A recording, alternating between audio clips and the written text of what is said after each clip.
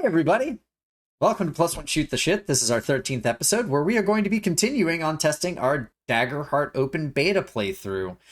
This is Daggerheart version 1.3 as stated. This came out in April, so it is locked in time, as it were. This will become a time capsule that you unbury and look at and say, oh, look what it once was, and it will be completely different. My name is James. I'm going to be the GM for the game here, and I'm going to introduce everybody, and they're going to give a quick blurb on their characters as we go, starting with Aaron, who's at the top of the list. Son of a bitch, always. Way to have a double A name. Work. Wasn't my fault. I didn't do this on purpose. Rename yourself. I didn't pop out money. I didn't pop out the pussy and go, I am adding 2 A's. Man, I hope not. They would just be like, we were going to name you Eugene, but okay, tiny guy, I guess. I think I'll take Aaron over Eugene. No offense to anyone named Eugene, but not for me. Not Everyone my who's flavor. Eugene is now offended. No, that's fine. They're allowed. No, they're to not. be, They agree with you. their name is Eugene. They can stay mad. Tell me about your character.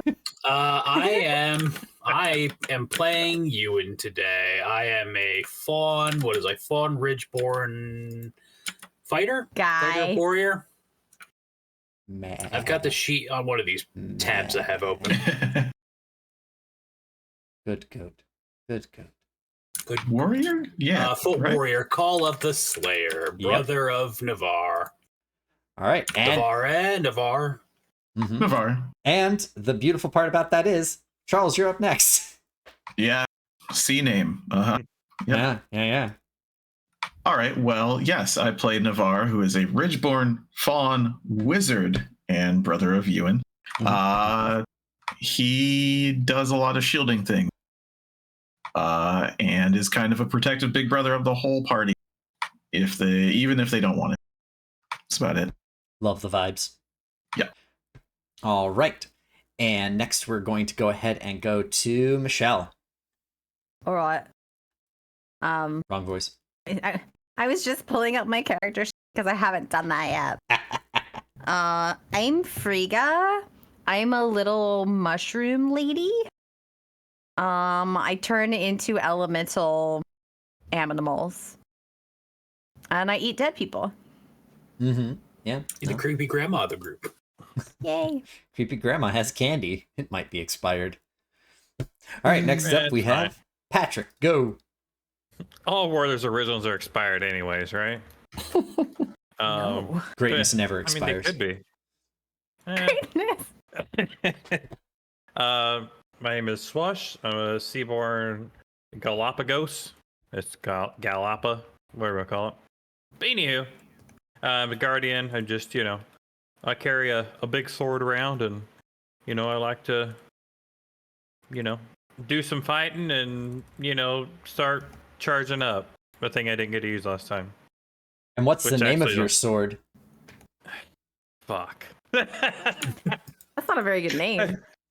No, It's that's a pretty decent name for a sort of it's fuck. I had it wrote down. like- I wrote it down, and I don't remember where I wrote it.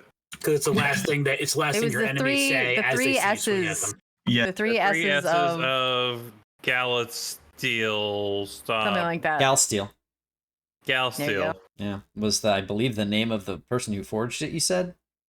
Or... Yeah. Yeah. I think that was the sword name. Oh, okay. The only reason I remember that is because Phil and I just listened to the old episode. Hey, look at you using tools to Cheater. remember. Mm-hmm. Cheater. I should We have cooked done dinner and listened. I should have done that, but instead I napped to prep. Yay! Napping Phil is did good. that too. All right, next up we have Philip. I'm Philip. I'm be playing as Candy Boy. He is a Seaborn Fairy Seraph, the Divine Wielder. So I can throw my weapon at people and it comes right back to my hand, which is kind of cool. And he's kind of a big beetle type of fairy. So he's really bulky, really heavy, and likes to help people. Is he a big bad Beetleborg? Oh, That man. is, yes, that is a lot of where his idea came from. I won't lie. Wow. Is this weapon made of candy? No, his weapon's just a Made of regular axe sunshine. or mace. I mean, Love. An amber mace would actually be pretty sick. Yeah. Kinda cool. Mhm. Actually, that's a thing, isn't it? That's just the heart of Lathander from Baldur's Gate. Mm. Whatever. So anyway, just to give a recap, the companions all started going toward a town called Hush, which was in the Sablewood. Their mission there was to deliver something to the Whitefire Arcanist. They didn't know what it was. They were told not to open it until it got there, and they kind of got accosted a little bit by some angry thistle folk, which are like forest rabble, basically. Frogs. Frog-like nomad people, not to be confused with the frog race. They're slightly different, but and then also after that encounter, they made it to Hush. They talked to a few folks, getting their bearings, and finally made their way to the Arcanist. Once there, the Arcanist revealed that the thing that they had been carrying around. Does anybody remember what it was? Yes. It's a The stone stone. cornerstone city sigil thing, protector of Yep. humanity. That's what it is. It is the capital city, Award. not named in the playtest. Corner or keystone, which happens to be the main component of the protective incantation that is on the capital city. And as the Whitefire Arcanist you learned was the one who actually made it in the first place, she is the one who has to re-up its power at certain intervals. You asked a few questions and she answered basically that they Why aren't there two? that That's the main question. the answer Yep. was given, and it's that the guy who originally ordered it was a cheapskate and was like, one's enough. Much like the dad who's just like, nah, just blow it off. It's fine. Take the dust out. Mhm. Yeah. You talking about like air conditioner filters? Exactly. Or, like a heating unit or any sort of thing that you should have a backup of at any given time. Mhm. Yeah. I mean, just like the air filter in your car, just knock it off on your knee and No, just put it right back Put up it there. back It's in. fine. Listen, you take the keystone down like every 1,000 years, you blow on it, you put it back in, it's going to be fine. Turns out it's not. So, as such, the Whitefire Arcanist has asked all of you to help her in setting up and performing a ritual to renew the ward on the keystone. However, before that, she understands that everybody needs to go ahead and possibly take a load off. You took a long journey to get here and did a few things along the way. And as such, we're going to go into a downtime and we're going to learn how that works together. Does anybody have the rules up in front of them? I do Awesome. It's mostly. not open. Yeah. Isn't there a there's a button for downtime, right? There Yeah. is. You hit the button, you are done. Surely that can't be Your all. time is down. Yeah, I think it works out. I haven't tried the press. If you press it, it just shows you what you can do. Ooh. And it tells you what a short rest is and the 4 options you get while there. What a lovely sheet to describe everything you need to know. So, you can choose to rest before you continue forward on your journey. When you do, each PC has a chance to make a few downtime moves. Though downtime, this is their Through? downtime. Yep.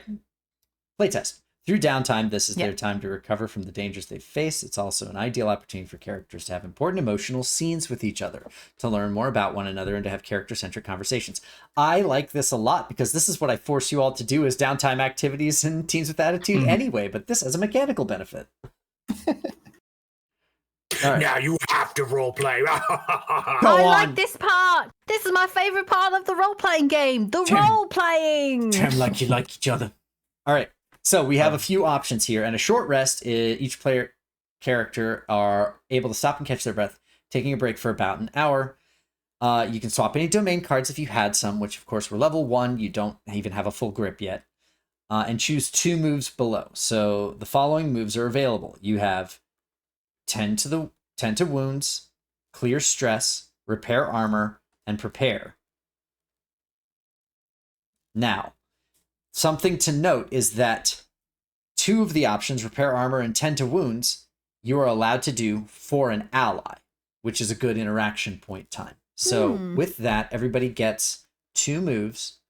Does anybody have an idea of what they want to do to go first? Well, I will say, Candy Boy will mention that his armor is still in good condition, and as he is unharmed from the last fight. So, if anyone needs help with theirs, to let him know. Wonderful. I think I'm gonna repair my armor Okay. since 4 of 6 are damaged. Alrighty. I'm gonna look at my little cards though, see if there's anything related in there. For armor? Just in general to downtime things, not necessarily armor. That's fair. Yeah, everybody go ahead and check your character sheet just to see too. Yeah. I know that they're... Like, Go ahead. Go ahead. No, you were going to get... I was just going to say, I do have a spell to heal during downtime, but I don't think any of us really need to be healed. No, I think all the damage we took was armor. Yeah, everybody took full armor damage last encounter, which... I didn't. Did you I take... took actual damage. Did Oh, you? Did you? Let's see. Well, for one. Yeah, you got 1 HP marked. Yeah. Okay.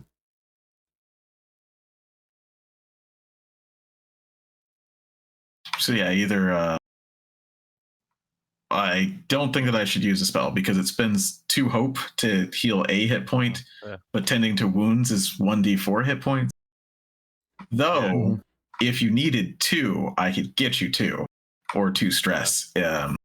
I'll just say it because we're probably not going to use it, but the ability says once per long rest, when you spend this healing time learning something new about the person you're healing or revealing something about yourself to them, the 2 hope you spend heals 2 hit points or 2 stress. Normally it's 2 hope for 1 hit point or 1 stress.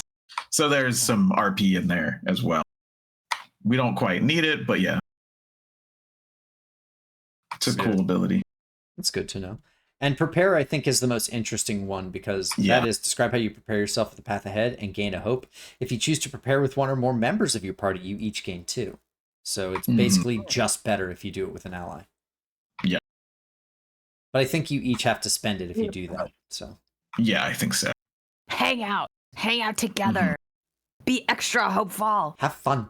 But yeah, I can repair my own armor and tend to your wounds if you'd like me to. And then you can have your 2 actions because I don't think you have as much hope as I do. I've got like 4. So you can prepare with 3, somebody. But I don't really have a use for hope. Okay. That's really dark. A slowly Put you above something so banal as despair. Yeah. I thought you were made of sterner stuff. Well, I'm definitely going to repair my armor. So I'm going to roll that d4. Okay. And then I'll have another action. And I think it is still the D4. I don't think they've changed that, though I do think they changed. No, that's right. It was different, wasn't it? It used to be repair 2 armor. Now it's 1d4. Yeah. So, okay. Since you have more. Yeah. I'll roll that. I got 2 anyway. Hey, there we go. So 2 of your 4, I want to say. Yep. So now I've used 2 and have, 5? Yep. Yeah, you have 5 left. And to describe it, because we should be describing this. Yes. So you see him. Is the Arcanist around, I guess, while we're resting? Sure. We could say that. Sure, She might be hustle and bustling prep. She can be doing a Schrodinger's placement of either being prepping ingredients and leaving you all alone or being available to see things that you're doing. Well, he's just basically studying the counterweight, not really messing with it too much. If she's protective of it, he might be a little too close to it, but he's just kind of looking at it, looking at his armor runes and kind of recasting the spells to fill back up his slots. Sure. Sounds good to me. Yep. I think Candy Boy will do some sort of meditation and sort of like sub-vocalization, like he's talking to somebody who isn't there. It's, if anybody wants to try and get really close and hear what he is saying, they're sort of like chants or prayers or something along that lines. But yeah, he'll do that for a little while to clear out some of his stress, to sort of relax and meditate. Okay. Alrighty. I would say, Charles, as you are staring at the counterweight, the white fire. Let me see something here.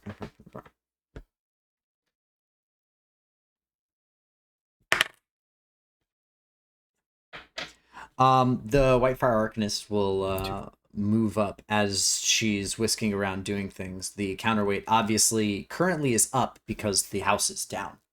Mm-hmm. But as you're looking up at it and just are you like actually up, because it goes to basically the tree branch? Are you up in the tree looking at it as you do stuff? Yeah, absolutely. If he's got to get in a tree, he's going to do it. Okay. And he's repairing his armor, but he's also kind of trying to note all the runes that she's used. Mm-hmm. Like going between like repairing the runes on yourself that have been damaged while also like kind of jotting down looking for notes. any similarities, and yeah. All right. At this point, I'm going to ask you, what is the origin of the runes that you carve over yourself? Mm. Are they fawn okay. or are they of some other nature? I believe that they wouldn't be fawn, because I think Ewan is more indicative of what the fawn do. Less magic, more hurt. What do fawn do? Yeah, what the fawn doing? So I would say that this is dwarvish, just because it's a mountain village. You know, the dwarves and the fawn both hate the giants. Sure, that makes sense. In that case, she would look over at your she'd flutter up essentially and say, Mm-hmm. Yeah. Looking at the incantations. They're an interesting amalgamation. I've done a lot of runic studies in my time, whether it be from inscriptions coming from the Fae or even sometimes looking as far as the giants for their carvings. These runes, and she looks at you and yours and says, are less dwarven in nature, which seek to bind rock, more close to giant and Fae, which seek to understand. Understand? They can't understand anything.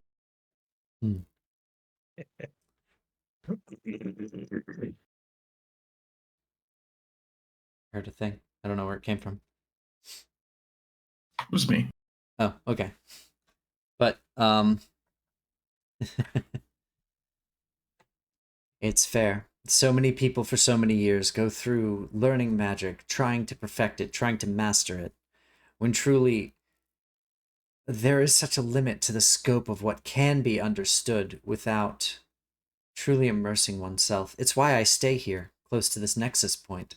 Why I make sure that I keep as close touch to the magics that I invoke as I can.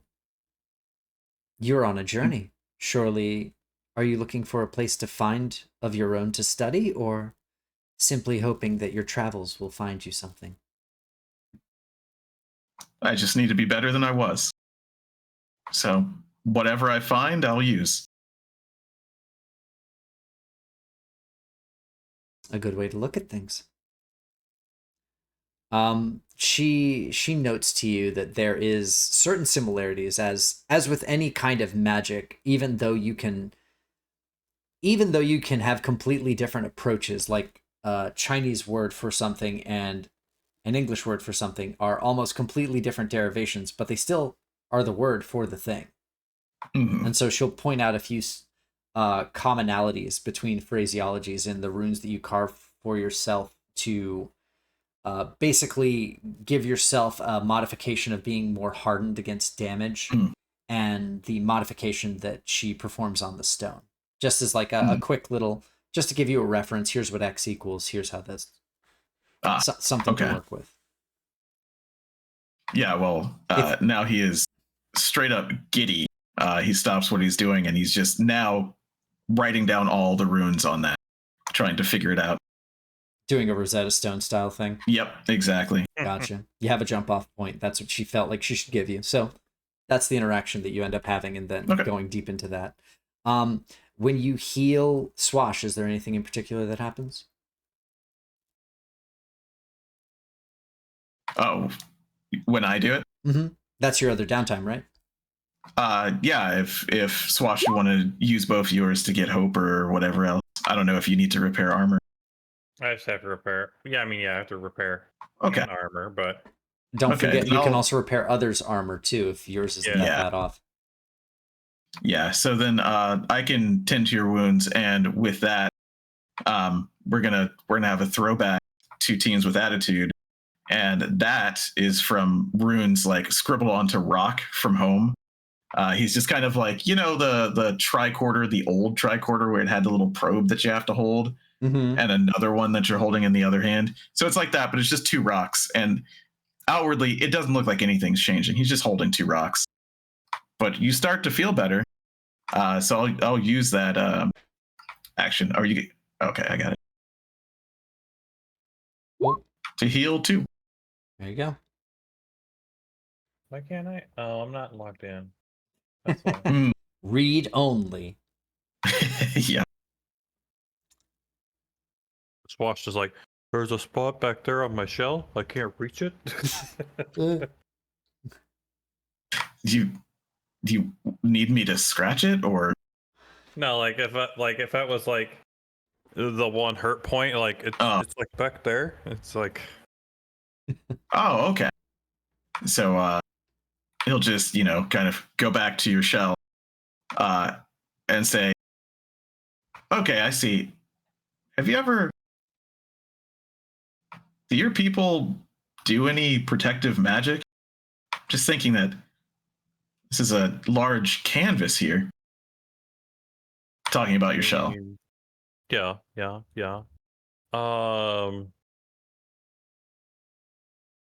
Swash was a caster or a person of magics. I don't. Swash would remember what kind, but I'm just kind of blanking out on what kind of actually other casters we have. Mm-hmm. But he was more, we're just going to say offensive. Or, no, I guess if he had 2 frontliners, he'd probably be more defensive. So, yeah, he was, he's just, he always had our backs, as it were, and he could always get the spots that we couldn't. I'm going to go ahead and say, if you don't mind me saying, that he was a bard. Because bards have healing magic, and also a troop of 3, basically, like, it feels 3 Musketeers-y, and a bard with a big feathered hat feels right. So the 3 caballeros, but turtles? Yeah. Turtles. Yeah. Yeah, I like it. Yeah. Okay. Then he'll just end with saying, yeah, maybe he did. That's why I have these. And he just gestures to his horns, because there's talismans hanging from it with little runes on them. That's how I cast my spells. Oh, maybe. He was always behind me, so I didn't really pay attention to what he was doing. I just knew it was happening. Well, maybe we'll meet him someday. Maybe. It's turtles, they just kind of wander sometimes. Or not turtles, but Galapas. Yeah. Yep. Galapas, they just, kind of wander sometimes. Galumphing Galumpas. Always know our way home. All right. And with that, we have 2 downtime actions from Navarre. What do we have? We had one from Michelle. You said you were healing your armor. Did you want to describe that? Yeah, sure. So, like, should probably just go and trundle up to us, because we're next to a tree. Mm-hmm. So this house is not a tree. It's just hanging from a tree. Yeah, it is a tree house, in so much as house in tree. So to do this, it says on short rest you lose your beastie form and probably your elemental form. I did not check that part. I'm not sure that one came through on the thing, but I feel like we agree that, yeah, that Yes. makes sense, because otherwise does. that's really weird for that to just stay forever. Mhm.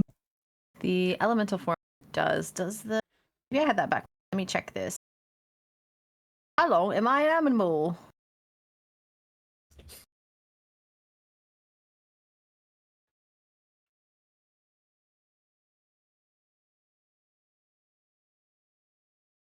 I guess I don't have to, Until actually. the elementals till your next short rest. The beast Yeah. form. I guess you don't. So I'm no longer elemental, but I'm still squirrel. You can be. Yeah, I think you can just be in it. Yeah. Bro, Yeah.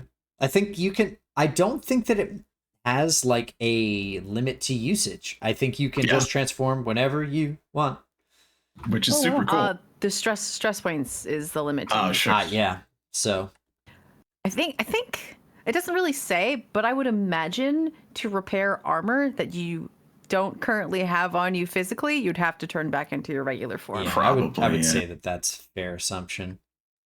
Yeah. Okay. Because you can't use your equipment yet. I'm not a squirrel anymore. I'm an old mushroom lady once more. Weird little She's mushroom gonna squirrel. sort of hunker down and like look up at the ceiling, and it's gonna look a little bit weird for a little while. Like, what is she doing? Has she finally gone senile? What's happening? But then, very shortly after that, little twiglets are gonna start coming down, maybe in through the roof, maybe through the windows, whatever she thinks is not gonna piss off this wizard whose house they're in. And the twiglets are gonna sort of come down and start like pulling bits of cloth together and maybe reforming into a little bit of a plate here or there. Just really very organic, sticky looking armor.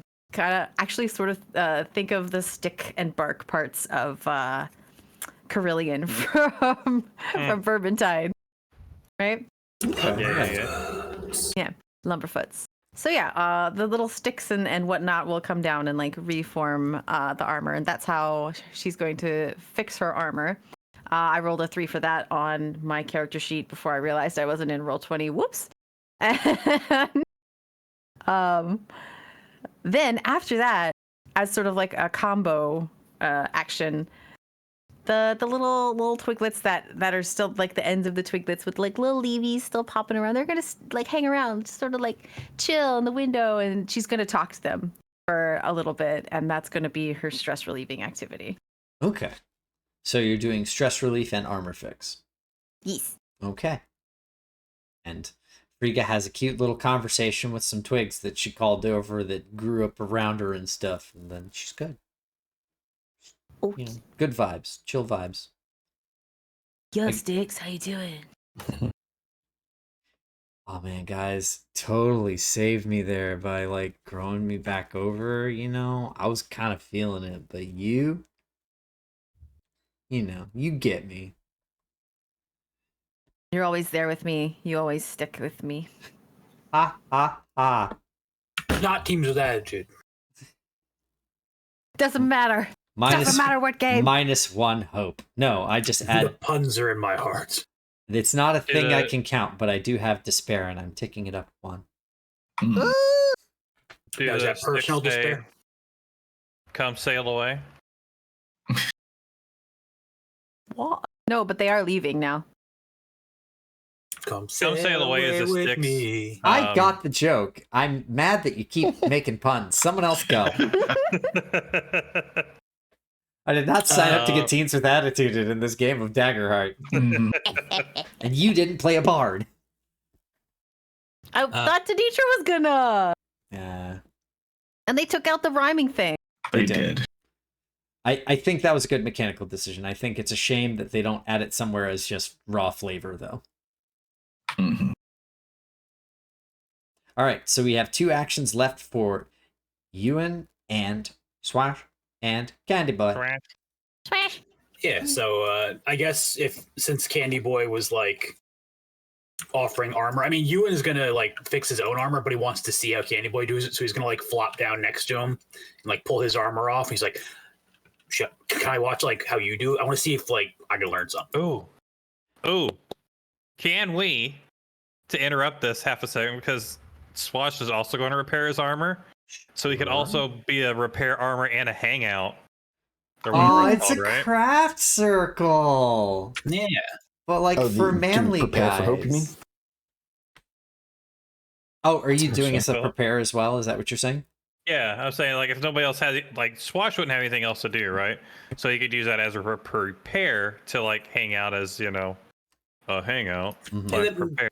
I didn't have a second thing really that made sense because I don't use hope like other I classes. don't mean you pretty either, much. but So, I mean, oh wait, no, can't you use hope like inspiration? yes. Aha, then yes. Mhm. But And the you can use hope to inspiration. do a tag team attack. That's right. Yes, so I you will can. do that. So you will yeah, want a so- lot of hope so that you can tag team something and absolutely blow the face off of it. gotcha. Then yeah. Like the friend craft circle for fixing and hope sounds good. All of that said, Candy Boy, did you even have to repair your armor? No, I did stress. I cleared stress for the first one with the meditation, Okay. and then I'll help. Yeah, I can.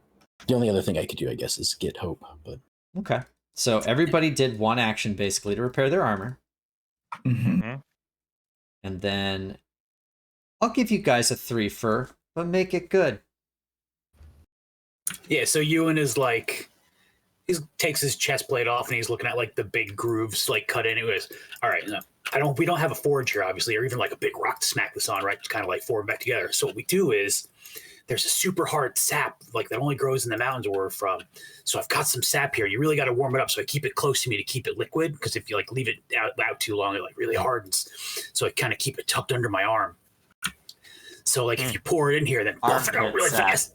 Beautiful. He's using you use body heat to keep it at a temperature that it's still malleable. No, that makes total sense. Yeah. and You're covered in hair? Okay. It's in something, James. I don't reach into my armpit and just It's scrape in a sap pack, off myself. you jackass. I'm not an idiot. My armpit sap is very well protected from me. Yeah, I pull off a chunk of hair that's covered in sap and jam it into the fucking groove in my armor. Just Come like, don't on! worry, I have sap. No, it's like, you would keep something like that in like a small tin or like a flask or something like that. And you'd pour it in like an oil or something like that. Sure. And then, he starts like he pours it in very slowly, but then he starts like vigorously like sanding it down almost so it like levels out with the rest of the plate with like a coarse rag he has. Mm-hmm. And eventually like it slowly like bonds to the metal on either side of it and creates like a more uniform pattern. You can see where like it's been fixed, obviously, like the sap is an obviously different color, but it gives it like you can see where he's done this a couple times and it looks like just off-colored slashes across that make like non-consensual patterns pretty much. Candy Boy's able to use some of like the bigger parts of his carapace to like give you a hard chunk to work on, similar to like an anvil or something, so you can like hammer it, and it makes his whole body kind of like vibrate a little bit, but doesn't really seem to hurt him at all. So we managed to completely fix my armor. Wow. There you go. That and yeah, he's just like, wow, this is kind of interesting. Most of my armor's still living, but I've never really worked with non-living armor before. Interesting. But glad to help. Always. Oh, you always guys be here. wear stuff that's not a part of you? Weird, but cool. Well, fur is a natural blade deterrent, but But you can also kind of see his armor is like, it looks like there's some metal to it, but it is like, it looks like interwoven like plates of stone in some places. Yeah. Swash kind of chuckles when he sees shoot, I can't ever remember character names except for Candy Boy. There is Ewan, there's Navarre. Ewans.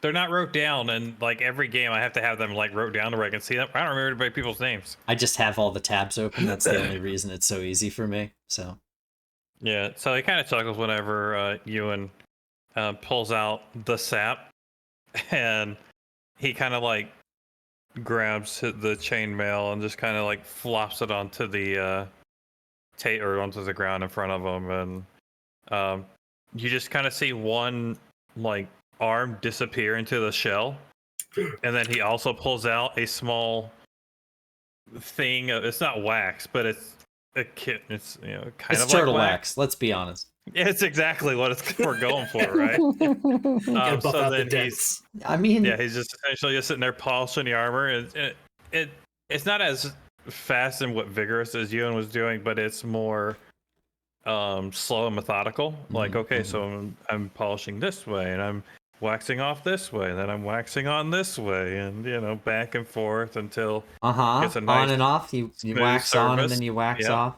Okay. Yep. Just all the '90s movies references. We're just gonna throw them all in there. Yeah, of course. A turtle, of course. No, that makes sense. You have to. He like hands like the little thing of Galapa wax and It's his hands it over power. to Ewan, and it's like, here, His turtle power. You TURTLE do you want to trade some? Maybe try this sometime to get a nice sheen on your armor. We're gonna get 3 coat cleared on Candy Boy. He's going to be shiny. Yeah. Oh, that way when he flies closer, like up towards the sun, he can like reflect the sun back on people. Yeah. I'll listen. I like it. Yeah, sure. I mean, I don't know if you want your shell to have like patterns in it that don't look like your natural shell pattern, but yeah, we can swap. Well, I mean, there's chainmail too. It's not like he's putting it also on his shell, but yeah. Cool. So it's like, sure, oh shit. Kind of grabs it and like compares the two. Like it's like, oh yeah, I could see where I can use this for, if I have a bigger hole in my armor or maybe my shell, and it may help. Yeah, I'm not patch sure. a wound for a little bit. Yeah, I'm not sure it would really do much on chainmail. Chainmail's already got a lot of holes in it, so unless you want it to like stick to you, it might not be great. But He's like, in the time of battle, it might be all that you have at the time. So if I had to pull chainmail off of you, would it be like pulling a band-aid off, or with your wax on it, probably be like a band-aid. But normally, the chainmail, it's like you put the you get the really wax huge. coat down, and then you just take like little just like metal discs, and you just kind of push them in. Yeah.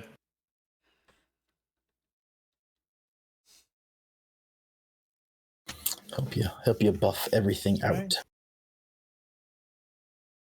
Yep. Do I actually need to roll for how many armor slots I clear? But because I only have one. Nah, I think you're good. No. If you only have the one, then yeah. roll to see if you roll a 0 on the D4? Yeah. No, I'm not going to would, do that knowing to you. me. James's face just then. Ooh.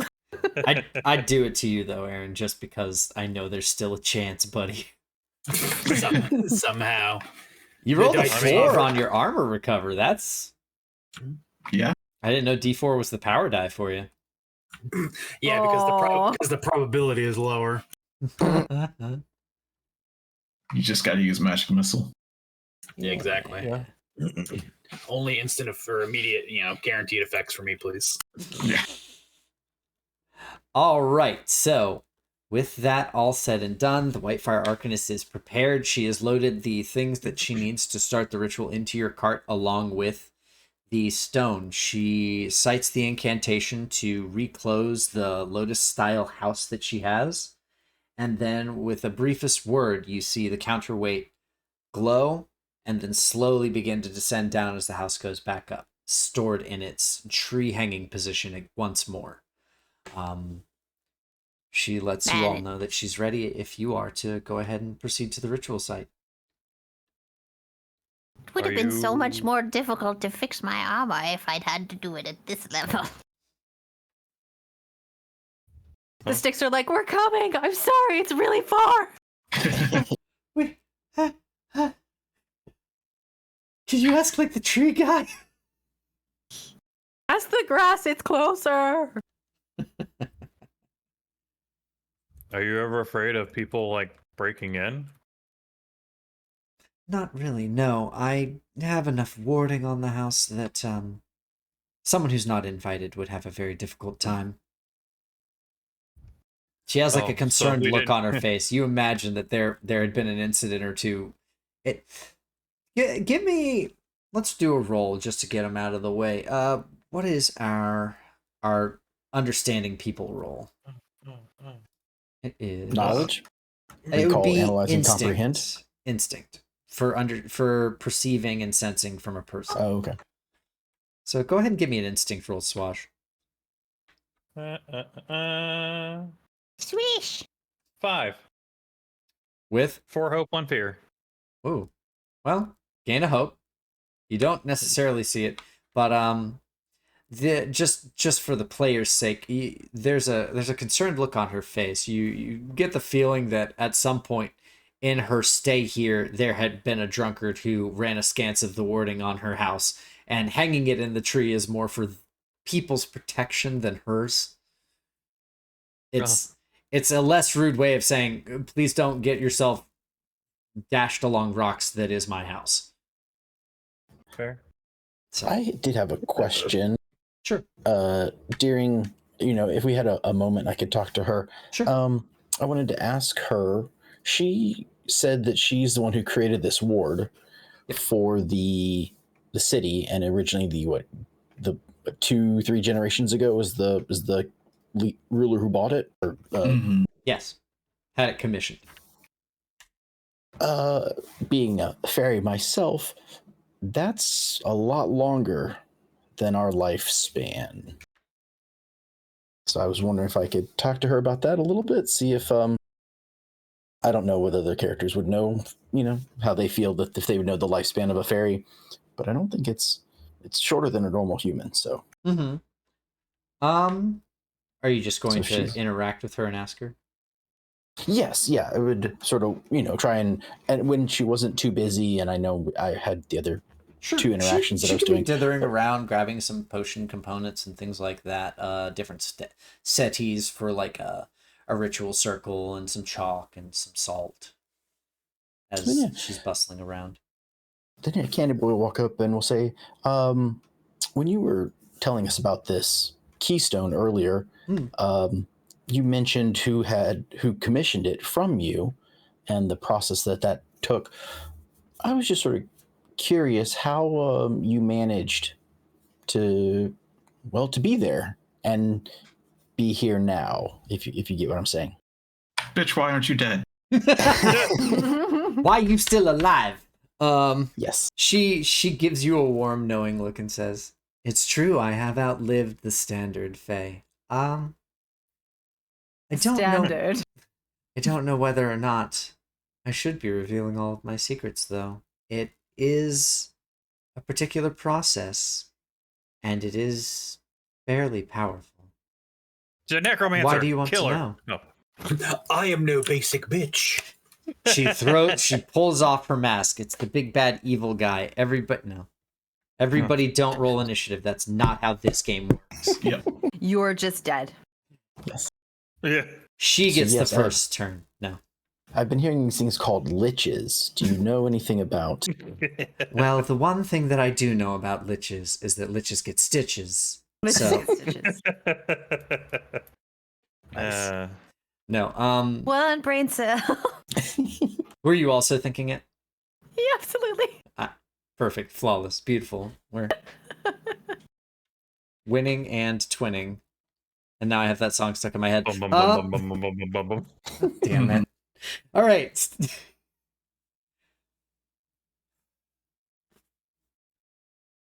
Why do you want to know the answer? Are you looking to extend your own life? No, not currently. I'm sure I will have a mission that will be the end of me at some point, and I sort of accept that fate. But I was just curious, maybe what had brought this upon yourself, if this was something of your doing, or if this was just an accident, or not necessarily that I need to do the same, but just curious of how you were able to. I can answer you if you'll offer me a trade. Ooh. Of course. of information. How Oh, do you see yourself dying? Well, running out of green stuff. no, probably. Bug blood, go back in me. I see it as sort of a blaze of glory, like a hail of blades and arrows and whatnot. I think I will be in a magnificent battle. Hopefully, I will be on the right side, and I believe my deity keeps me there. So I'll find my true purpose. Are you a defender or an avenger? Oh, that is sort of a good question. So far I have been both. I have gone out to stop things, and I have been places where for lack of a better term, the evil came to me, and had to defend my home. But yeah, it's a hard question. I guess currently I would say I'm an avenger, as I am going and trying to do stuff to stop stuff. But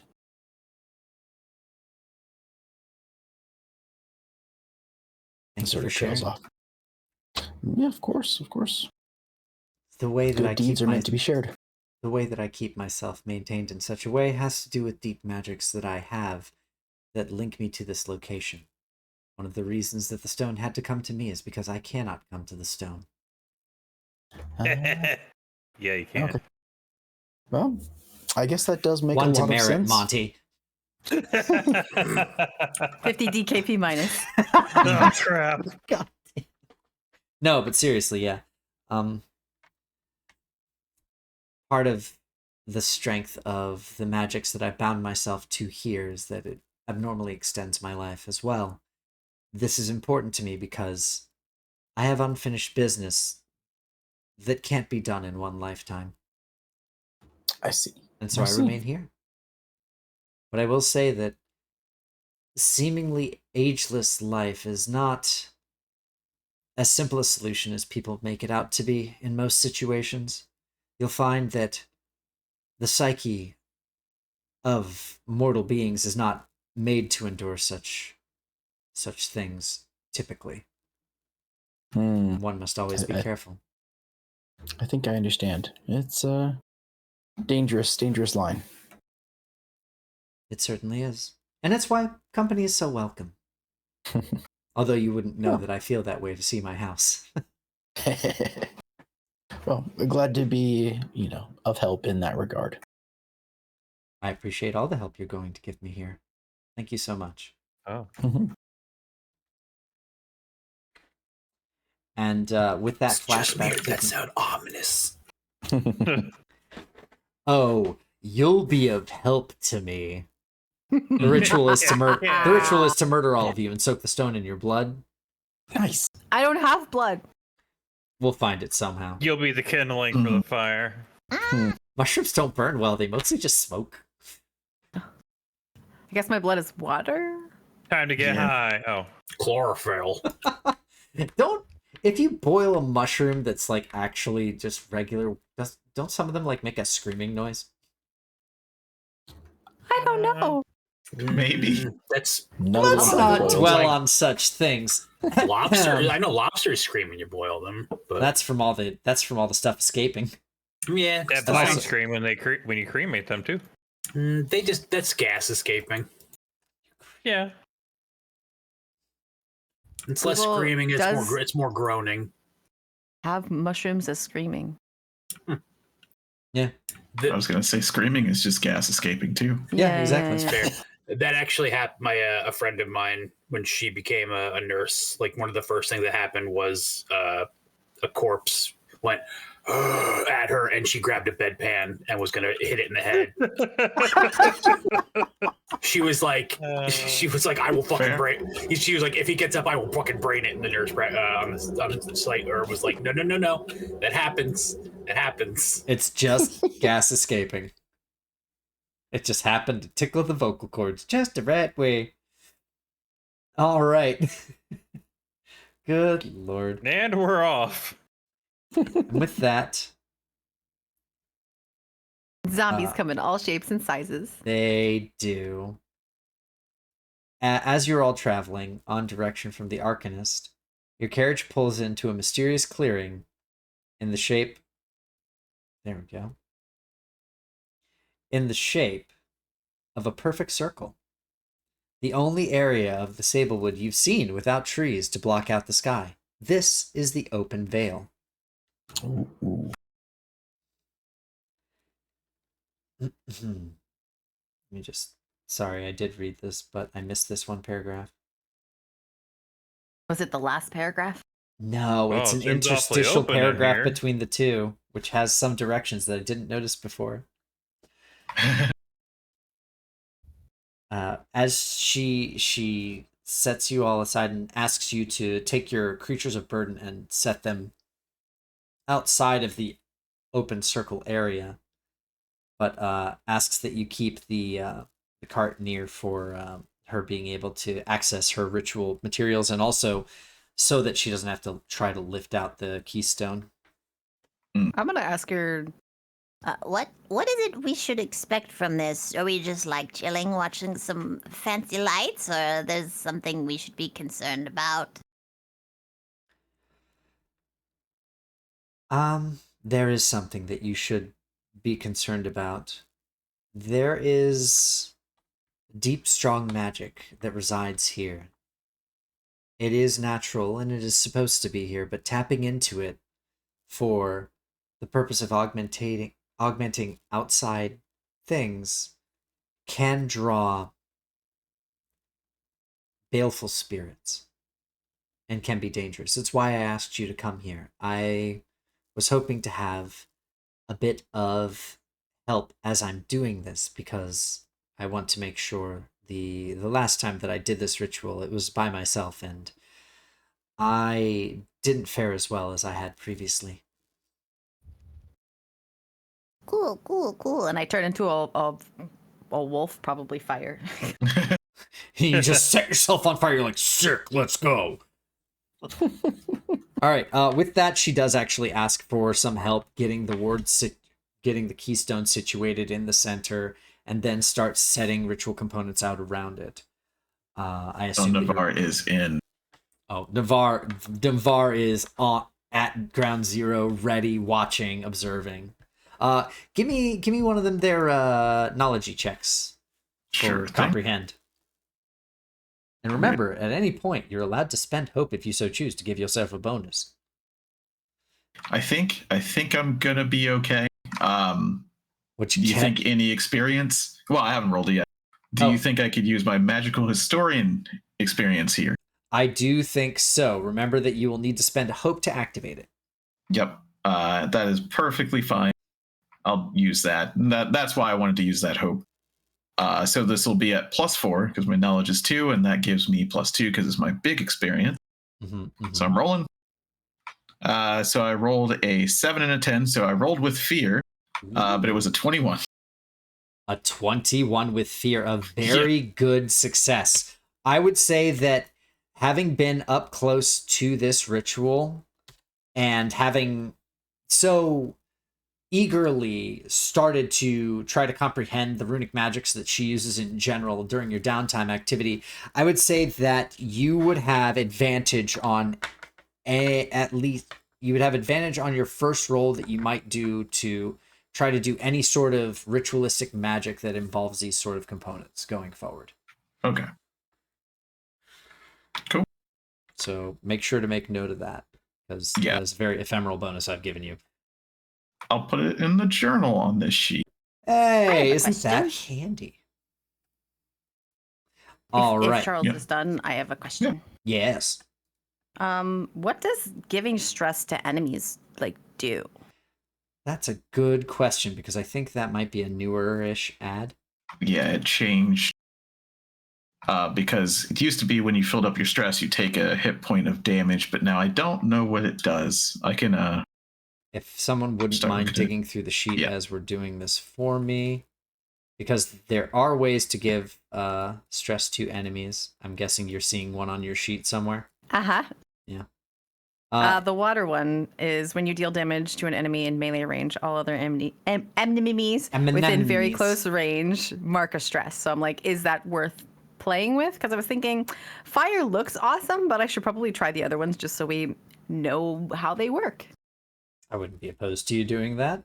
Let me take a look and see. I can tell you that enemies do in fact have a stress track. Hmm. As far no. as... Yeah, it's still, so I'm looking at 1.3. If you're ever forced to mark a stress point, but your slots are already full, you must instead mark a hit point. Okay. So if you stress things and you overstressing marks an HP without you dealing damage, Yeah. which can and be also useful. when you fill, whenever you mark your last stress, you become vulnerable until you clear all the stress. So if you were to fill up their stress, then they would take more damage from then on. And if you do more stress, it's a hit point. It goes straight through the damage threshold. So you don't have to worry about it. Depending on the enemies, that could take a while to be useful. But for the sake of this is an experiment, I will be a water wolf. Okay. Sounds good to me. Yeah, they probably won't have as much stress as we do. No, they do not. I can let you know that right now. Are you a water warg? Sure. You're my water warg. I wasn't sure where you were going with that, but it was a satisfying conclusion. Good job. Well, for alliteration's sake, 2 W's, but also that came to me. They're water Oasis. But Oasis. But Oasis. I go. Yeah, it works. Awoo.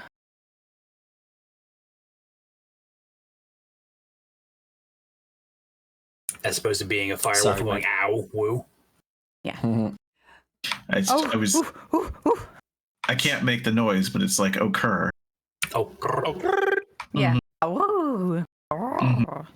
One of my favorite things is to try to just make nonsensical noises that an owlbear would make, because the idea of them being like, it's pretty cute. Yeah, it's adorable sometimes, but other times it just sounds like you made two noises. I'm fine with both.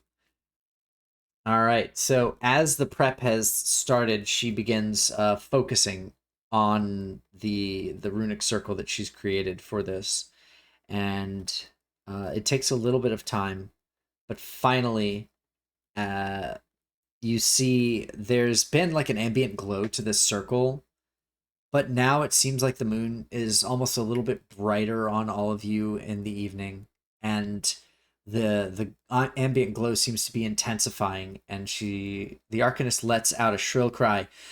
The keystone has finally responded. Quickly, surround me.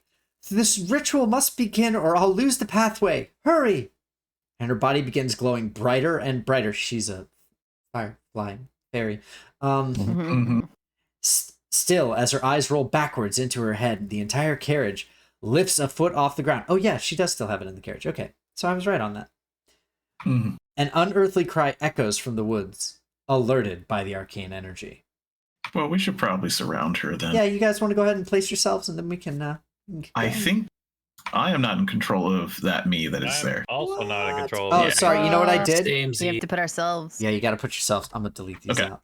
Drag yourselves from your character sheets, please, because otherwise it's my character sheet. Yeah, Navarre's going to stay there next to her. I thought I had it right. Just, it's what it is. It's the one that looks like a book with sparkles on it. Yeah. Oh. Third tab. Wait, does that not? Oh, yeah, you're talking about the stuff on the side. Yeah, it's going to be the sparkly book tab. Yeah. Yep. There we go. You said the carriage is lifting off the ground?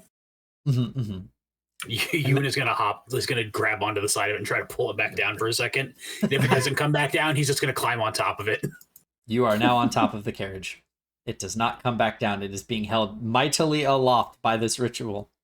He jumps up and down a couple times, like, okay. Yeah. It's like, get down, down, down. Clunk, clunk, clunk. Back. Mine. I'm rich. I'm a wealthy miser.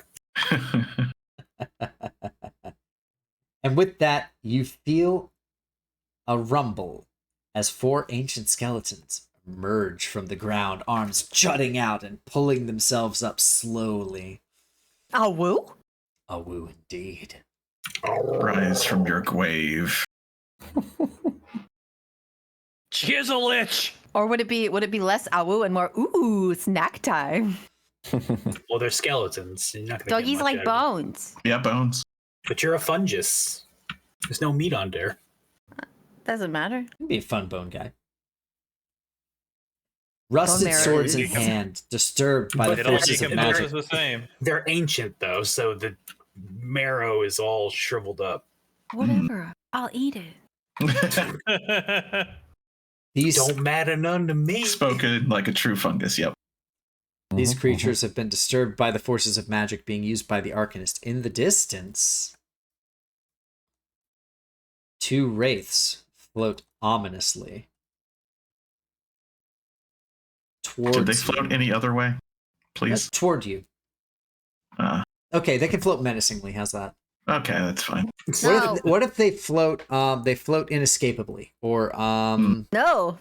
What if they hover lackadaisically? Mm, what They if They they just see you just? and they're just like, just chilling. yeah, they've got an emery board. They kick their feet up while floating. They're just, Exactly. Just Yeah, floating. no, just they got feeling some. They got some charcuterie, and they're just chilling. Big vibes, you know. It's like there's a nice glowing light. It's a show. It's some good time. Each of them has a glass of wine. No, they're coming for you, and they're mad. okay. I'm gonna Not our start fault. a countdown, and the way that I'm gonna do the countdown die for this is I'm going to have the fear tracker that I have over here. It's going to be an 8 count die, and I'm trying to see whether or not you get to know what the number is, but I don't know if you get to know what gets it going. Why the number is. Because I said so. No. or who the number is, How? Where the number is. when the number is. It's right there. Children, please. There we go. There's Right there. Right now. Right there, right now. Right. Don't your brother not about now. No, that was Naruto. Man, this Hmm Something, Shonen something, yo, something. Kung Fu fighter. Kitakure. hmm Like a dragon Reiner. Something like that. Da na na na na na. All right, so the way that I'm going to try to do this is we're going to have Initiativo-ish, the initiative light system that they have, which is everybody has 3 actions that they can spend. And once they've spent their 3 actions, they have to wait until the remainder of players have finished out their actions before going again. So you can move at any time. If you want to double up, you're allowed, but understand that you have a limited resource versus everybody else. We're going to see how this goes. This is a countdown fight. You need to defend the Arcanist, and you need to last until the... let's see. It actually says, I'm going to start the countdown die for the ritual. Your goal is to hold off the enemies until her work is complete. All right. All right, so players get the first turn as per usual, and we're going to use the initiative tracking. When someone says they're going to do an action, I'm going to pull your action onto the tracker. Once you're out of actions on this side, we're going to wait until everybody's done, and then we're going to pull all the actions off and go again. Am I green? You are green. Yes. I'm green. I'm yellow. Lello. Wow. Orange. And Wow. Charles is blue. Wow. I put them next to each other. You did. I apparently have a problem. For anybody who doesn't know, we play Final Fantasy 14. There's fight. It's not important, but shouting blue and yellow is a trigger for me. And that's probably nobody here's fault. I wouldn't look into it too much. All right, so with that, you got a bunch of spooky skeletons, and you have some much stronger looking wraiths on the outskirts of this fight. They're all slowly starting to close in, trudging forward, not really even looking like they're in a combat stance, but with menace in their eyes towards the Arcanist. Yep. That's what I figured. Let's go, goat boy. What you got? Yeah. Go for it. Ewan has an elevated position. He's going to run and leap off of the fucking carriage and try to Goku Superman punch the fucking the skeleton right there. Okay. Well, at least So don't forget how to roll this time. I will try not to. What's happening here? My Zoom is going Everything. funny. Holy shit. I rolled a 20, 12 fear. Where you have it? Oh, nice. You rolled a what? I rolled a 20, a 7 hope, 12 fear. So 20 with fear. 20 with There fear. we go. Now it's so much nicer. Oh, my thing was zooming incorrectly. Mm. So you hit. Shocking no one. So you're gonna beat up this Skeleman, but you roll with fear, which means I instantly get control of the round. I'm going to choose, rather than taking an action, that I'm just gonna plus up a fear for this. Because we just started. Okay. So I'm currently at 5 fear. Which means I'm nearly at my max. Seems fine. That's probably Uh-oh. fine. I wouldn't worry too much. No. Can we Nah. take your fear away? No. Mm, I will burn my hope for I your don't fear. fear nothing. So you can't. Okay. I don't remember what the stupid phrase is. All right. So you've done that. Are you going to roll your damage? I did 10 damage. Oh my god, that's so many damages. All right, let me just double check these boys. What's a 10 do? Huh. Do they have Probably any? a couple. It's Huh. gone. Ah. Is it gone? Does it rattle me bones? Yeah, does it make cartoon xylophone bone sound effects? Spooky, scary skeleton. It's the right from Yeah. Mhm. either from Dry Bones or from the skeletons in Zelda. Yep, absolutely. Yeah. So that is now the Gonzo, and I chose to plus fear, so it's someone else's turn. Ewan, like, as the bones like explode pretty much, Ewan just goes, yeah!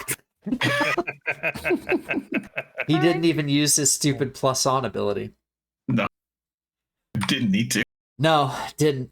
All right, so you see the Arcanist concentrating heavily as things get a little bit dimmer around all of you, but it seems like you still hold the initiative in this encounter. So who would like to Okay. go next?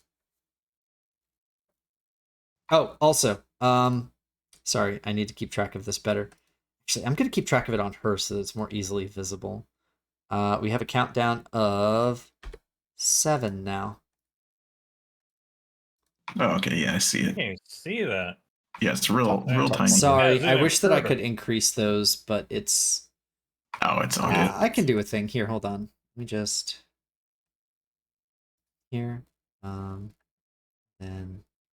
make this size 22.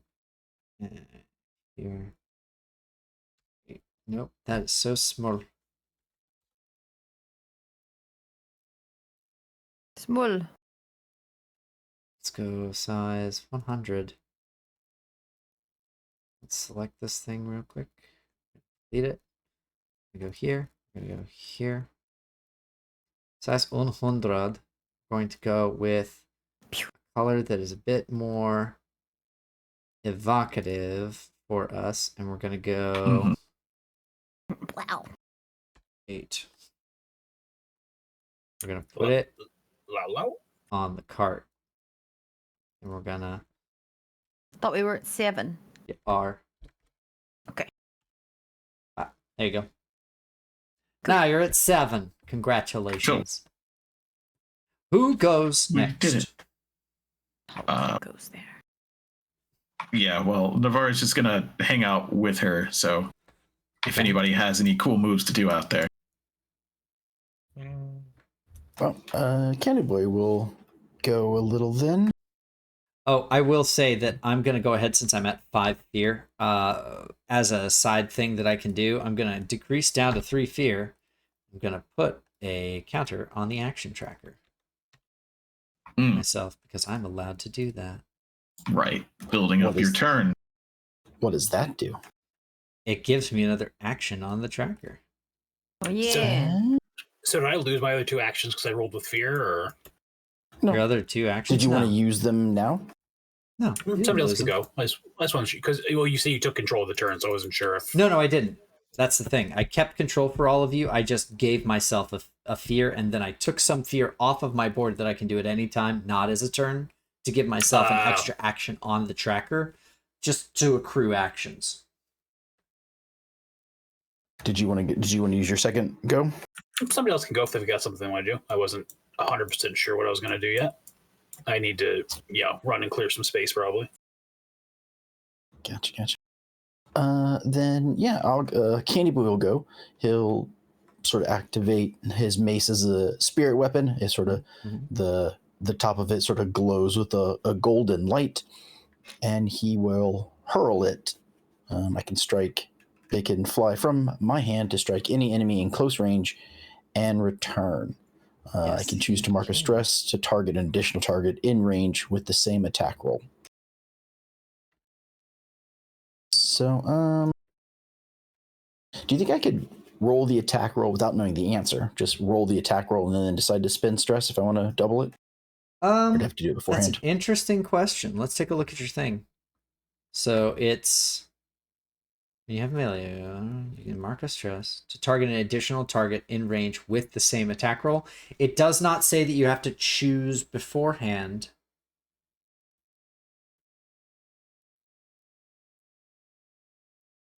No, from the wording that I'm seeing here. So what it says is when you have a melee weapon equipped, it can fly from your hand to strike an enemy in close range and return to you. You can mark a stress to target an additional target in range with the same attack roll. So it does sound like it comes on at targeting.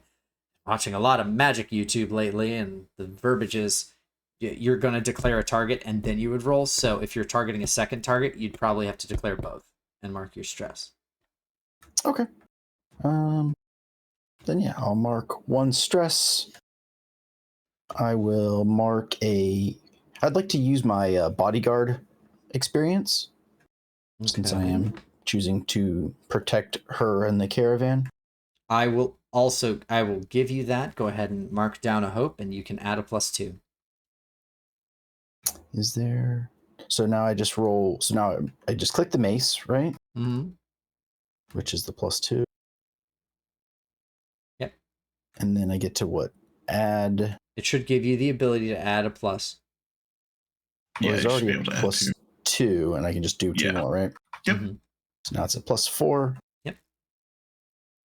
Rolled 24, 12 hope. Yeah. Rolled 24 with hope. So that's a 12 and an 8? Yep. Wow. Okay, well, mark hope. You get that hope back that you spent immediately. And choose 2 enemies in close range, and they're going to get hit, and I need you to roll damage. I'm going to pick the one directly north of me. Mm-hmm. And then the one to the east. Okay, gotcha. So those 2. And it is a 1d8 + 1 physical, but because I have forceful push, when you make a successful melee attack, you can push the target out of melee range and spend a hope to make it temporarily vulnerable. Sure. On a success with hope, add an additional 1d6 to your damage dice for this attack. So it's a 1d8 + 1 and a 1d6. Yep, sounds good to me. Roll those both up and let me know your total.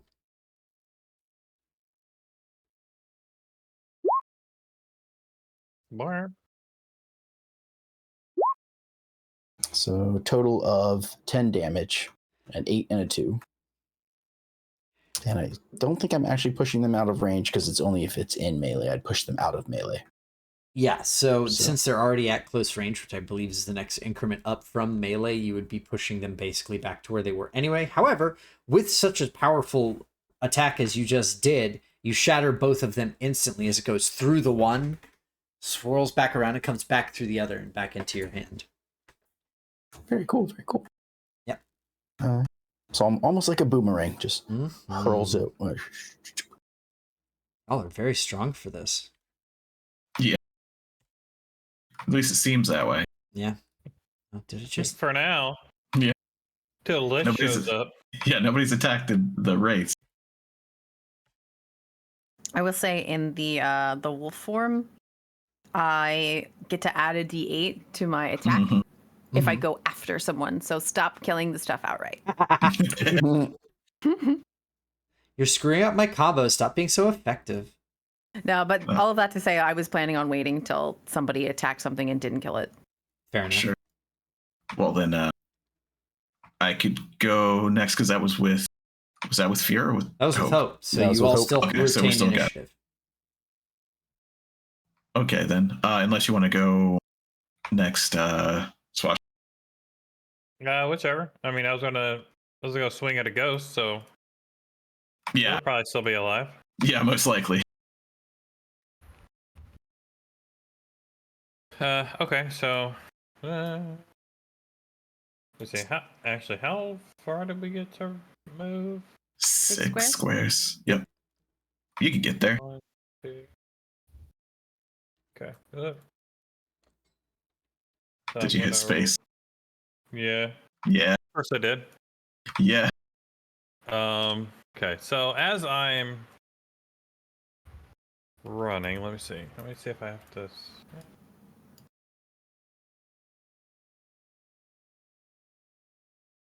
As I'm running, I'm going to seem like I'm picking up speed, but it's just becoming unstoppable. It's just your turtle power. It's Mhm. like Yeah. horsepower, but The different. turtle power. I'm unstoppable. TURTLE power. And then I'm just going to. I think that's really all I got. So yeah, I'm just gonna run up and I'm gonna swing at this ghost Okay. with my great sword. Just off, Ghost. Piss off, you Face ghost! off, ghost. Well, What'd you get? that was a 4. Oh, Both ones. Critical Ooh. success. that's a critical success. Yeah. Yeah. It's like a 4, and I was like, oh no. And that's like 2 1s. Oh, yeah. yes. Um. All I right. rolled so many double numbers in Philip's game the other day. Yeah. I was like, crit. Nope, not at all. Not even a little. No. So with that in mind, God, the crit rules are you gain a hope, you Clear stress. Clear stress. clear a stress, and there's like one other thing you also just I get. think I rid have a of. stress. You're a little bit extra shinier. Yeah. Yeah. Got a little sheen on me. They're just a little bit rarer and a little bit shinier. It's like shiny Now here Pokemon. comes Ash jumping out of the out of the He's weeds. got a weird rock. He's throwing it at me. Oh God. So let's see. Roll damage. 3. That's not what I wanted. So 5. So there's 8 damage for that. Oh wait, I rolled twice, right?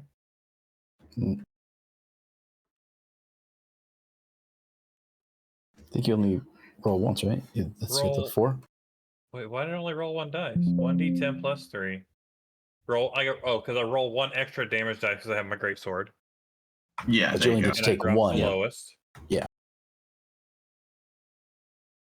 Roll. Well, that was a 6. So we're going to keep the 8. And roll 1d6 damage for my unstoppable, Uh-huh. which was okay. So it's a damage dice. Okay, right? So Mm-hmm. since I rolled a 1, and so I have not good enough, so then I can re-roll any 1s or 2s, Mhm. right? Yep. Yeah. Okay. So re-roll that. Got a 5 that time. So Pretty good. yeah, 8 and a 5.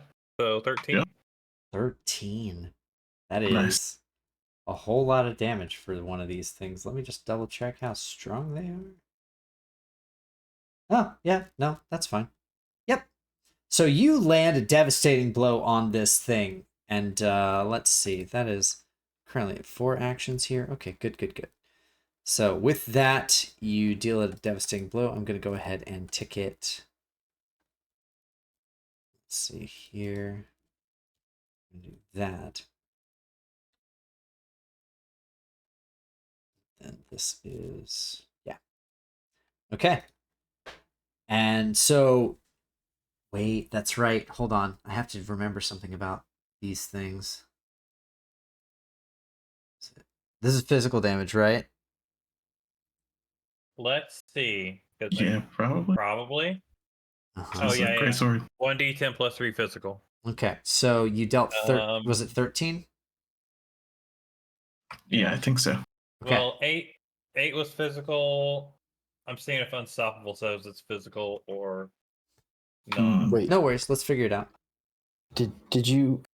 I'm sorry, I was looking through the book. Did we figure out the damage part of how much it does? How much a crit does? It doesn't do There any is extra no damage. extra damage on a crit. You just clear a stress and gain a hope. And sometimes you might get something extra. Yeah, there are I other think things that like give you an extra critical thing. Critical success and damage. Oh, If is your it different? attack roll is a critical success, Okay. your roll damage as usual, then add extra damage equal to the maximum potential value of all of your damage dice added together. Where is that located so I can look it up? Page 99. Dang, I was on page 89 for critical successes. Hold on. Yeah. Is it different? No, Yeah, it's it is just different when there's no damage. yeah, that's all. Yeah, 89 is critical success without damage. Gotcha. And damage. Okay, here we go. Yeah. That's good, actually. So let's see. Da, da, da, da, da, da, da. 2d8. Automatically extra 16. Yeah, okay. So you dealt 13, and then we're going to have what? You have a d8 and a d6? I have a d10 and a d6. Yeah. So an 16. extra 16 on 13 equals 29. Yep. Jesus. So you hit And this it thing for doesn't- 29. Yeah. It doesn't specify what my damage is on Unstoppable. I imagine it's probably just whatever I hit it I'm with. guessing it's some modifier on the base weapon itself. And so you're Yeah. going to notice something funny here, because on a 29, the system rounds, it doesn't matter how the system rounds. Nope. You notice that you deal a devastating blow to this enemy, but it feels like, even though, I'll give it to you in game terms, you dealt 3 HP damage to this thing, but it feels like the number got reduced. It feels like the sword itself does not seem as effective against this enemy as you would have expected it to be against a physical one. These things have a resistance to physical damage. Fun time. That said, their severe threshold is 14, which usually would be great against you, but because you hit it for 29. But these guys, much like you guys, can only take 3 health at a time, so there we go. All right, so that is another player turn, and that was a roll with hope because it was a crit, so you all still have the initiative.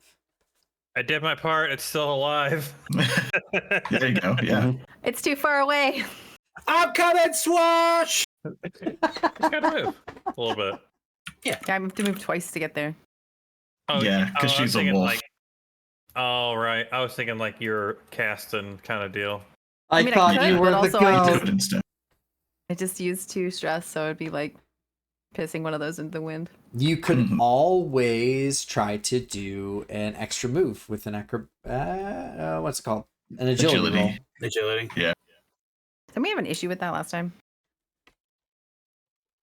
No, well, the only problem we had was things were just like super far away. It was we were getting ping ponged back and forth, like way out of range. Yeah, Well, let me I think double what check. you mean is because it was like you can move and then use your action to move again, which you could fail, or you could just use 1 turn and move and then use your second turn to move and attack and no chance of failure. Yeah. Either way, it costs 2 turns. Yeah, No, I don't have to go through the rolls. if you're moving without an action, you can move, so it would still be 2 actions, essentially, is how it works. Let me just read the ruling real quick. If you're not already making an action roll, or if you want to move farther than your close range, You'll typically need to succeed on an agility roll to safely reposition yourself. The GM sets its difficulty depending on the situation. On a failure, you might only be able to move some of that distance. The adversaries might act before you can make it, or something might prevent you from moving at all. If there's no risk or complication for this, no roll is required. Did I maybe It's confusing. No, I agree. So it's if you're not already making an action roll, or if you want to move farther than your close range. Right. It feels like you should be able to move far and still do an action, but I feel like I called it different last time. Yeah. Yeah. Just because it's very weird with It's not written in a way that Yeah. makes a whole lot of sense. If you read it the way I read it, it's like, why do this at all? I'll just take 2 turns anyway. Yeah. And since the initiative is not an issue and you can act multiple times, theoretically. it would be. Yeah. It's Something just for the feedbacks. Yeah, it's just nothing says that it should take another action. Or something Like, might nothing prevent with you any from of these moving it. together. Okay, so here's how I'm going to class it this time, because let's try this out instead. The agility roll, I get to set a DC for it. If you don't succeed, I can add a complication. It also counts as a roll, but it does not sound like it counts as an action. Yeah, I think that was why it was weird. Yeah, because The difference becomes whether or not if it's the action or not. If it's not the action and you can manage the rolls and do it all in one turn, you save a turn. yeah, If it counts as an action, there's no point to doing it. yeah, true. Because you could fail and you could just have fear. You can just Yeah, move waste a far turn. Two without actions using anyway. an action, or with using an action. You could just move far and then use another turn to fuck them up. Yeah, no, that makes sense. I think the ruling was you can't just move short infinite times because it doesn't really specify how that works. So what I'll say is if you want to move far and perform an action on your turn, it's going to be an agility roll and it's going to be the actual roll for your attack. But if the agility roll is with fear, you get and you succeed, I still get to take over the turn. So you have that risk. If you fail the roll, I get to impose a disadvantage on you. So it's risk reward. But if you succeed the roll, It's kind of risk reward. well, if you succeed the roll with hope, you then get basically a second action for free. Is kind of how it seems like it would work. Yeah. Because that Yeah, that basically. seems to be what they're saying is that I can Yeah. interrupt you. It says here, let me just double check. On a failure, you might not be able to move. The adversary might act before you can make it. Okay, so let's say I can only interrupt your turn on a failure, but I can still grab the fear if you roll with fear, which does give me an advantage. So you'd It's have true. to succeed. Risk reward. How far away are you right now? I need 2 boy. extra squares, I think. Yeah. 2 extra squares. Let's make that a difficulty 10 agility roll, huh? What's my agility? That's finesse. Plus question mark? 1. Nope, it's just agility. All right. Yeah, it's agility. You could add a hope if you want. You have so much. Can I do that? Yeah, we can Do I have have to hope on use and that roll. to use the experience, or Yeah, can I you- just add hope? You'd plug an experience in. You can't just use the hope. Okay. That's okay. Or you can. I think you can just use hope, as much hope as you want for extra points. I don't. Find me where that What says that. I'd be interested. Yeah. What it has listed here is help an ally. Mhm. So you use hope to help someone else. Use it to bring the points in from your experience, or you use it to activate a hope feature, which I think is all the stuff on your abilities. Now, is help an action in combat? No, it's not. It's not good. Mm-mm. And it now in this though, it used to add a d6. Now it just gives you an advantage die, basically. So let's try to game the system a little bit and figure this out. There's you, and there are 3 people along the way from you to this wraith. Mm-hmm. So any one of those people, if they wanted, could spend a hope to give you advantage on your hope die for the roll. I mean, I could do it. All right. I'm also going to use a hope to use, I guess, a quiet walk in the woods, in the wild, because that's sort of giving me You're in the wild. I'm familiar. Yeah, I'm in the wilds. I'm familiar with the terrain, so nothing should theoretically slow me down. So yeah, that then becomes. Just checking a couple things real quick. Mm-hmm. What kind of even roll is that? Is it agility? Yes, Yeah, it's an it's agility just roll. 2d12 plus the number in your agility. Switching back and forth between the character sheet. Whoop. Okay, so I need to roll. I'm still rolling the. Oh my god. You just duality stuff. You're you rolling click your the agility. and it'll roll it. Yeah. You get a bonus. You get advantage on your hope die. And you are going to add your A Quiet Walk in the Wilds for +1. And then another +1. I didn't click agility, so I'm just adding 2 just so you know. That sounds fine. Mm-hmm. Not that you're going to see it. I'm going to see it. No, I can't see any okay. of your rolls. You could all be lying to me this whole time. All right, I rolled a 16 with 12 for hope. Very nice. So it was a 12, a 5, and a 2. All right, you make it. And as you run by, we're gonna. I don't know what sort of way are you helping? Pretty good. By you. I can help her just jump right over both of us, right? Because if she's moving in a straight line, I can give her kind of a rune platform boost to hop over the two of us and keep going. Nice. Big jump in. Mm-hmm. All right, so I make it over there. We've already kind of made the note that physical damage is probably not going to work, but I'm going to do it anyway. It's not that it doesn't work, it just works less. And honestly, the system normalizes damage in such a way that it only works so much less depending on what's happening. Okay, so with that, I guess it's I'm doing a bite. So it'd probably be strength. Do a bite. Do a bite now. My bite is +2 from the wolf, not from me. So I'm rolling 2d8s +2 ? Should be in the beast form. I think you can just click it, right? It's not. Oh. Why would they do that? I don't know.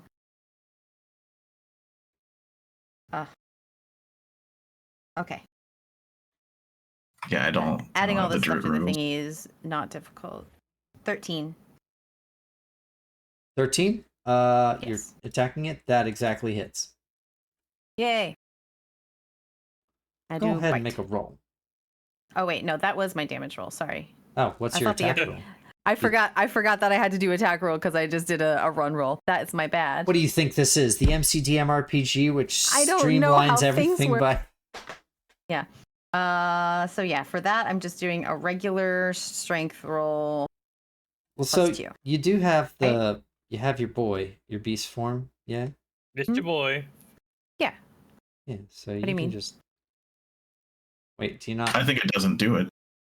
There's nothing on the beast form part that helps me to make more effective rolls on this particular sheet.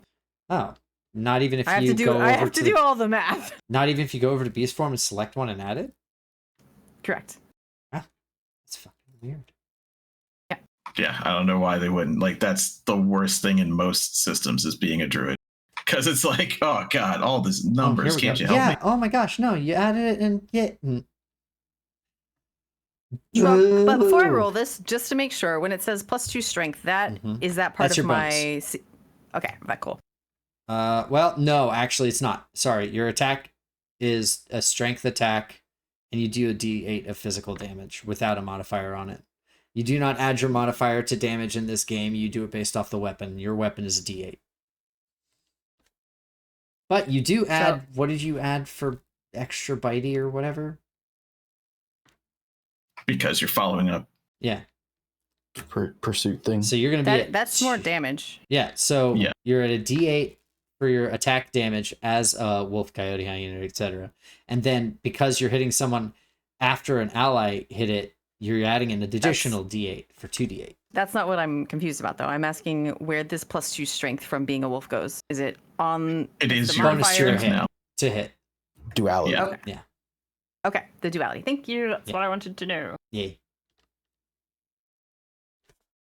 All right, I got a 19 with 10, or with hope. Yeah, 19 with hope. Okay. A 19 with hope, so go ahead and mark hope for yourself if you can. You can. I can. Just now, you can. Just now, yeah. Okay, so 19 will hit, so go ahead and roll your 2d8. Can I use the one I already did? Or do you want me to roll again? Because I will. Actually, no, I have to roll again anyway. It's just... Yeah, just roll your extra die. And then tell me what the total is. 15. 15 total. It gets reduced down to 7. Wait. Gross. Round up in this game. 8. I rolled a 7 and an 8. One of them counts. It's reduced to an 8. That's okay because the damage threshold is 7, so you deal 2 damage. And I'm not sure if this applies because it has to be very close range. Do you have anything in close range? To switch over. Is that guy over there close range? Probably not. Just out of close range, I think, isn't he? Booty! What is very close range? Well, actually, very close is 3, close is 6, I think. Oh, okay. I'll double check that. Yeah. Okay. Like, I'm close. It says when you right deal deal damage to an enemy in melee range, Yep. all other enemies within very close range mark a stress. So that guy is stressed out. Sick. if He's within vulnerable now. range. Because Skelemans only have 1 stress. And that's why it might that's be useful. cool. Yep. Because they won't ever have as much as we do, usually, unless they're like really strong. Now, is that every enemy, including the one you hit? Or just every all other? All other. Oh, enemies other. within. Okay. So this guy doesn't get one. So you just get Gotcha. damage on that guy. Boo. Yeah. Oh no. This guy's vulnerable. I'm going to mark him with a... Let's give him a little cracked shield boy. Our favorite. There we go. Me, the person who hates math, is like, I took the class with the most math accidentally. Druid always is that. Whoopsie Always, every daisy. time. And of course you rolled I don't know with what- 2 hope, but... So it is still you guys' turn. Mhm. Hey. Unless I want to go I'm extra just- aggro. Yeah, I'm just trying to keep my marker off the board from you. That's one of the issues here. I'm like, I could. I'm going to go ahead and eat 2 more fear to add another action to the tracker. Mhm. Trying to keep off the board from me. Hey. Well, at least you had to use it. Do we get a brain fart when we're asking questions? Yes. All the time. Always. 100%. All the time. Mm-hmm. When I move away from somebody, will they try and attack me? No attacks never. of opportunity unless you're swoosh, I think. The thing It's has to fighters. specifically... I get attacks of Oh, opportunities. you get it. That's right. That it's specifically... I think it's a card you have to pick. Hmm. No, it comes with warrior now. Oh, I does think. it? Okay. It came with fighter. I get to choose. I get to attack. I get to stop them from moving, or I get to follow them. That's sick as hell. I like Yes. that. You can't escape me. Creepy. It's They like start running, you're just like 3.5 behind them. Yeah. Where you going? We going to hang out somewhere else? I thought we were having fun. Yeesh. Since you guys what are bar are you guys going to? ganging up on that wraith, I guess I will go over to this other skeleton man. Yeah. Before you do that, Okay. actually, I'm okay. Never mind. Okay. An action on the Trickety Tracker for Ewan. All right, Ewan is gonna clippity clop up here. Is pretty much when Ewan covers ground, he does, since he's got like the leap. He like it's like one big leap that just like it's just he runs and leaps. He does instead of, like, the Luffy hops rather than running. yeah. It's like he covers 10 feet with one hop, covers another 10 feet with another hop, covers another 10 feet with another hop, and then he lands, but he like crouches real low and tries to like rising. He fucking runs like a Ken fucking Master. like a studio trigger protagonist. I get it. Yeah. Yeah. I'm just saying for right now, also, he like that last hop, he lands in like a deep squat and tries to like Ken Masters Shoryuken uppercut him. You got it. I knew you had it in you. Sure, man. I'm Let's make sure you can. And a tickety. Sure you can. Can you win a fight? Sure you can. Great I song. rolled a 15 with hope. Wow. Well, that'll hit. Also, did you remember to roll at advantage because this man is vulnerable? I did not. Please roll another hope die just to see. Just a d12 if you want.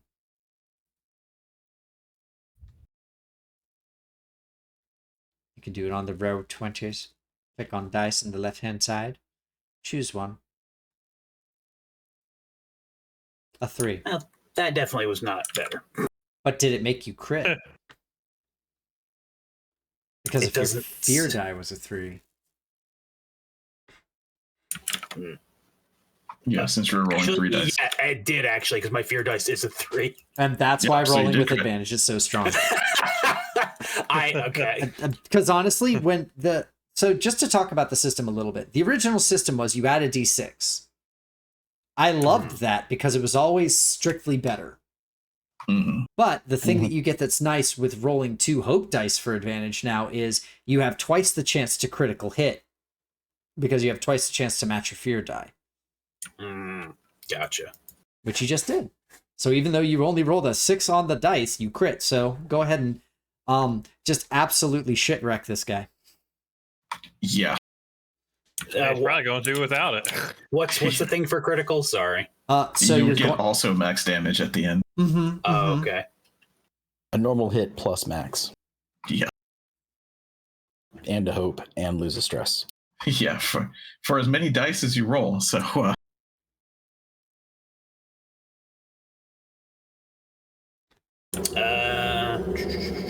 Okay, so with a max roll, that's 17.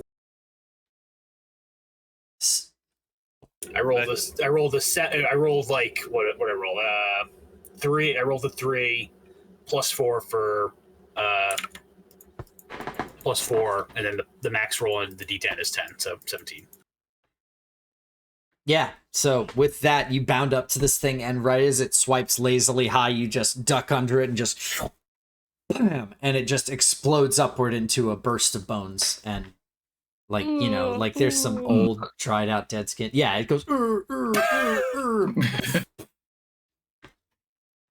You win. That guy goes away. Ewan wins. Fatality. You Win. All right, and you rolled with hope, so gain your hope. I'm gonna do Call of the Slayer, even though this fight's almost over, because I'm maxed up on hope. Yeah. Okay. And then that adds all that to the tracker. And you know what? Y'all are doing such a great job, and I don't know that I've done more enemies a are gonna show up. single thing yet. I'm gonna give you all one more turn, but I might just pull 2 on the tracker to trigger my turn. Oh, is that? You're allowed. I am allowed. That's what. Oh, there's a guy down there. Yeah, there is. Yeah, that's why I've been hanging out here. I could do something about that. I don't know. Could you reach Candy Boy? I can. Yeah, I'd have to move, and then I'd have to throw the weapon. Can D make it? But your weapon is magical? No, it's just a regular mace. Okay, well then I can cast a spell. I have to get within 3 squares, but I could do that. That's doable. Or my weapon is magical, so so I'll move 6 in that direction. Once I figure out. Yep. That puts you within 3. Yep. And so I'm going to use my weapon. Hey, it's the first time I've used my weapon. Who knew? So those same protective runes kind of glow around his arm. Think Iron Man, right? The repulsors. And he aims it and he fires. Magic beam. Nice. So I get a +1 because it's instinct, not knowledge. And I'll roll. I don't believe I have advantage or anything else. No. Not on this guy, no. I like to think that Ewan's magic stone or magic gauntlets were like Navarre's first attempt to make them, and they didn't work. Like they still have magic in them, but he couldn't get like the force to project. They just like covered them, so he's like, I'm not gonna punch people. That's a you can have these, you, and you can have my leftovers. You can have my hand-me-down magic toy. And he was just like, yes, so awesome. And then the second one he made was like, this is what I wanted to do. Okay. Well, that's still with hope, so you're probably going to take over after this. But I rolled an 11 and an 8 on the fear. I only say that because 8 is my special number as a wizard, so I can gain a hope or clear a stress. I will gain a hope. Okay. Instead. It's strange patterns, that's a wizard spell or wizard thing. So I hit 20, probably hit. I was hoping with fear. But that's fine.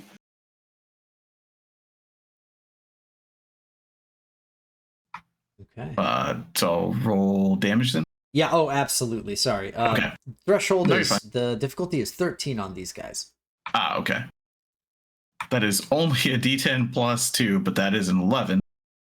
Wow. That is pretty dang good, honestly. These guys have... We're playing playtest. So these guys have a minor 1, major 7, severe 14. So you managed to hit their major threshold, even though these guys lit. And so yeah, after that he'll just kind of stand in a defensive posture, trying to get its attention, basically. Oh, I do believe you have its attention. Don't worry. Okay, that's good. Yeah. Yep. Now, I'm trying to remember because it's been a week or two. I can wrest control from you guys. Would that be... Do I spend fear to do that, or do I have to spend off the action tracker? I think it's just 2 fear, and then you get all your tokens, but I'll look.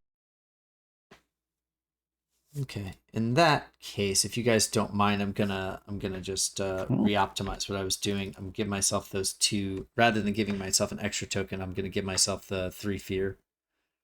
Or the 2 fear back on my fear tracker. And then I'll spend that to take over the turn. You all have done a wonderful job. And now it's time for the environment trigger to happen. So I'm going to spend one of these actions. I'd like to play. Yep. Yes, I also want to play the game. Thank you. I'm going to spend an environment tracker action. And what that does is have more skeletons pop up.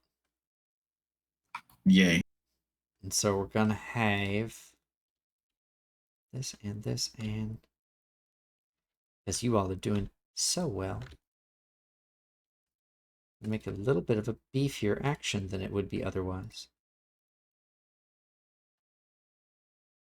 There we go. As 3 more boys pop up in the middle of the place. All right, and then what we're going to do is we're going to have I spend another action here to make these guys do a move as 1 action. Skeletons have this ability, or ancient skeletons have an ability called Group Attack. It is 2 actions, so I will spend 2 actions off the tracker, and then they will both be the actions for you, and which is fitting because they're attacking you. They're going to both move into close, and they're going to swing as 1.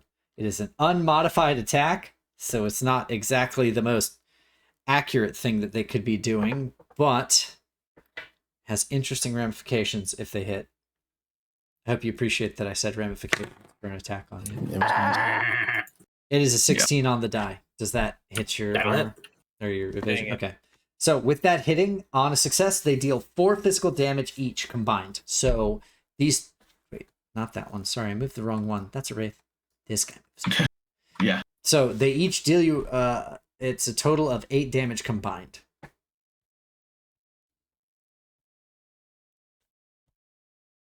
So go ahead and take that as you will with your thresholds if you want to do armor stuff. Gotcha. Let me...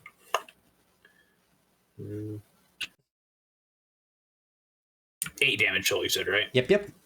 Yeah, I'll What's your 3. damage thresholds? Probably not that bad, honestly. 1, 8, and 18. Yeah. I will throw up a holy symbol in your name, and I will reduce the damage you take by 1. What do you have to spend to automatically- do that? Anything? It's one of my prayer dice for the Seraph. Ah, okay. So that way it's only... I have to use them for something, so... And I have a 2 and a 1. So I give you the 1, it drops it down to a 7.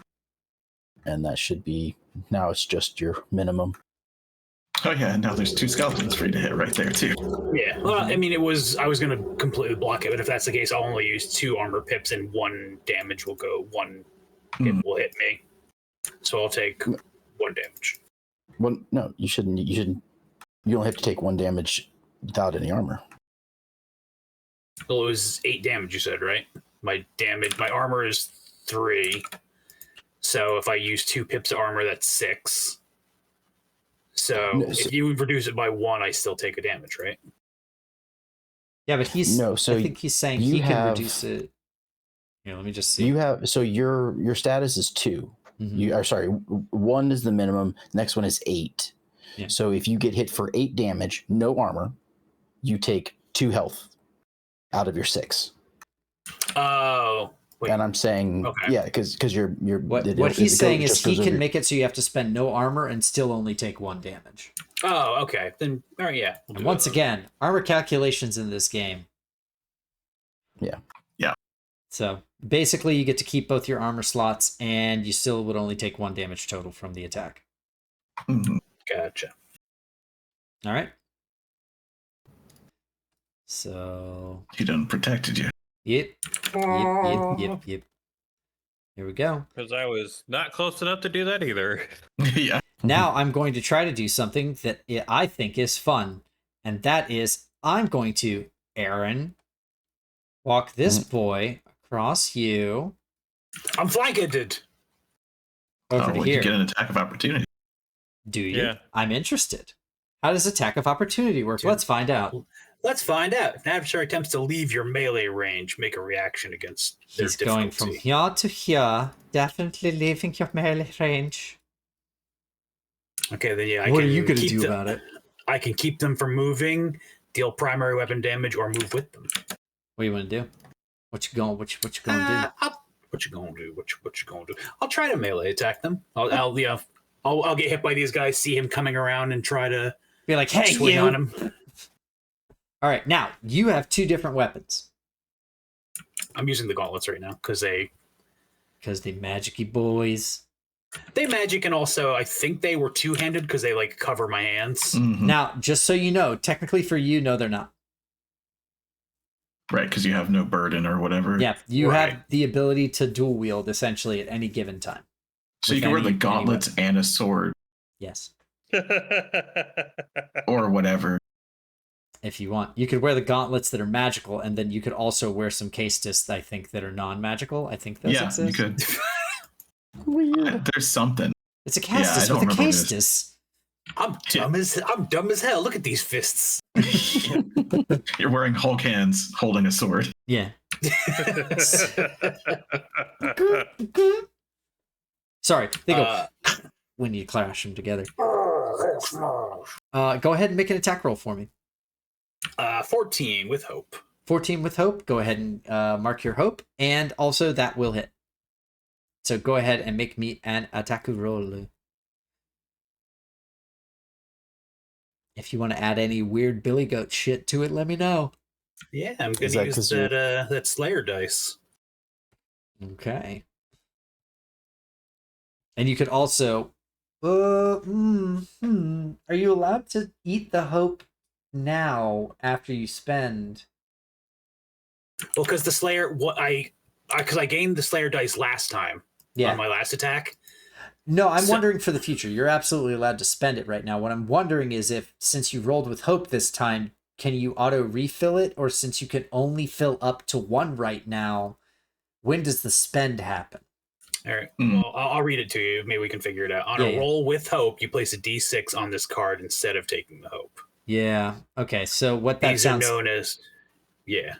It sounds like you wouldn't be able to auto refill it this time. So you would just be gaining the hope. That'd be fine. That's fine. But you will still get the d6 on top of your attack here. I imagine you could autofill it if you had like 2. Yeah. And you once had your proficiency had goes up. one empty slot. Yeah. If you had only had 1 Slayer's dice and you're like, oh, I got one to bounce up to 2, but I use 1. So you always have like a rotating chamber pretty much. Yeah, yeah. Or you can just spend all of them and say, fuck this guy in particular. Yeah. So, okay. So go ahead and roll up that damage. Add your d6 to it. And it's all magical, so this guy's going to feel it. Where?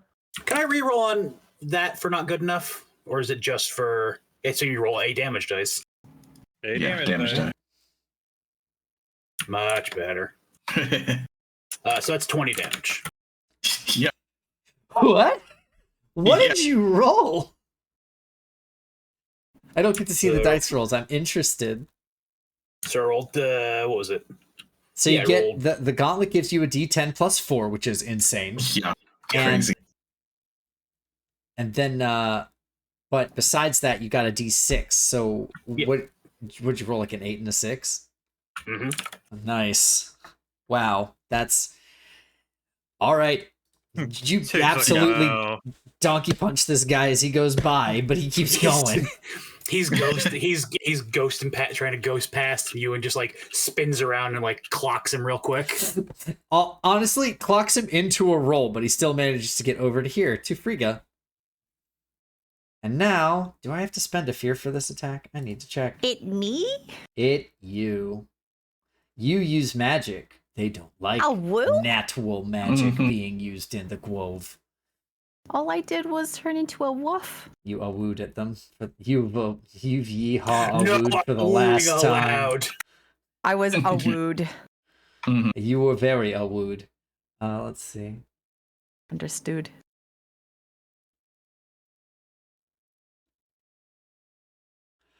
Oh, that's kind of sick, actually. Let me see. I'm gonna do one I of don't their. like that. Or bad. Yeah. It's actually It's the word. fine. Okay, so Oh, Yeah. extra murder, dope. super murder. That's great. sick. I'll probably miss anyway, but we'll see. I'm going to go ahead and try to spend a fear to activate one of the active abilities of the Wraith. Go for it. Probably. Damn it. Text. Here. 0. There. Okay. So I'm down to 0 fear. Gonna roll. Hmm. Does a... Go to this. Does a 10 hit you? I'm checking my evasion. Correct. Yes. I have 9 evasion. No. Yeah, I'm like, 10's kind of high. 10 is pretty good. Okay, so Yeah. I spend a fear and make an attack roll against a target. On a success, the Forest Wraith passes through the target, pushing their soul from their body momentarily. Mhm. So you feel this thing move through you and kind of suck a piece of you out as it does. And when it does that, you cannot act again until the ritual countdown ticks down 1 value. However, Yes. I want to throw a kink into this. Uh-huh. I mean, I I'm not can- going to kink shame, so go on. That's fine. I can do a I am your shield. Okay. Right. What does that do? When an ally very close to you is going to take damage. Well, are you taking damage from it? There Or is are you no just damage Going... from this. Oh, Well, crap. It is just an crap. effect. Just like a stun. Yeah. Really. yeah. Okay. Well, there went that idea. Because Well, it's a good one. So, Don't like, yeah, I was like, worry. does that I'll count go as, ahead like, and being restrained? listen. I will give you the opportunity that you need. Yeah, and it's here it gonna is I'm going to go ahead and spend another action for the Wraith right next to Frigga Mm. to go ahead and try to touch attack her. Don't Okay. touch me. So now, how does that trigger work? It's when they're going to take Don't touch damage. So we'll see if it even happens. Whenever, yeah. Okay. That would be a total of 10. Yeah. Yeah. Yeah. Yeah. So Well then. So Uh, I can mark a stress to take the damage. okay, go ahead and mark a stress, and you're going to take this damage. Hold on. This thing goes to just lightly brush against your cheek with its hand as you're held in place, and instead you see Swash, the giant Galapa, like push into the way and gets brushed across the face and said, "Galapa, you're going to take. Oh boy, you're going to take 18 damage." No, it's fine. Nice. Thank you. However, Yeah. Yep. as we figure more into this, It's magic damage, by the way. Yeah. Okay.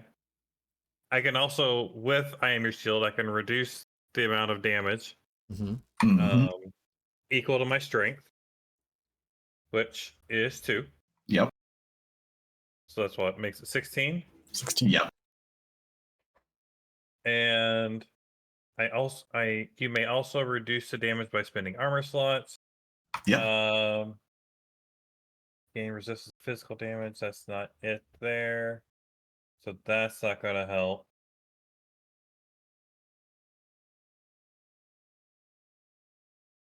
Okay. So yeah, so I can just calculate. Oh wait, no. Is it calculate damage I want to do? Yeah. So what? 16. Yeah. 16 now.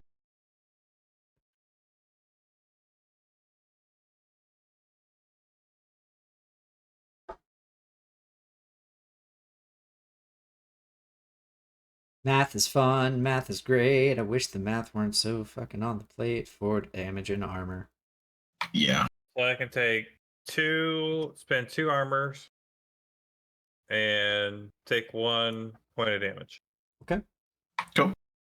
1 point of damage. Very nice. Very nice. Okay, so you take 1 Because point of 18 damage. was severe. Yeah. 18. Yeah. Yeah, it was. So reducing that down, how many did you spend? 2 armor slots, 1 armor slot? 2. Okay, cool. So the other part of this, because that's not the whole attack, believe it or not, the rest of it is you are temporarily vulnerable until your next rest. Oh. However, let's have another fun of this. Yeah. Because of Unstoppable, I cannot be restrained or vulnerable. Yep. Hey! Nice! He's too mad. That's kind of sick, actually. Turtle. You, in another reality, Frigga, you see yourself just as your soul kind of leaves your body. You see this other wraith just grasp your soul and slowly start draining it. Not unlike a Dementor from She Who Will Not Be Named's work. Mm-hmm. And as that looks like it's about to happen, you see Swash just slap this thing out of the way, and it instead angrily focuses on him, and he just is unfazed. It's like, no. It's like Matumbo. No. No. And so that's what happens there. Awesome. Great to see the Guardian go off like that. All right. Yes. Mm-hmm. Yes, it is. Very great. All right. Very nice. That is, I have 2 actions left, and I can only use actions per enemy. Once I'm done with the enemies, I'm done. So, Charles, we're gonna have this guy move up to you and try to also do the touch attack. Yep. That is a 6 total. 6 total. My evasion is 8. So it misses entirely. Mhm. Finally roll low. There we go. Yeah, All right. which is hard to do. Ugh. It just bounces off the runes. Yeah. Yeah. So it goes to try to also brush against your cheek, and there's just this clash noise as your runes ignite at its touch, and it shakes its hand away and hisses at you angrily. Okay, so now it is back. I do not consent. Mm-hmm. The runes they look like just a runic carving of no. Yep. Just no entry. All right. With that, it is the player turn again, because I'm out of NPCs to activate. Yep. Oh no. All right. Well, there are 2 situations up there. The skeleton one is, I trust you. And you'll be fine, probably. But those 2 wraiths can do a whole lot of damage up there. And I can't do anything until we're down to 3. Until the ticker goes down. Yeah. Which is each one of our actions, or I will let you when does it know go down? because you've ticked it 4 times now. Okay. Every time an enemy is cleared from the field, it clears 1 of the countdown markers. Interesting. So if we can clear something easier, then You've got a perfectly healthy boy in front of you. There's 2 Skelemans here. This guy is looking rougher than he did as he walked by because he got absolutely shit-wrecked by Ewan. This guy over here looks like he's on his very last leg. Mm-hmm. Well, I think Candy Boy is going to move 30 and just to help, if nothing else, be a meat shield. Mm-hmm. with Navarre. Navarre. Okay. Yeah. Navarre or Navarre? Sorry. Navarre. Navarre. Okay. Thought I got it right. All right. So I will make my attack. Sweet. Yep. Let's see. This time I don't have to make it ranged. As our Beetleborg Make it boy ranged. does the thing where he just slowly trudges up with this just unbelievable inertia because of how heavy he is. Mm-hmm. Could I spend a hope to make this also use my bodyguard stat since he has actively attacked I would say teammate? because you're going out of your way to be defensive for Navarre, you could argue for bodyguard triggering here. Yes. Cool. Thank you. Okay. So that and my strength give me a +4. Mm-hmm. 15 total with hope. 15 total with hope will hit. Also, don't forget to gain your hope. Gotcha. Okay. You lay That's a into success. this wraith, and it does kind of feel like it passes through a little bit since you're just using a physical attack, but there is much force behind it. So my damage roll is a 2+1, and my forceful push gives me an extra d6. Okay. So an additional 4. So a 3 and a 4. 7 total. 7 total. Okay. He's going to take a single damage from that. I will not spend a hope. But Actually, you can push him if you want, right? Actually, no. I'll spend the hope to make him temporarily vulnerable. Ooh. Okay. Okay. Cool. So back to Temporarily vulnerable it is. It's till the next time he's hit. Is that right? I think until you choose to spend a fear to stop it, right? Oh, okay. Good to know. I'll try to keep track of Yeah. that. I think. I'll need to get I fear. can You all check, too. keep rolling with hope. Mm-hmm. Yeah, we do. It's But good. if nothing I mean, else, I'll take more damage from the next person beside me. Yeah. Yep. Well, it won't be more damage. It'll just be a better It's chance easier to to hit. hit. That's That's right. right. Advantage. That's right. And a better Yeah. chance to crit. So, and if Yeah. Charles crits this guy, it's just over for him. Charles shaking his That's head like like 40. he doesn't It's want this. Yeah, it's done. But so that's your turn. This guy's still around. Mm-hmm. You guys up there have a plan or want to do anything? Because I will go if you don't. Yeah, go Do ahead. we want to? Yeah. Do we want to Oh. take this guy out? Yeah, to take her so that at least she's not stunned. Because I can't do anything. Yeah, there's nothing. My only thing is really Ewan's probably gonna be the easier one to take somebody out. Right, If- because of the if magic. I roll low on this ghost, that even if he's on death's door, I'm afraid that I might not have enough to break Mhm. that threshold. Being physical. I Yeah. will All right, point. Ewan and or Navarre, Goat Brothers. The Yeah, brothers. I'm very far away. Goat And bust, my range magic is actually physical, funnily enough. Ghost busting Goat Brothers.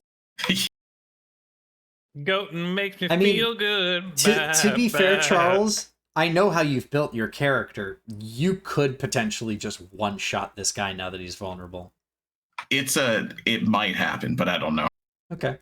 Well, It's probably just as liable as Swash doing it. Your Swash, yeah. Or Swash, yeah. All good options.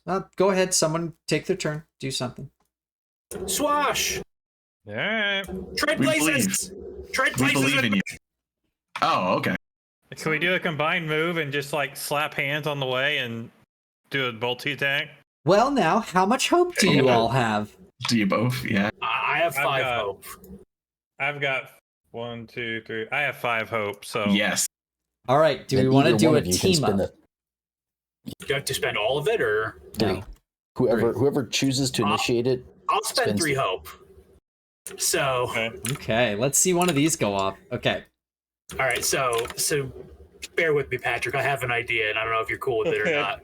I'm always up with it. Let's go. But so yeah, Ewan's like, switch places. Protect. What's her name? So, Thanks.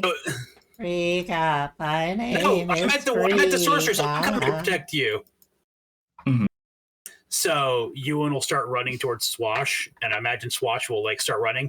But like as they come into contact, Swash or Ewan will like grab Swash by the hands, and he'll start spinning them both, like when your kid's running in a circle too fast. And then like at the apex of the spin, he'll throw Swash like. So he lands on his shield and fucking Super Mario like dings off the guy. Yeah. Also good. My counter thought is they're running towards each other.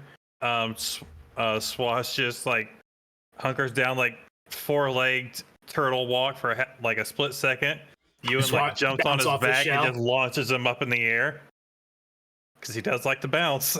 Does like to bounce. Yeah. Like to go high. Okay, I'm down for whichever. So, what is the name of the team up attacks? I was looking for team up. I thought that's what they were called. It's tag team, I think. Tag team. I think. Okay. Maybe. Yeah, tag team. There's a magic item that I just came across as I was just going through stuff. It's called the Belt of Unity. It lets you tag team with 3 people instead of 2. Oh, wow. Yeah. Chrono Trigger X. This is Chrono Trigger. If the action tracker is active, tag team rolls only take 1 action instead of both of yours. Yeah, that's the new update, which is so much Patrick. better. Yeah. What if we reverse that and Ewan put like as they're running, Ewan like crouches and like laces his fingers. He fucking launched his Swash, so he fucking turtle pounds the 2 guys. Yeah. We push me on the swings, daddy. All right. Each player can choose 1 time per session. Spend 3 hope to initiate a tag team roll with another PC. When you do, work with your chosen partner to describe how your 2 characters combine their actions in a unique and exciting way.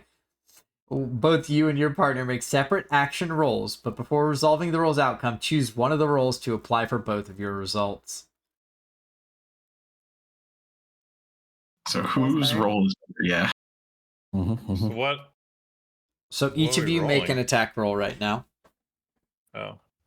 Yeah. And I'll set a special rule for this, just because I know that you guys are trying to Mario Turtle these fuckers. Mm-hmm. So we'll see how well you do. I rolled a 10 with fear. Okay. I rolled a 10 with hope. Yeah. Well, yeah, which one we're taking? Yeah. So taking the hope, a 10. Yep. Oh, it's not enough. Oh no. Hold on a second. Oh yeah. What's the threshold? 12. Do I 12? Yeah. I didn't use any. Hold on, Philip saying I can my prayer dice I can add to any roll result after the roll. Okay. Yeah, I have 2 left. Okay. Yeah, that's about the only thing that can do it after will the get roll. it to a success. I don't I'll think I'm spend my supposed to let you know, but either that or I would have spent my rest of my hope on that because that's that. So you should spend the hope beforehand. So let's go ahead and go with Philip's thing where he just adds 2 to both of you. So like you launch. Are we doing the launching Swash? Let's send it. Let's send it. Yeah. So full send on Swash into the air, and as Swash does, Candy Boy, you notice it's ever so slightly just he got a little aggressive, launched him a little too far. And kind of just you aim your mace at them, and with a holy incantation, it just like corrects just enough, like a guiding strike from a cleric. Yeah. Now pull your arms and you pull your limbs into the shell, and the shell will hit like a meteor. Yeah. This is the most Disgaea motherfucking attack. It is. This is you we're wanted gonna hell dive into this with the 500 kg orbital inbound. Okay. With this, the way that this works, I believe, if it's still the same as it was, is now you both roll damage and you combine it. Mm-hmm.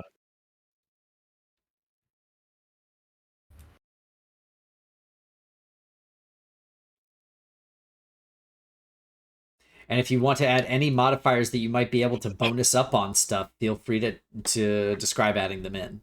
I know that you have one in particular, Aaron. Well, I didn't have what you call it. No, but you are a fawn. Headbutt. Yeah, you could. Kick. What is it Kick. called now? Kick. Yeah, Kick, yeah. because you landed a melee. Well, that's the thing. Well, that's the thing too. Is like I don't imagine I was next to these guys because I was effectively wanted to swap places. Well, with what if you Swash. threw him into the air and then you jumped and you kicked him down onto them? That's pretty good. Yeah, throw him up and then jump after him and fucking double foot stomp him. You just have like the shampoo. You go shh, shh. Place your feet. So feel free to do that if you so choose. We're re-rolling that. 2d6. Not good enough. Is that? Do you just get to do that? Oh, well, you didn't. All the time. That's all the just time. a 2. You roll. That's 2 1s. I get to re-roll 1s and 2s. No. I think he's saying is you rolled 2d6. And it just So gave did you it a just 2. give you? I think it just gave you a 2. Yeah, okay, yeah, because my keyboard's Because there's no a die D6. there. Yeah. I rolled 18 damage. Why? Yeah. So I rolled 21 damage. Yep. Because 11 and then a 10 right there. I got a D10 plus 3, which I rolled a 6, but I get two rolls on that, right? And then I rolled a 9, so almost max that dice out. Well, so there's 12. You get 2 rolls? Wait, why? Yeah, because of my greatsword, I always get 2 rolls. Oh, yeah, For you get 2 damage. and you pick the better. Yeah. So But then I added my unstoppable dice, which is a D6, and I rolled 6 on it. what's the unstoppable die do? I'm not exactly 100% on the mechanic of it. It's like the rage. Unstoppable- Yeah, it's a rage. I get to add an extra D6 to any damage rolls that I make. Okay. Which This is the I- the Guardians of the Barbarian class, right? Okay. And you cannot be restrained or Yeah. vulnerable. That's so cool. I also gain extra resistance to physical damage. Mhm. Add the current value of unstoppable die to my armor score, which I forgot about that earlier, which still wouldn't have helped, but either way. And anytime that I roll damage with it, I subtract a dice. So since I start with a D4, I have 4 rolls with it, and 3 rolls, and 2 rolls, and 1 roll. And then after I'm done rolling, or after I zero it out, After or you've the rolled scene attack ends, for the last time, you pop out of unstoppable. Mhm. Yeah. Okay, and I cool. don't get it back until a long rest, or if the scene Yeah. ends. So if I have 2 left Mhm. and the scene ends, then I just lose all of it, and I can't do it Mhm. again until Gotcha. long rest. Gotcha. Okay, cool. So 31? No, 29? no, because it was 19 both and 21? 19 and 21. That's 40. 18. Oh, I didn't know it was. Yeah, I thought it was a 39. Yeah. Oh, close enough. I got an 18. Big difference. So, Yeah. It was 18. So Yeah. I'm gonna go ahead and apply overkill on these guys because Yeah. of how you did. So, because that's too fun not to. So with both of them, the ancient skeletons have a major threshold of 7.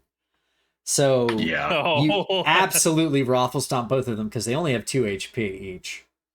And I'm gonna say that they're both just gone. Now, were you Evaporated.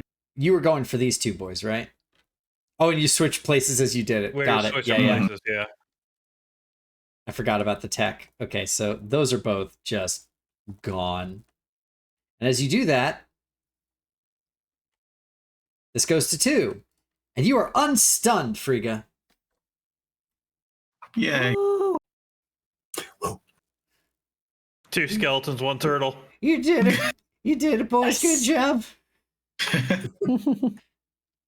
My soul just back into my body. Yeah. I kind of do like a little cough and some spores come out. All right, and that is Grandma's vaping. Grandma is a vape. Yeah. Was a vape. Interesting. Smokable. Uh-huh. And so with that, that is only Ewan's action. Yeah. Oh, So- Yeah. I would normally rule you wouldn't necessarily be able to target 2 enemies, but because those things were essentially mooks, you're Yeah. not worried Yeah. about it. Well, Yep. I could try to yeet us to turtle- lead us this one. The turtle re-entry created a fireball. You see. Yeah, It's a exactly. colony drop. Australia, gone. Just gone. That's a Gundam reference for all of you kids out there. Gundam. It was a show. Not just with the creepy people with the big wings and the weird young men. Charles, you said you're going to punch the shit out of this ghost? I'm going to try to, yeah. Okay. I'm very here for it. Don't forget to roll with advantage. Yep. So I'm going to use... Falling. Sorry, Yeah. go ahead. Oh, no, go ahead. It's Gundam reference. Oh, Swash is falling. My shell is burning red. Which makes you go faster. Yeah. I don't make the rules. Red goes fast. This is fun. So with advantage, I got a 4 hope, 11 fear plus 2. So that's what is that? 17? Did you just But roll it is with fear? I did, yeah. Oh no. Yeah, it's a bad thing. Well, for me. Maybe. So the damage roll is a D10 plus 2 from the hand rune. Mm-hmm. Because I'm a School of War wizard, it is another D10 plus 2 because I succeeded with an attack roll with fear. Mm-hmm. So that's 2D10 plus 4. Yeah. And I am going to kick this thing. Okay, so that's 2d6. Yep, 2D6 plus 2. So that... Why do you get a plus 2? What? Huh? Because the shield that I have. Right. It's 2 to every damage roll. It's stupid. Okay, but it is 2 physical. Yeah, so So and that's you the have- thing. Like, I'm going to have to split it up. Okay, yeah, you're The gonna give me 2d6 give me is- 2 values. Give me 2 values. So the 2d10 plus... Well, I'll just do the 2d10, which is 10. Mhm. So that's 10 magical. And then 11 physical. Okay. That's with all of it together. So a total of 21 damage. Okay. And you added your extra D10. Your extra D10 got the hand rune up to 10 total damage. Yeah. Mm-hmm. Okay. So not the strongest rolls, but even still. Yeah, a 5, a 2, and a 3. Yeah. Wait, you got 2 5s, but you get a plus 2 on your magic. Okay, then it would have been 14, and then the rest physical. Because the kick is physical. The kick is physical, yes. Yeah, and so the then bonus it'd be- damage Mhm. is physical for the Eligator shield, right? Yeah, and your hand rune is a plus 2 weapon. Like it deals plus 2 damage just passively. Yeah. So the damage roll for your School of War is also plus 2, it says. Which is Yeah. Oh, because of the Because of of- the shield. Yeah, because of the shield. Everything gets the plus 2 because it's on all damage rolls. And according It's to a this, dumb fun it just adds them. It does not count as physical damage on those. It counts as magical. That's I guess. hey, you know what? They told us to break this game. Let's break it. So, So it's we're 14 looking- magical and then 7 physical.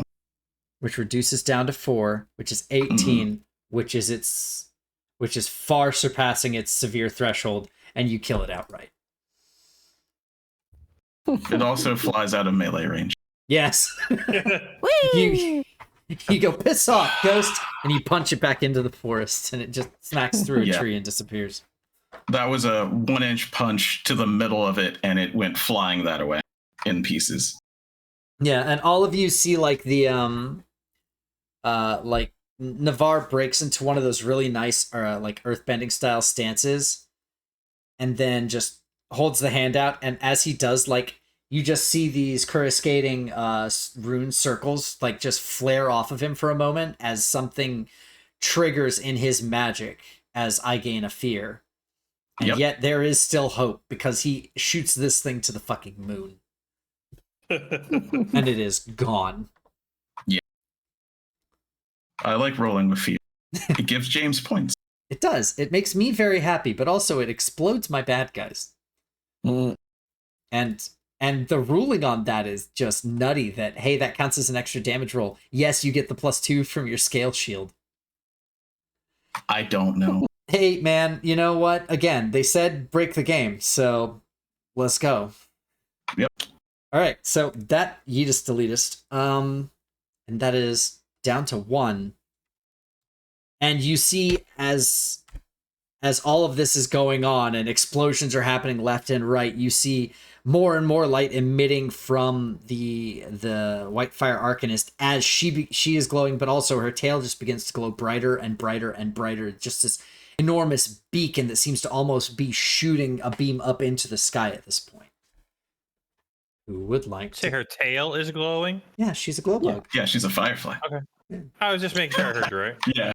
Would it be awkward if Candy Boy was aroused by that? For me, How does yes. a bug get aroused? Yeah, that's why it's awkward. If you can give us the science for that. His wings just go. Yeah. Look, Navarre's in the splash zone. Let's be careful here. Somebody goodness. please take an action. Oh no, you rolled with fear. It's my turn.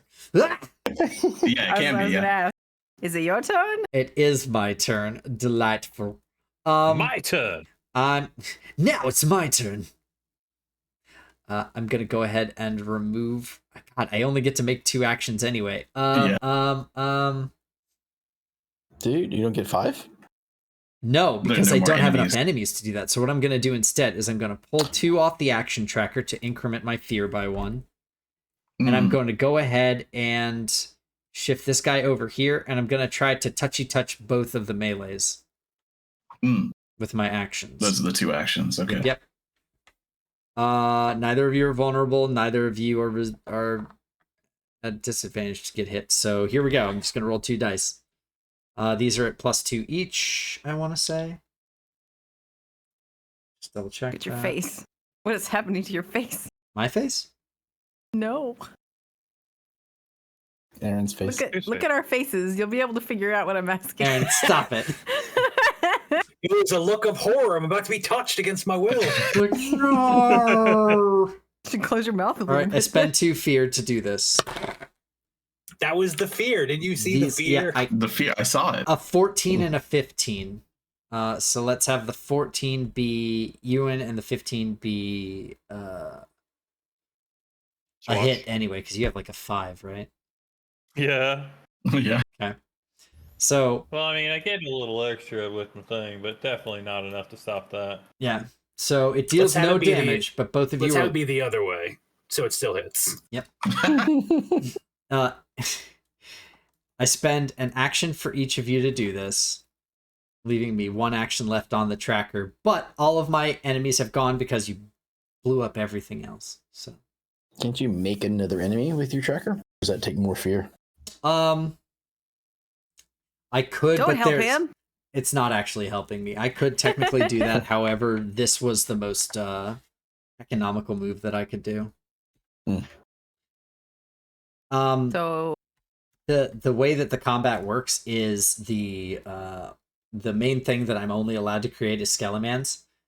Oh. I just gave you guys an extra wraith because you were doing so well, and I figured you enjoyed hitting things that were meaty. But if I just give you another Skeleman, you hit it, the fight's over. So. Okay. This more fun. So that is my turns, and now I pass it back to you all, as I have frozen your 2 meaty boys in place with terrifying ghoul grabs. I want to Well, go. Yeah, you probably, yeah. Well, you have 2 extra actions left, so why don't you take Yeah. one? Ew. Just one. What you going? I forgot What you going to pass do? You through. could do 2 in a row. I mean, I'm not going to stop you. So I am going to drop beast form. Okay, you're a mushroom lady again. Mushroom lady. I'm gonna hit this button. Drop out of beast form. As I drop out of beast form, I say, "Only I take my soul out of my body," and I shake my little mushroom finger at the further away guy. Because I believe that was the one that did the little soul touch. I believe so. Yeah. Yeah. Actually, wait. No, it was the close one. Did they switch places?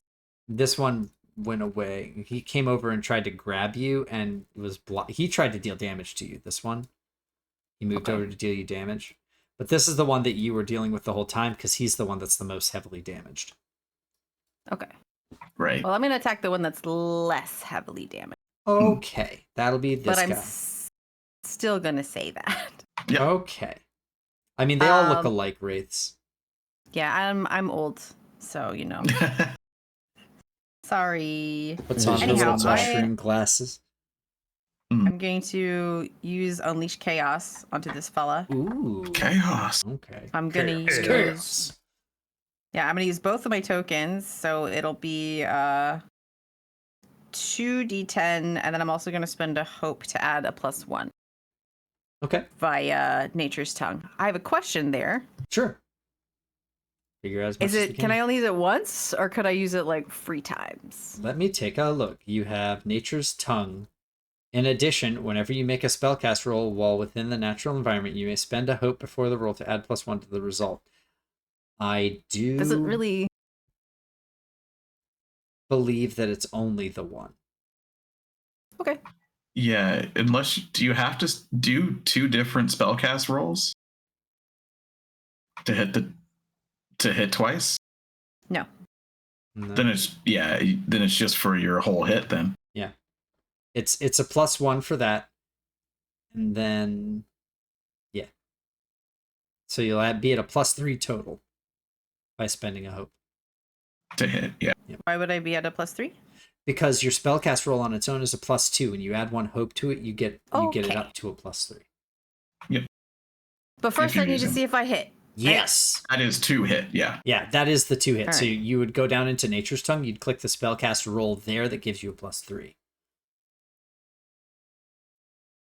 Because that's your bonus. Okay. Spellcast roll.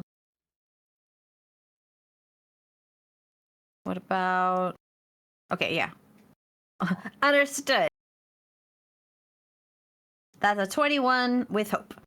I mean, yeah, that'll hit the 13 that you needed. 21. The 21. So welcome back, Hope. Did you roll doubles? It would have told you. No. Okay.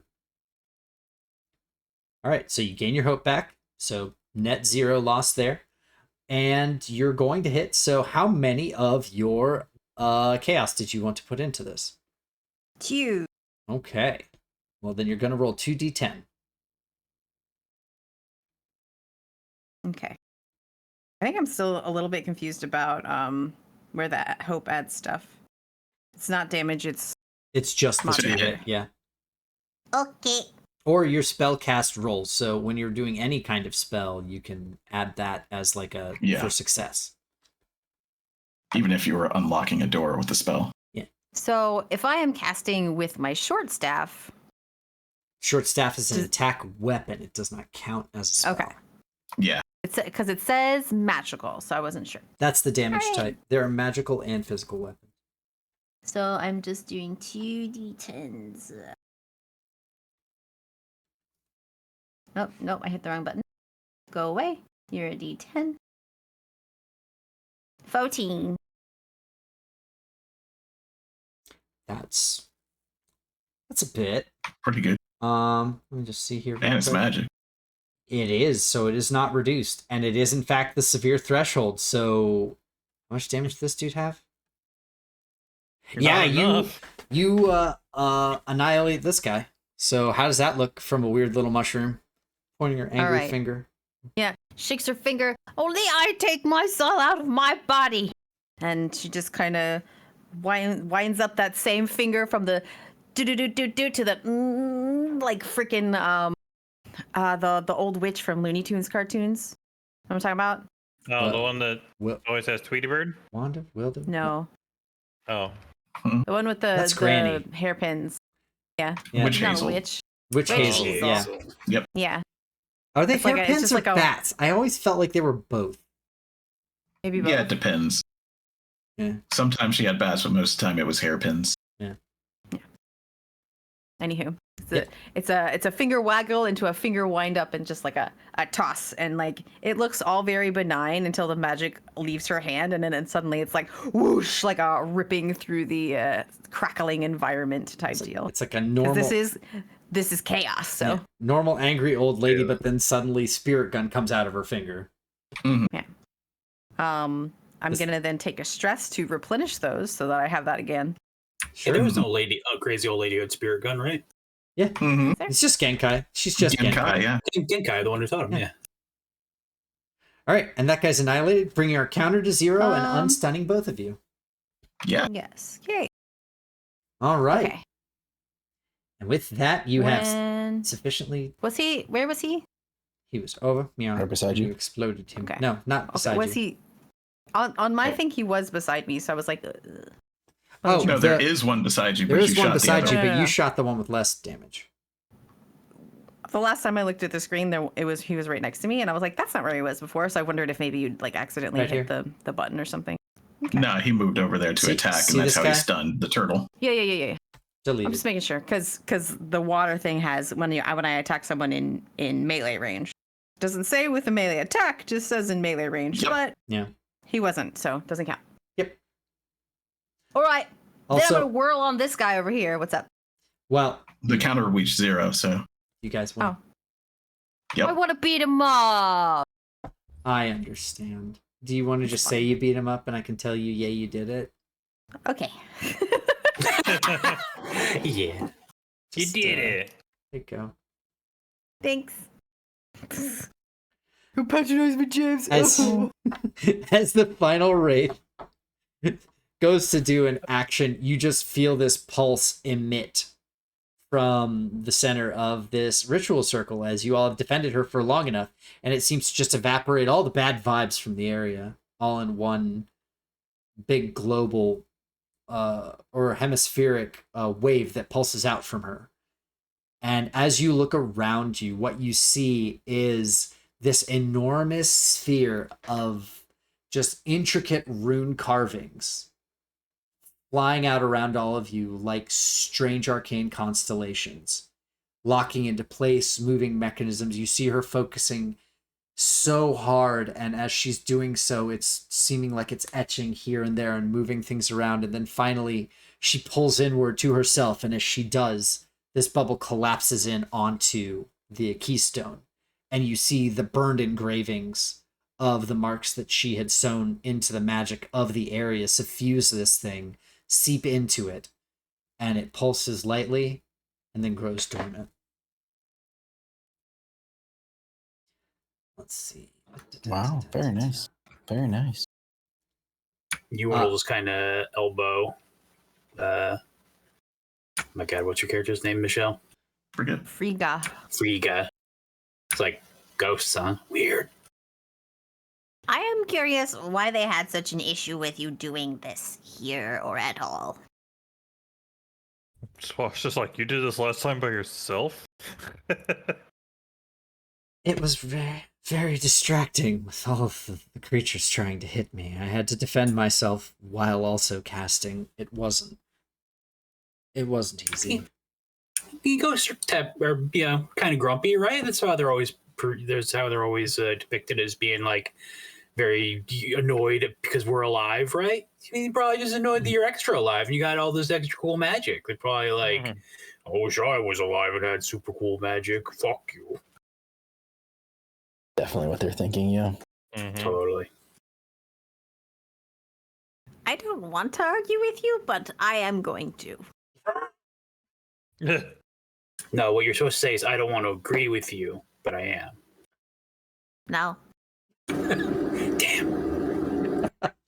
Ewan's like, Always yeah, works no, sometimes. dang it. Yeah, she's like, yes, no, yes. Please. Still no. The Arcanist... Mhm. No, go ahead. Keep talking. I was just gonna say, as people were doing all that, you would see Swash just kind of take off his chainmail again and like kind of slap it on the ground and pull out some of Ewan's like wax to kind of like put a couple pieces that probably came off from that giant impact. It just, the peel is like, Yeah. How do we not make a third impact joke? Oh, Damn. well, at least you guys got first strike. That's true. You as all of this dissipates, you see that the cart lands on the ground, and the White Fire Arcanist hovers herself lightly down next to the cart and places her hand along the side of it and just stabilizes herself for a little bit. The glow in her diminished, but as with any firefly, there is that Her diminished butt. yeah, just the diminished but phosphorescence that just stays, even though because it still has a chemical reaction going. Mm-hmm. She just says, I need some time to rest, if you don't mind, as we travel back.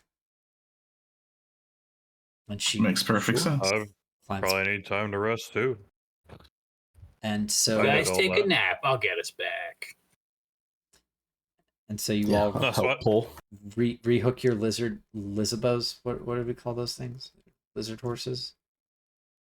Yeah, I don't know. Did we make a name for them? I don't think we Are they called them anything. Are they Hizzards or are they Lorses? Yeah, I think we may have said that. I don't know if we picked one though. It is what it is. Also, I Yep. just want to give another real quick shout out to I got these maps from Mad Cartographer. You can look online for them. They had 2 separate maps for the playtest materials, and both of them are lovely and worked very well. So thanks for that, Mad Cartographer. Great stuff. Thank you. You all eventually make it back to the treehouse. Not but an hour later, the keystone is sitting suspended carefully above the rumbling fire in the hearth. The Arcanist, who looks even older now than she did before, sits cross-legged in an overstuffed chair. There is exhaustion in her voice when she speaks. You fought hard. I'm not surprised, of course. The king keeps good company. I'm very glad you were here. Glad to be of service. That is what we are trying to do. I got to punch ghosts. Just like over with Navarre. Navarre, you see me punch that ghost? I got him Punch the good. shit out of that And ghost. then I kicked a turtle was- at him. It was really good. It was very, very good. Did you see it? I was like, I threw Swash. He's a big turtle, so I'm like, whoa, and then I was like, yeah. I was gonna ride him back down, but I was like, nah. If I kick him, it'll go faster, right? Yeah, I didn't see it, but I felt it. That's good enough. He felt it. He who felt it, dealt it. No, I dealt Not it. this time. He who felt it, watched it be dealt it. Sometimes, yeah.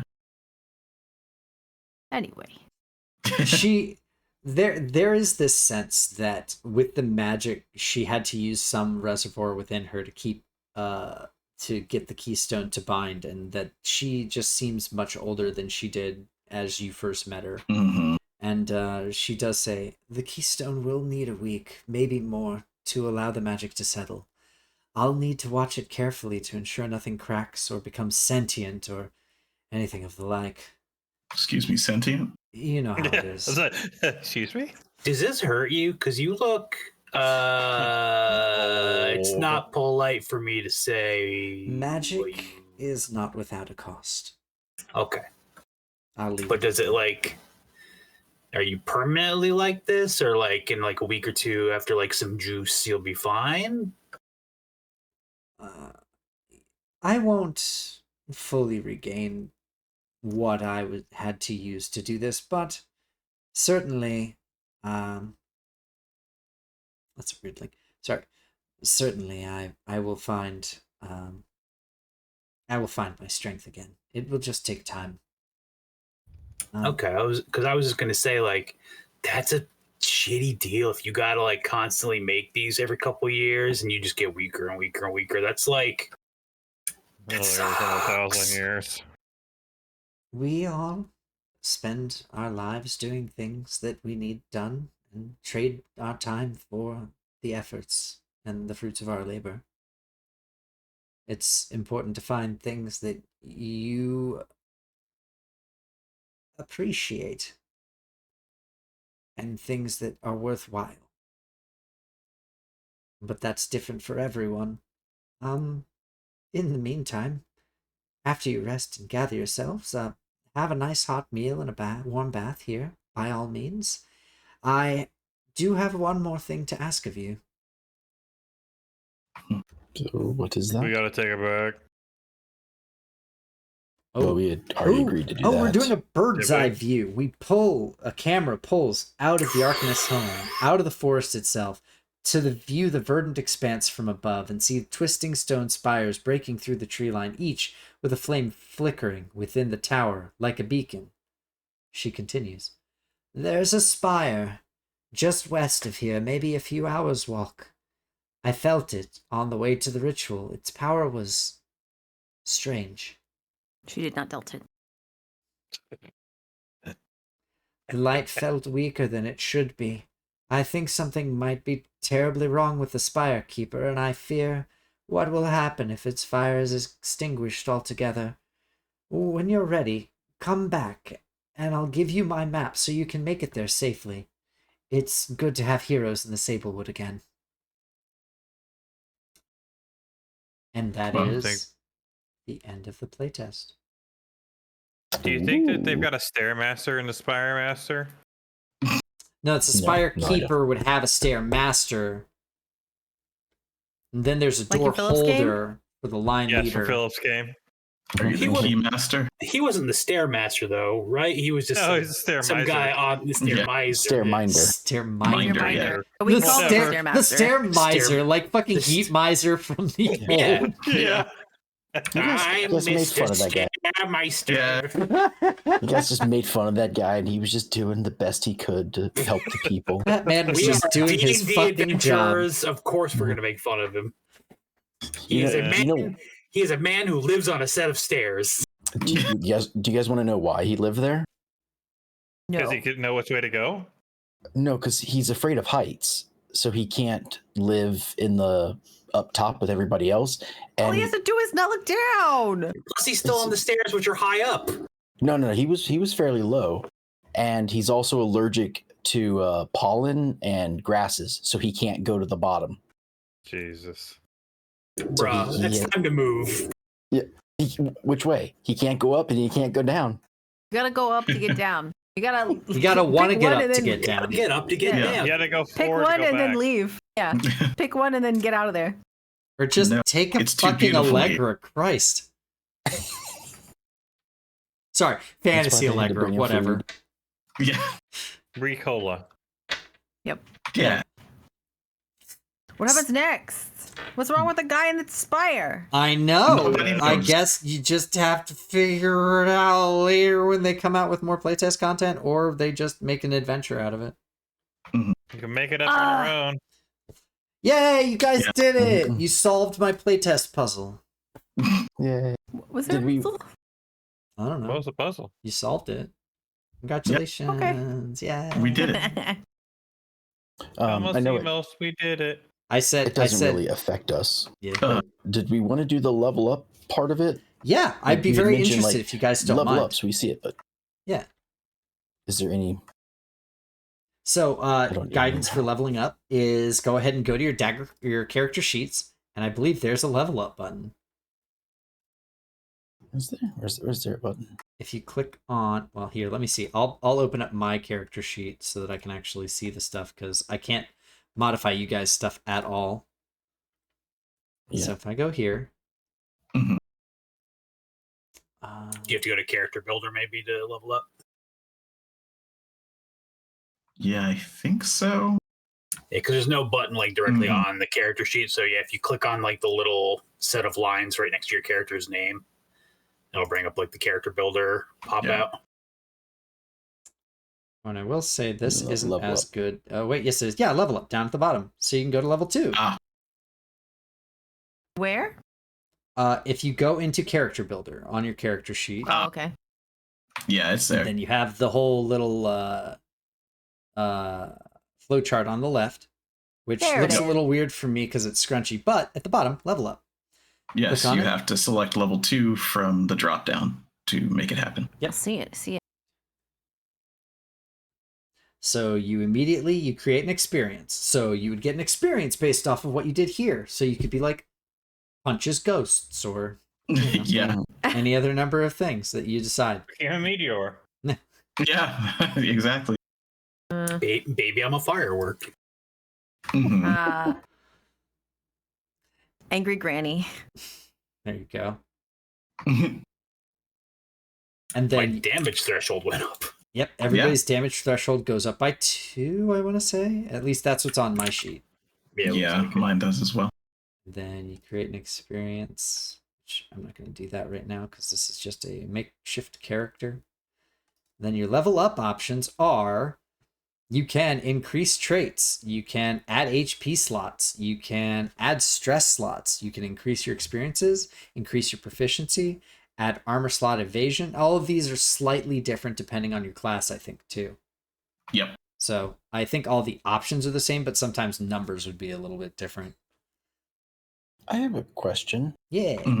So I'm looking at it. How do I actually go up? It won't let me select anything. I can look at them all. You have to, the drop down, it's at level 1, make it level 2. Oh, then click on. I see. Yeah. I have made a lot of level 5 characters, let me tell you.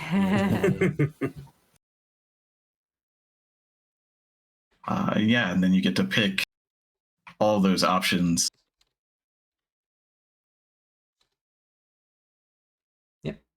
And just to talk about it, theoretically, and I do mean theoretically, and we could talk about this, increasing a trait is cool because you can make your best trait 3 now, right? Proficiency gives you a whole nother die on all of your damage. Just about all. Not all, but just about all. So now, instead of 1d10, it's 2d10. Even magic. Most magic. So, like, those two are crazy. But you could spread it out. Yeah. I believe for Frigga, the way that Unleash Chaos works is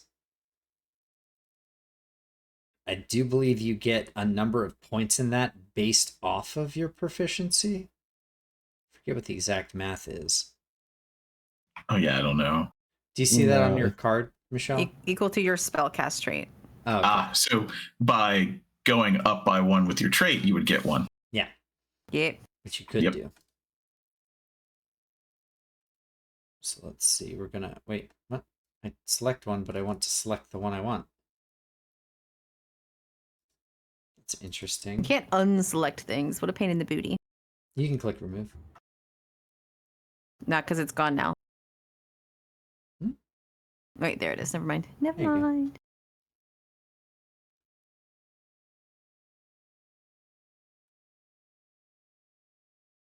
I figured adding a stress slot to... Yeah, if you use it a lot.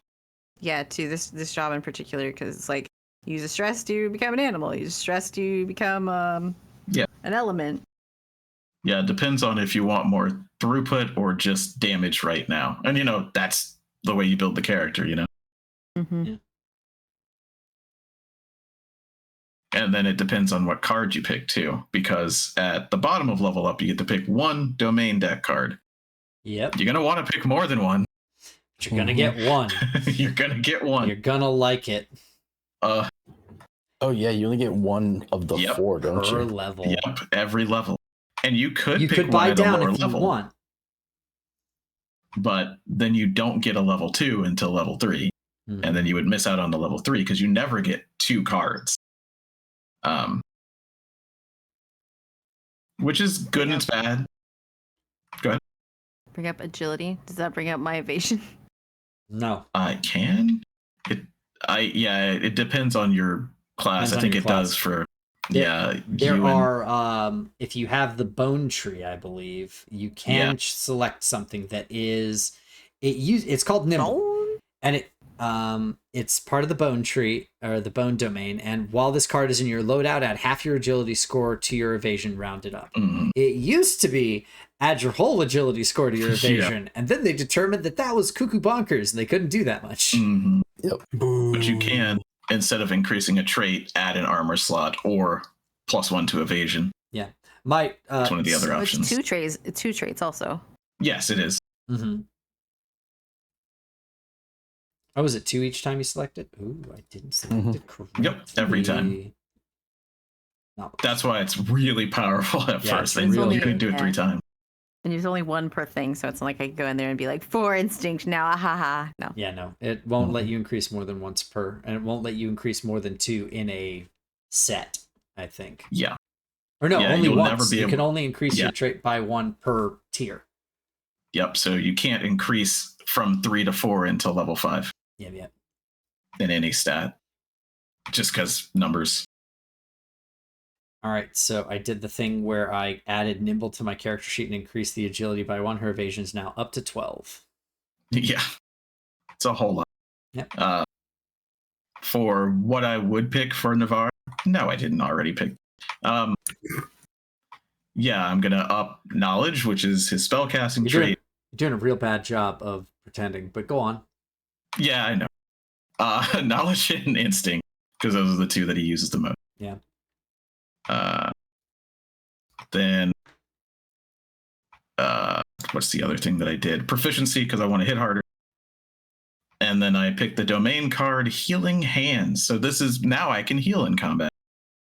Nice. Nice. Yeah, so what it do, you make a spellcast roll, has to be higher than 13. Target a creature other than yourself in melee, which is why he's in melee. Mark a stress, heal them for 2 hit points or 2 stress. If you fail, you only do 1 hit point or stress. Still pretty good. And you can't heal someone twice until you short rest. So you can only do it once. Per Then you have to short rest, and you can do it again on that same person. So combat heal. Yep, combat As a healer. wizard. Yeah. Mm-hmm. Weird. Fun. I'm trying to decide between taking final words, which is sort of like Speak with Dead, and then one where it's when you make a successful melee attack, you can add your strength trait, which is my highest trait. Yeah. I figured that you probably wouldn't, and this is something to talk about in Daggerheart as well, since we share a domain in Splendor. Like, we can talk and say, well, I was planning on taking Healing Hands. Do you want to take it? If you don't, then I'll take it. Right? Because we both can't have it. Because, we could, but that'd be very not a good idea. Since you only get 1. Same with Ewan and Swash. They both have the whatever the axe is. I forget. Blade, yeah. Yeah. So if you guys, I don't know if you guys are thinking of taking the same ability, but we talk about it. And one of the things that they do Yeah. talk about in the playtest, and this might just be because it's playtest, and it might also be just because of the way that they kind of want the game to be played, they do discuss playing in such a manner as to not overlap each other. So like the idea being that you all have one deck of cards for each domain, and people should try to spread their abilities out so that they're not all doing the same thing. Yeah. I doubt they're going to enforce that ever, but that was just one of the things that they talked about in the playtest materials. Yeah. I could see how it could be useful. I don't know that like some of them would be like if we both took final words, we can both talk to corpses. But that was our card pick, Yeah. I think the main reason that they discuss doing that is so that you all feel unique, but also because you only get 1 domain card per level, and there are only 10 levels in this game. Yeah. Yeah. So This is a very not Vari card. Cinder Grasp. Make a spellcast roll against a target in melee range. On a success, the target instantly bursts into flames, dealing 1d20 magic damage and temporarily catching them on fire.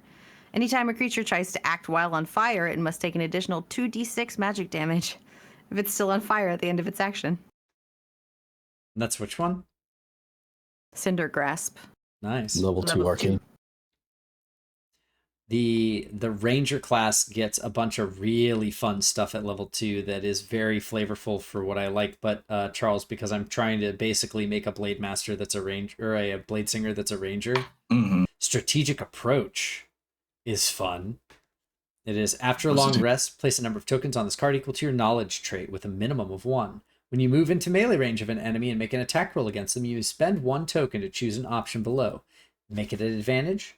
Don't add a character token to the action tracker for this attack, or add 1d8 to your damage. Yeah. Very cool. Yeah, that's super cool, and a reason for multi-classing potentially, Or because it's a knowledge. yeah. So yeah. War Wizard could take that too, theoretically, and just be absolutely ludicrous. Yeah. Especially because traits get up to what would you say? Arguably, start at 2, can get to 5. Yeah, I think so. Pretty good. Yep, 5's as high as. So, armor score is the amount of how many armor slots I have. Yeah, you start with 6. Yep. Well, most people start with 6. You add a slot, you'd have a 7th slot. You already have 7, so if you added one, I think you'd be up to 8. Conjure Swarm is pretty cool too. Conjure Swarm yeah. is Basically, pretty cool. You give up an armor slot, and then you can summon beetles, and they act as your armor slot. And anytime they dissipate when they get hit, you can spend hope and just be like, nah, they're back.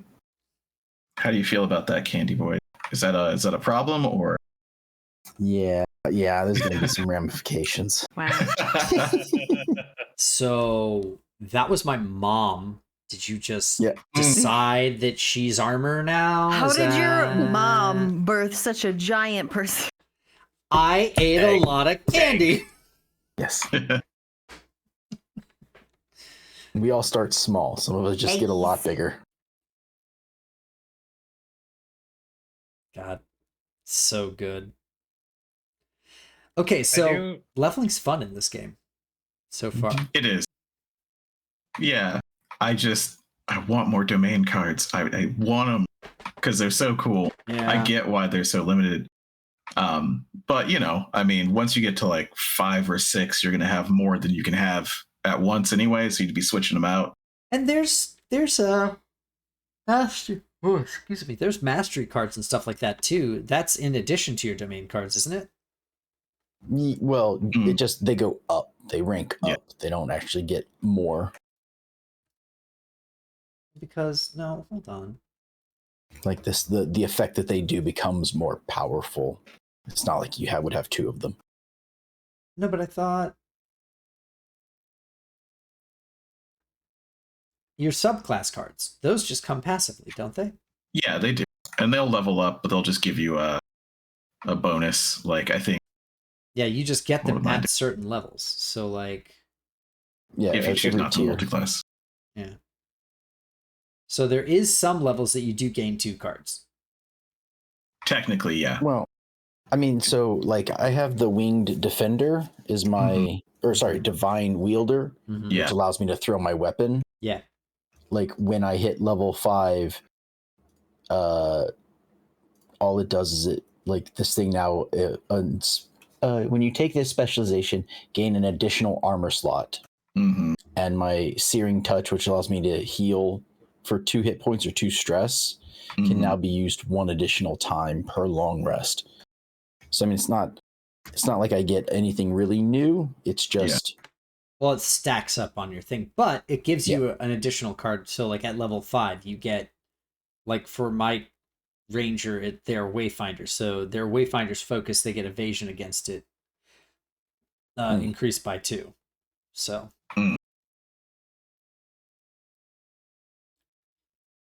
yeah, War Wizard. When you specialize, you can, while you have at least 2 hope, you add your spellcast trait to your evasion. Yeah. So that's nice. And then the extra magic damage when I roll with fear increases to 2d10 instead of 1d10. And yeah, when you master it is 3d10, and if you succeed with hope, you can make it fear instead, so that you would proc it. Oh. So it's not a new ability. It's not even a new ability or a card. It's just, I decide I want you to have fear. I need to check your stuff again. That War Wizard is cool. when you succeed on an attack roll with hope, you can choose to make it with fear, and then it would trigger that and it'd be 3d10 at that point. Yep. Wow. Okay. So yeah, it's a lot. But you would get fear, right? Yeah. So it would be risk reward. And I would get to end the turn. Basically, yes, but right. I would end the turn on you absolutely one-shotting something. Hopefully, yeah. Yeah. You gotta hope. No, you gotta fear. Yeah, you gotta fear. That's right. Yeah. So How'd everybody feel about the game? Any comments on the system? I'm still a little lost on a couple of things, but I'm pretty sure it's because we did it and then waited 2 weeks and then did it again, which is just sort of the nature of how we run the schedule on the channel. But I feel like if I was doing it more often, or even like listening to other people's playtests, it would stick longer because it's not like overly complicated. Yeah. It's not. We're also not doing it in as automated a space as we normally do. Which is great for me because I often forget where all the freaking numbers go.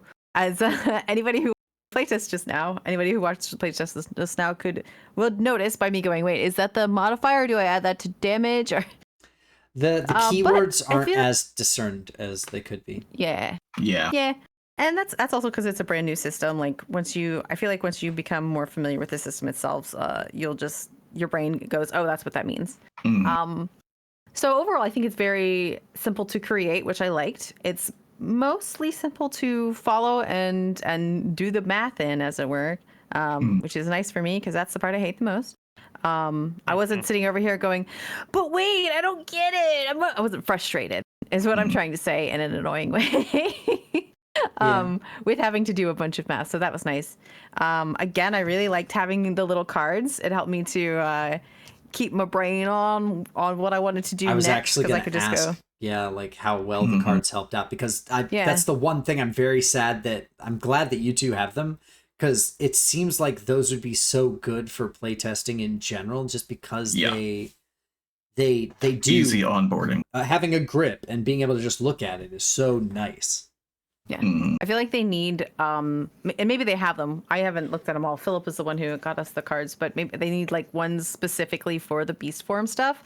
Because even like on the sheet, it was like, and what is here? It wasn't so like complicated that we couldn't figure it out, but it was still a little bit like, wait, which part is I didn't just have a button for it, and that has nothing to do with it is truly the game bonkers system to me that that the game has a click button for almost everything else for you, but then the beast form is the one thing where it's like, just here's some numbers.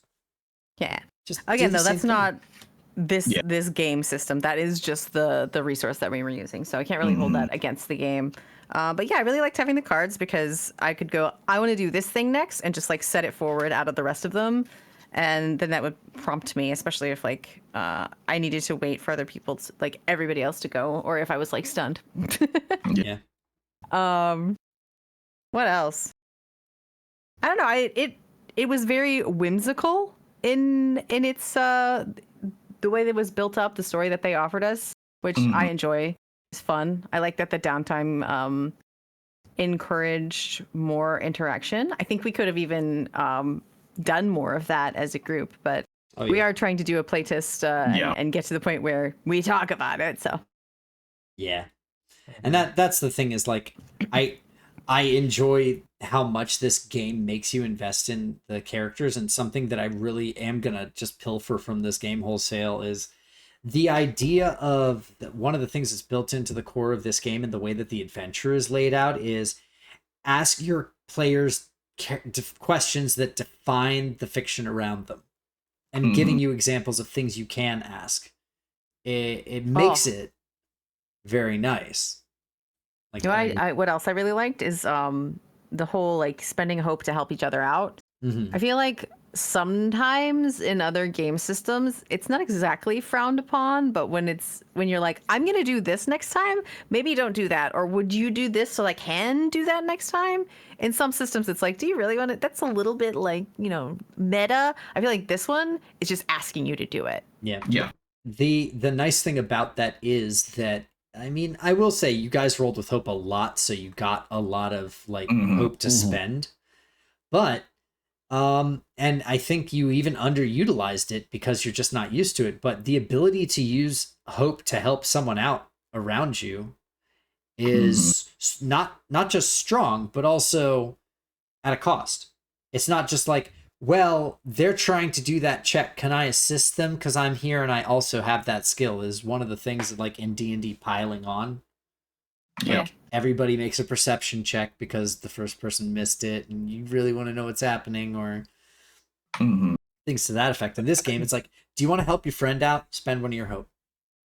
You're gonna get it back. It makes it feel more natural and less like it's like you were saying, just like, well, they didn't get it, so I'm gonna do it, so I'm gonna do it, so I'm gonna do it, so I'm gonna do it. Mhm. Yeah. It gives you it makes it earned because you're spending something to do it. Just like I want to get a +1 or a +2 on this roll. Cool. Spend a hope, and that's just a flat bonus that you get on the roll. And that is how you have your experiences. So yeah, I really enjoyed it. I like how, I don't know if you asked the questions or if the playtest said you should ask the questions.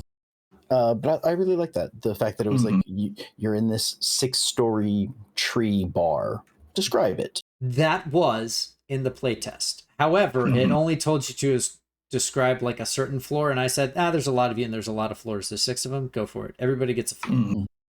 So it was very easy to build on, and the way that the playtest is written out was very good at having you guys get to a set piece and having like an NPC or something be like, I'm interested in this about you. Like the thing about your sword, Patrick, is in the playtest. Yeah. She's supposed to ask everybody about their weapons, but I felt that would have been a little tedious, so I just asked you. But even still, having that in there is like, here's an interaction point that is meaningful that this NPC will bring up. Is something that they made sure to add into all of the NPCs. And I think that's great, because rather than it just being like, okay, well, I'm going to have this person just be a normal ass person, or I'm going to have them be slightly interested in one thing or another, and we'll see if it comes up. It's like, here's an NPC, here's an interesting quandary that they will pose for the heroes as they walk by. Delve into their stories. Yeah. It makes a lot of sense. Yeah. Especially from a company that's trying to be more narrative than Yeah. combat or... Yeah, I think they're doing a good job on focusing on the narrative. I think that there needs to be some clarification, like movement. Oh my goodness. Like that, I think we parsed it correctly, but like you could just tell us. I think it's just a side effect of them not putting the grid rules up first, which is fine. Yeah. I think the fact that we basically decided 2 different things 2 different times is definitely an indicator that it needs some clarification there. Yeah. Well, and they had some extra clarification on what actions were in the second playtest too, and I'm sure that it's just going to become more. I'm hoping that they come up with just like a table that says, here are all the things that are actions in combat. Here are all the things that don't cost an action in combat. Yeah. Because I know between 1.2 and 1.3, the ability that I used to give you an armor that first time went from spend a hope to use an action to spend a hope. So they're keying in on some of these things, because that I was like, I could just do it. I'll just do it. But now it's an action. I'm like, I will figure out when I will use it, which was not going to use it, but that's fine. Yeah, whether It or not seem a little easy. Again, it's because it's a playtest. Sure. Oh yeah. Well, so, and here's the other thing to think is that I think you guys were like at 75% hope. So I didn't get much back and forth ability. Yeah. When I did actually finally get to swing on you guys, it would have been effective, but everybody used their abilities to the best. Turtle. Yeah. Turtle said no, and I got stuffed. Not today. Yeah. But I do feel like it could just as easily have swung the opposite direction. Some of that RNG. Yeah. And if I had like incapacitated more of you at once, like at the end there, that was a very the fact that I hit with both of those and took out 2 characters from the action tracking. But also it feels like stuns in this game don't really do as much, because people still get to take their turns. Like for the way that worked. Well, yeah, I guess. I mean, it's not like it later. skips you an initiative. You just can't go until someone else unlocks you. Yeah. And all the people who are still up can still go. Yeah. Yeah. It does. But if Go ahead. if the enemies had been a smidge harder and we'd gone like 3 rounds without any of them dying, I would have been out for 3 rounds. Yep. Exactly. But we probably would have focused on one. that's the thing. Like it encourages teamwork and strategy in a way that is actively kind of discouraged in other tabletops with stricter initiative. Yeah. It does, however, make you not want to use an action, right? At least at some points, because you're like, that's a lot of tokens there. Like if it was at the beginning and I knew that rolling with fear could give you control and you had 5 tokens, I'm probably not going to do much, you know? Or at least we're going to figure out what the best way ahead is, because it could really have screwed us completely. If we had rolled like fear once, just once, when you had that many tokens and that many characters, it'd have been completely different. Yeah. I mean, the fact that I basically had to spend to take control back from you guys. That said, I didn't have many fear spenders in this fight. There was that stun, and that was it. Yeah. So it probably scales well. Yeah. That's what I'm hoping. Like, they removed a lot of the fear costs from enemies, which I'm a little sad about, because I love the idea of having enemies have, like, each enemy having a completely normal move and then a fear version of it or something like that. Right. But yeah, I think damage thresholds are cool. However, damage and armor are just not it yet, I don't think. I agree. There's a lot to think about. Go ahead. I would say armor is a turtle. It's just confused me. I'm like, I don't necessarily need. What's the point of armor? Because all I need to do is dodge it, right? Mm. I don't necessarily need evasion. Sure. Like I was looking at earlier. So I was thinking armor, like, okay, that's going to help with my armor slots, which I mean, kind of does, but not as a turtle, because I didn't taking off that heavy armor. I don't drop armor slots. Yeah, and I get my evasion back. So I mean, it's like you do have armor of 1 like, now, though. Yeah, but what's that mean? Nothing. Well, no, because your it's your damage damage reduction is. per slot. So if it was 5, each slot would be 5. If you take it off, then each armor slot is only 1. And that's why, because it's hard to explain that right there. Okay. Like, so essentially, 7 armor slots is just 7 damage with 1 armor. With 1 armor, yes. 1 armor for each, yeah. Yeah, so, with 5 armor, it'd be, 35. But that said, what a lot of people are noticing is that the damage thresholds are so close to each other, or just wildly out of pocket when you get to the higher band of it, that either you're not going to be able to reduce out of your range of 3, or the way that you get through it to switch around your ranges is like, someone did like a spread graph of it, or a bell curve graph of it, and it's essentially like 3 is the magic number for armor, because your thresholds are all within like 4 to 5 of each other reduction wise. Yeah. And so as long as you have enough armor to get down 1 level easily enough, it's kind of the same as having a higher armor number and just spending more slots, because we have so many now. Yeah, but I will say that the starting armor is completely broken. And it happened in 1.3. Because, like, you look at it and it's like, okay, breastplate, 3 armor, -1 agility, chainmail, 4 armor, -1 agility. I guess full plate, but you can't start with it. It's 5, -1 evasion and agility, right? Mm-hmm. But leather armor is 2. But then there's Thistlefolk armor, which is level 0, which has base score of 3. Why would I ever pick leather armor? Yeah. If you're not a Thistlefolk. I mean, I do think that that for everybody? No, it doesn't have any limitation. No, it doesn't have any limitation, but I do think that's supposed to possibly count as a magic item. Maybe, is my guess. Yeah, I can steal it from the creatures we fought. Maybe it just appears in the character builder at level 1, so it's like, well, I'm gonna pick that, I guess. Yeah, and it has a special ability you never even used too, which is the seamless.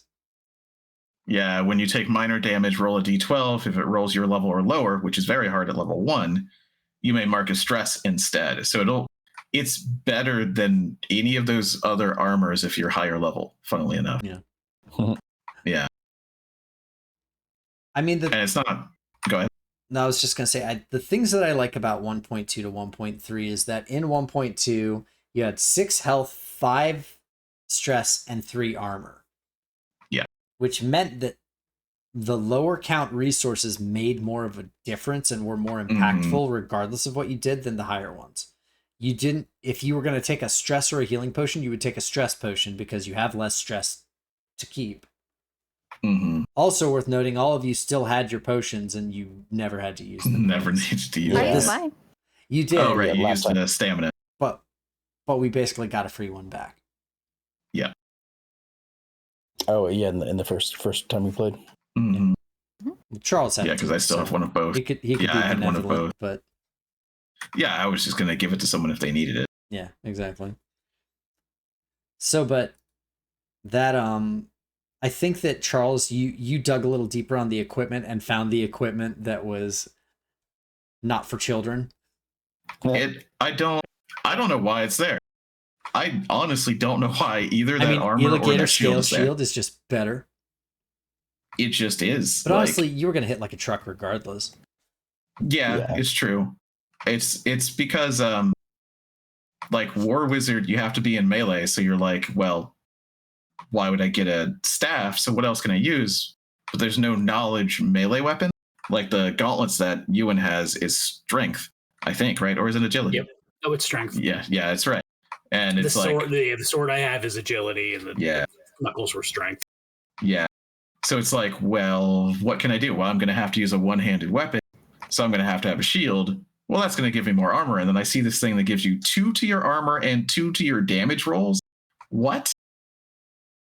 Are you kidding me? Like, I guess the only price is having a one-handed weapon. Pretty good. But then again, Ewan could have the shield and his gauntlets. Yeah. Theoretically. Yep.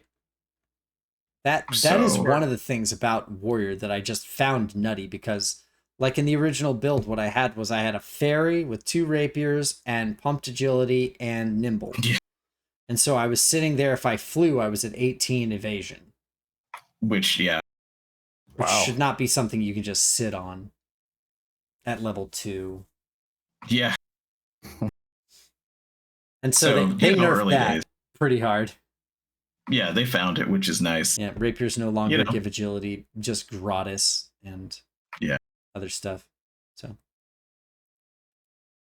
yeah, but it's interesting. I think Buildcraft is kind of limited, but it doesn't need to be that big, Yeah.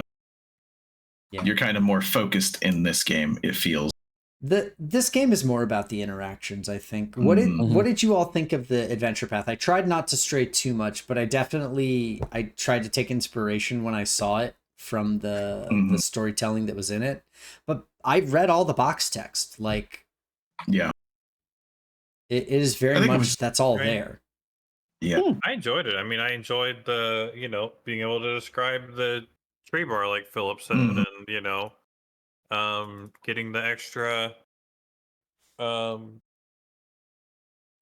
on my sword, and just different things like that we could either describe or whichever, right? I mean, I like those aspects. It's not just you're not just sitting there listening to your DM make the story. You're helping them build the story around what everybody envisions together. Yeah. So it's not just their story. It's like, in a sense, it's your guys' story. Yeah. The only thing that... Go ahead. Oh, no, you go for it. So the only thing it just seemed pointless because we didn't really use it, was the experiences this time around. Like, it was funny to kind of make them up, but we never used them for anything. A few of you did. I used mine once. I used mine a bunch. Yeah. Yeah. And Philip used his a few times as well. Yeah, because most of mine were skill. There are no skills, but skill based. And, like knowing magic stuff and being able to read stuff. But like the one that I picked after this is like something that basically says that I know a little bit more about ghosts. So I can use that next time we're fighting ghosts, So I would have to spend a hope, but it'll give me a +1 to my attack roll. or spellcraft roll if I'm trying to do something else to them. I guess I might have just not understood the point of for the application for experiences then. And it's hard to know. That's very Powered by the Apocalypse style of have this thing that you can say applies based off of how much you can flub, but like it's not the same as just being like, well, my acrobatics is +5, so I would like to do something acrobatical, thank you. Yeah. Yeah. So, Yeah. I mean, mine just being a world traveler, I knew of the, customs of the bar. Yeah, that's right. Before we got in there. The shoes, yeah. Yeah. So it wasn't anything like game changing. It was just adding to the story. Yeah. Yeah. So just to give you guys some peek behind the screen stuff. So for example, when you meet the Arcanist, what it basically did for most of the NPCs was it gave you like, here's how they'll interact and prompts for it. So it was let the players roleplay with the Arcanist, make her curious about their journey, the NPC who directed them towards her house, and how each of them have imagined they might die one day. Yeah. Now, that doesn't mean I just go, okay, here's 3 questions for you, adventurers. Number 1, who brought you here? Number 2, how was your trip? And number 3, how you gonna die? How you gonna die? But putting that there made it so that when Philip wanted to do an interaction with me as Candy Boy, I had something for her to make interesting about that interaction. Yeah. So it's... That's pretty cool. Yeah. I can't give the system the flowers for that. I think that's the adventure. And I guess that's what I was going to say about building the world together. Like, you can do that in any system. You can. This is codified and that's nice. But like, that's what I always love to say. It's not written in the rules in a D&D, but you can do it, but people don't think you can. Right? Like it's similar to like crunchy system versus non-crunchy system. You can still role play in both of them. It's just people don't. That doesn't mean you can't. It's true, but I think that it's an approach to it that I have not seen really codified much. And even though it is still what I would consider light, I would still say that like, so I'll read you through just the 3 NPCs for Hush. Fidget is a wild-born human that's just a young child. I don't think you guys really interacted with them terribly much. You might have even skipped that one. If the PCs approach, they're curious what life is like outside of Hush. So that gives me ammunition. And what it basically said was, here's 3 NPCs. Whichever one they interact with first, have them point to one of the other ones. Gotcha.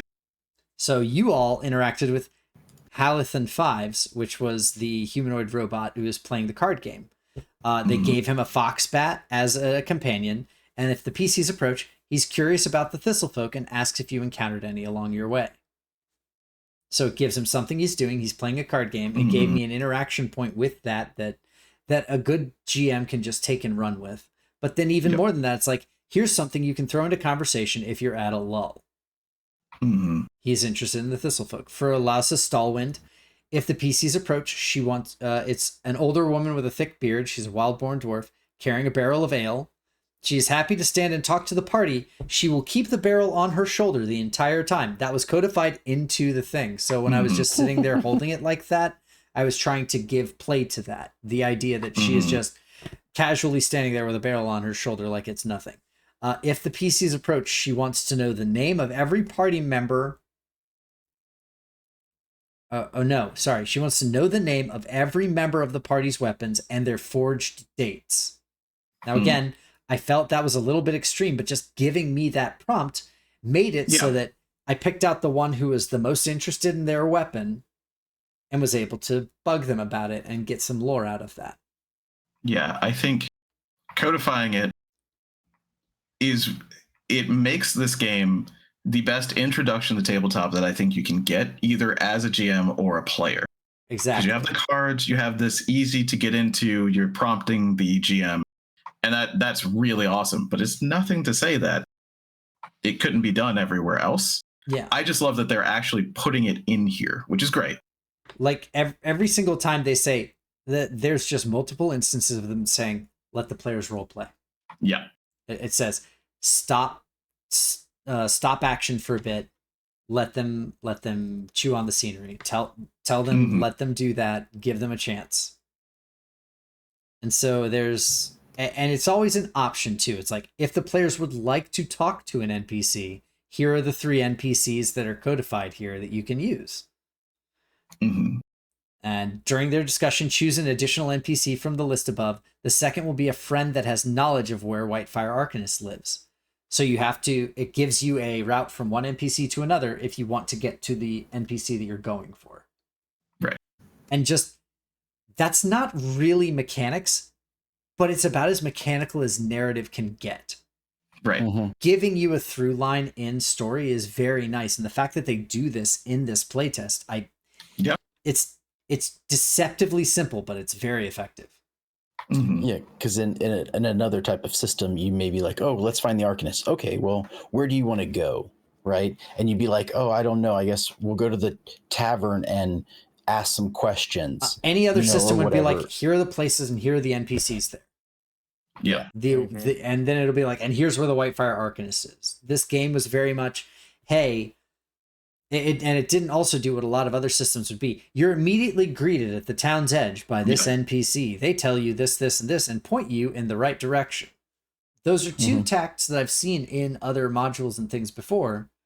And I mean, I don't really need as much hand-holding as the next person necessarily, because I've done this a lot. But for someone who hand-holding helps, this is a very, very good rubric. Yeah. Like I said, it's a great way to get started as a GM, for sure. And it'll give you things that you can use in every other system that they don't spell out. That would be fun for your players, you know? Yeah. One of the downsides I see to this is when, say, like the one where the lady with the dwarven with the barrel asks about their weapons, you know, and if someone may not have thought of that, and then you sort of put them on the spot and you're like, hey, what's your weapon's name? And then the person's like, well, I don't, they have to say, you know, they're like, I don't know. It doesn't have a name. And then they come up with something later down the line, maybe, or they're like, well, it would have a name. My character would have named it, but I didn't think of that yet. I was going to wait till I had the character more fleshed out. I don't know what to do in this moment. Sure, yeah. What do I say? Like, how do we figure this out? Well, you know, and so you could run into a few issues where characters aren't fleshed out yet. Though, to be fair, I was completely taken off guard by it. So, but to be fair, what we ended up with in that moment was a combination. We hybrided it where Patrick gave me a few things and then was like, "Hey, do you mind filling in the gap?" And I was like, "Absolutely, I can do that. Don't worry, I got you." Yeah, and I think that's something to do too. Is like, if you aren't necessarily comfortable in making your own backstory stuff, but you have a game master who is, or you're willing to have somebody else at the table, like you could. The other thing that you could do in that instance is like, I don't know, and you can look to the rest of the table and be like, does anybody else have an idea? Somebody else, name my weapon for me. What was it? Much in the same way that you ask questions for your backstories with all the other players at the table. Yeah, I think that it really opens the door for collaborative storytelling, which is great because that's what you're supposed to be doing in tabletop RPGs, newsflash. But as long as there's more than one player, yeah, as long as there's more than one player. But also, it really could devolve into bedlam. Like if you did ask us all, right, and we're trying to get through the playtest, and it takes us I don't know how long to get through that. So it's good. Well, and I think that it worked. Yeah, but that's exactly why the character was like, she's going to single out every single character and ask them what their weapon and make date was. And I was like, I'm not going to do that. That's a whole day. Yeah. But then on the flip side, like maybe I have named my mace. Yeah, right? exactly. Like I have a name and a backstory for it. But you asked Patrick, and so then you're like, oh, and I'm like, oh, is it my turn next? And you're like, and she carries on, and you're like, and I'm like, oh, but I have yeah, you know. So then you've got But as a character who's excited about that might also just pipe up and be like, oh, you know, my weapon's named. That's true. Yeah, or if they talk about it during downtime, right? Yeah. Mm-hmm. Like if you're curious and you have like that mending touch for an example, you can ask them about that. Like, oh yeah, let me talk to you about your weapon or something like that, Or even and better, swap information. yeah, you could do like just a downtime. That's another thing is like, and this is stuff that comes with the territory, but it's like Michelle said, but also like everybody's saying here, another thing you could just do is, because that other person shared the thing about their weapon and you're excited about yours, you can just go over them later and be like, hey, want to talk about weapons for a bit? Here's mine, and it's super cool, and its name is Morning Light, and I love it so much. I kiss it twice in bed each night. Mwah, mwah. And then you have a cool little interaction between PCs at that point, which in my opinion is even better. Yeah. But mostly the prompts are just to make you think about stuff. Mm-hmm. Yeah, definitely. Yeah, the tavern, it was, what does the second floor of this tavern look like? Was something that it, or no, it's let them explore the different levels of the tavern, and if you feel comfortable, ask some of your players to participate in describing details about it. And then it gave you just like a little prompt. How does the second floor of this tavern look so wildly different from the first? What smells, unique custom do locals participate in? So, And then there was the thing about the shoes, which was super cool. And I forgot to actually circle back to you all getting your shoes back with stuff in them.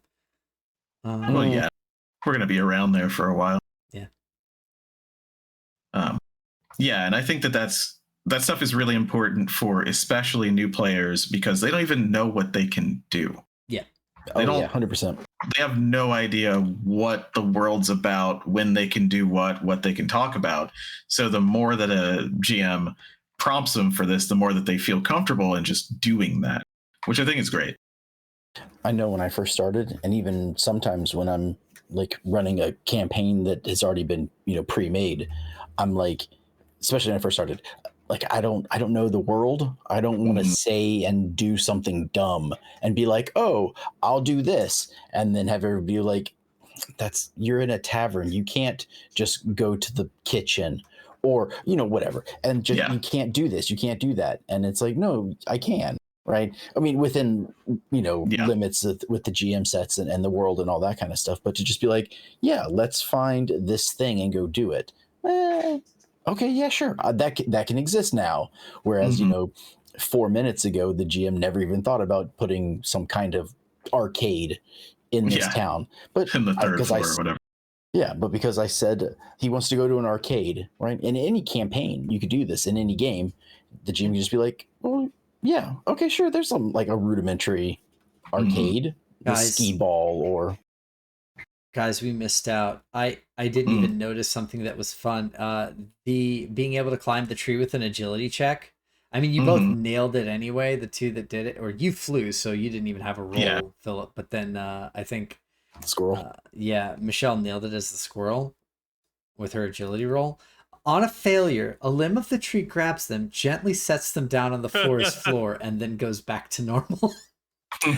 So had she failed, it would have been like, that's cute. Here you go.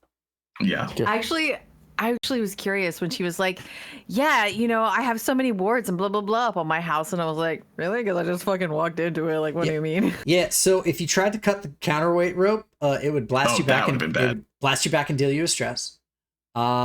And if you try to climb the tree and fail, the tree just goes, hey, no thanks.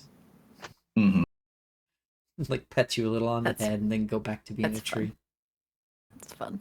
So, no, the idea that I had for her was because she is an arcane warder. The idea being that she set all these wards around her house and it probably injured someone who was being stupid. And so she's like, how do I keep people from getting into my dangerous shit, but also make it so that it's not so dangerous that they don't fucking hurt themselves? So the idea is treehouse with cattle prod rope. Yeah.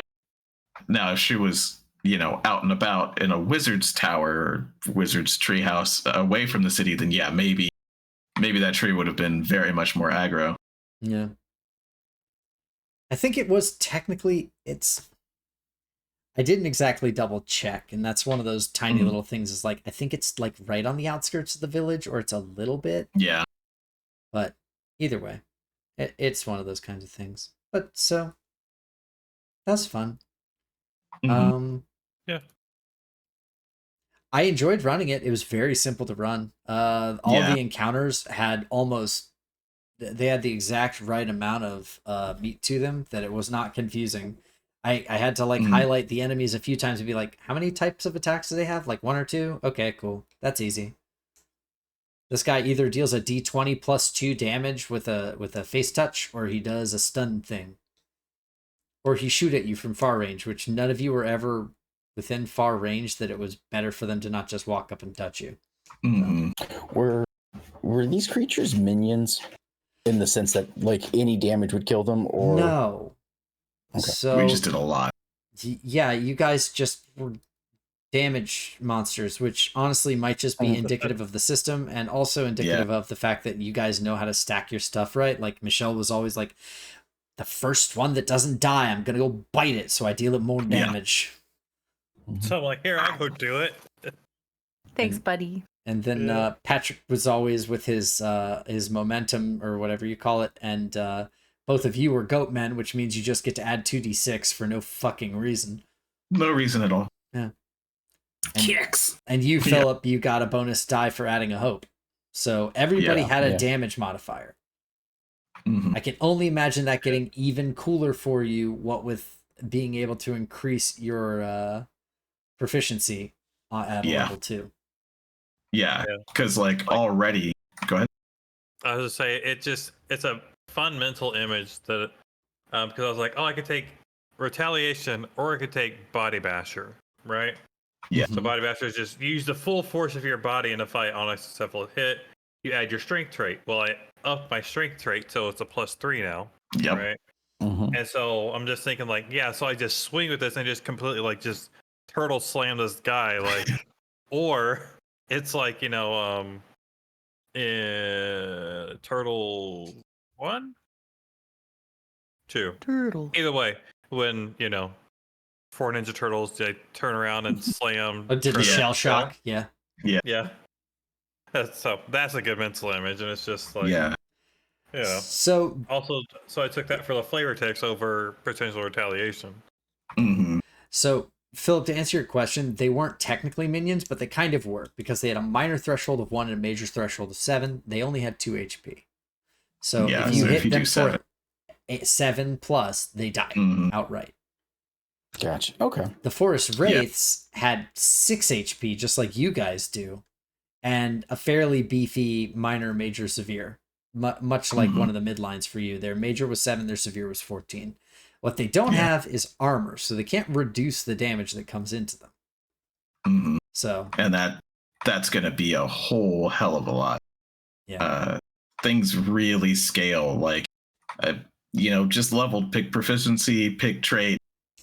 You hit once as a war wizard with fear. It's 3d10 plus 4. And if you're in melee, that's 3d10 plus 4 plus 2d6 plus 2. How do you not do 7 damage? It's not possible because you have too many dice, right?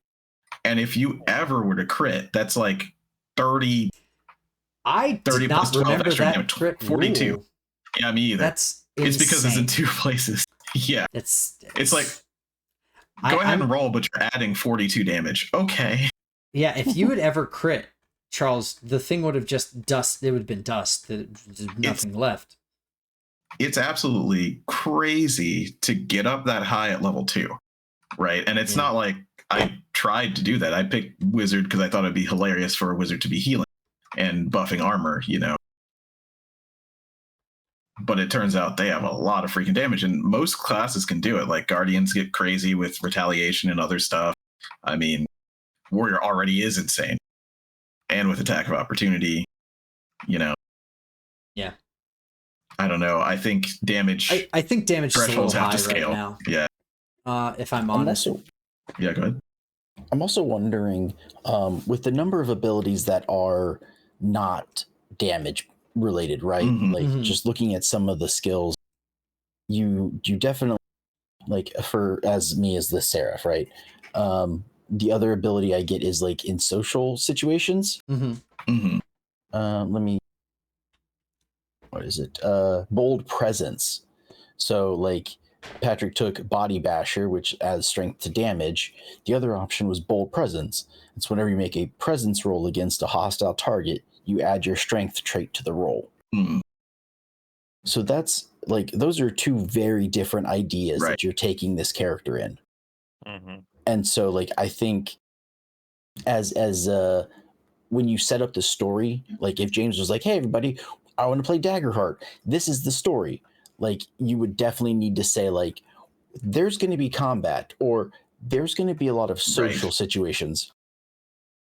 Because if you take like, I think there's going to be social stuff, and you take Bold Presence and you can never change that card, Yeah. like major deficit, I think. If it's going to be combat heavy and everybody else has something equivalent to like, oh, add your strength modifier, and you're just like, hey, can we try and convince some people not to be bad guys? You know, like you're gonna have a bad time. Yeah. I mean, there's always that at any table. You always have face versus fist. It's just how it plays and how the game goes. I would say in this though, as I watched you all play, and I'm noticing an issue here is that like I just said, damage being high, but specifically attack damage is super powerful in this game, because I don't think there's any of you that didn't have an ability to add extra dice to your attacks. I think all of you had at least one. Yeah. And mine was only if I rolled with hope. Yeah. Then mine is only with fear, technically. Yeah. Or if or being a fun. Yeah. Mine's I mean, I can only do it unstoppable, and that's only once a long rest. Yeah. Yeah. But in fairness, this game is made by Critical Role. You're going to have at most 2 fights between long rests. Yeah. But yeah, what you're talking about, Philip, is true. Like the other subclass that I could pick for Wizard, the feature that I would have gotten is you gain advantage on all knowledge rolls to recall information. If this roll is about the magical nature of a creature or an enchantment, gain a hope even on a roll with fear. Okay. Mm-hmm. So yeah, you need to know if this is a lore and story, or if this is a beat 'em up story. Or you just have to commit to being one or the other type of character. Which I think also speaks to them saying, hey, when you're playing as a team, don't all take the same things. Because it's very easy to become a beatdown crew, like you guys were effectively able to do. Mm-hmm. But it's also very easy to not pick damage in this game. And if you do that, then you're going to feel very weak in combat compared to the people who do. And since this is a narrative game that sometimes has fighting, that's how they codified it, which means there is emphasis to be had in the fighting. And as I've looked at all of the magic spells that you have available to you, they're not very good compared to just swinging hard. Yeah. Like, Charles, you're a wizard. You had a damage spell, I believe. Yep. Did you have any reason to cast it? No, not really. And now that you've taken proficiency, are you ever going to cast it? Only if I need to reach far. That's about it. Because now that's a 2d6. To drop your icicles. The ice spikes within very far range. Because you have to pick a book, right? And this one had the armor, a power push, so if I'm in melee range and do a spell, then I can knock them back. And ice spikes, which is a far attack, but like the other ones are similar. There's like one, maybe one good attack option. At the very least, power push uses your proficiency. Yes, so that will scale. Ice spikes does too. Yeah, that's true. And they all get the +2 from your fucking shield. Yeah, until they fix that. Please fix that. Yeah, that's silly. Yeah. But yeah, it's interesting because as I looked at level 2, there are not any, and I mean any attack spells for wizard. Not one. Oh. Not in Codex. It's like disguise self, split damage with people, illusion, and then runic lock, arcane door, and reveal. None of those do damage at level 2. which is interesting. Yeah. And at that point, it gets, well, they don't want you to. They want you to diversify. Right. Gave you damage at 1, Yep. now do something different at 2. Yeah. And that there was no way for me to pick any damage option, because even the Splendor ones, since you have them as well, is talk to a corpse or heal someone.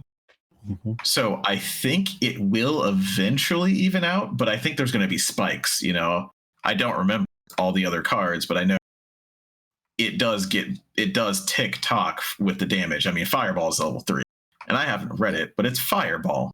Come on. It's going to do damage. Fireball. Yeah, it's going to do damage. So maybe that's how they're doing it, and over time, by like level 5, I would love to play a level 5 game, honestly. Yeah. To see how things are at that level.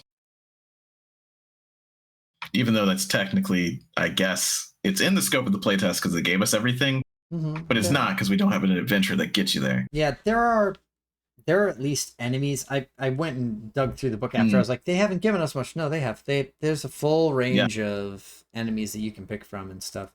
Yeah. I don't know whether they're updated for 1.3 yet or not. I think they are. I think they updated them.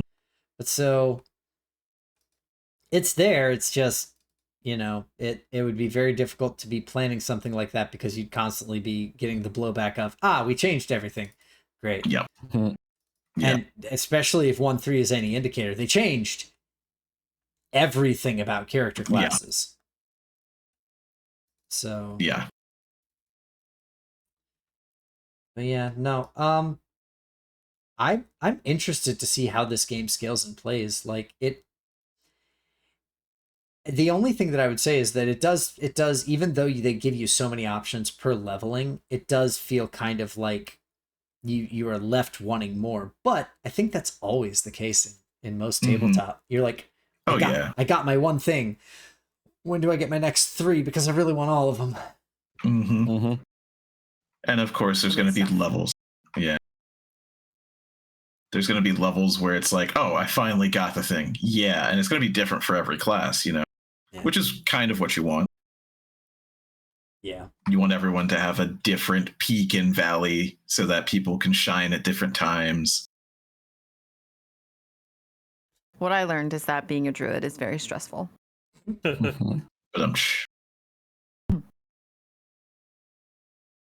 yeah, and even that is very interesting, because you could, if you really wanted to, set backstories and say that, we got a druid, but we have someone who's here to offload their stress, right?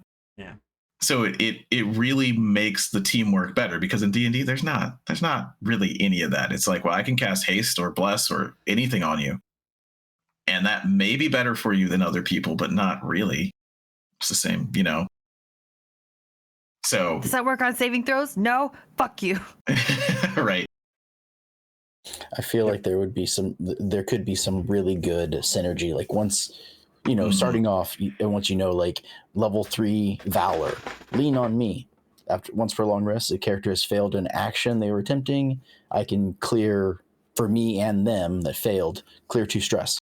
Yeah. So like for a druid, that may be really great. Like I do a lot of stress, as a fairy, because I want to fly a lot or whatever. Just you could definitely be like, I'm going to do this to help offset how much stress you have to go through for your class. Yeah. So I love the teamwork there. Yeah.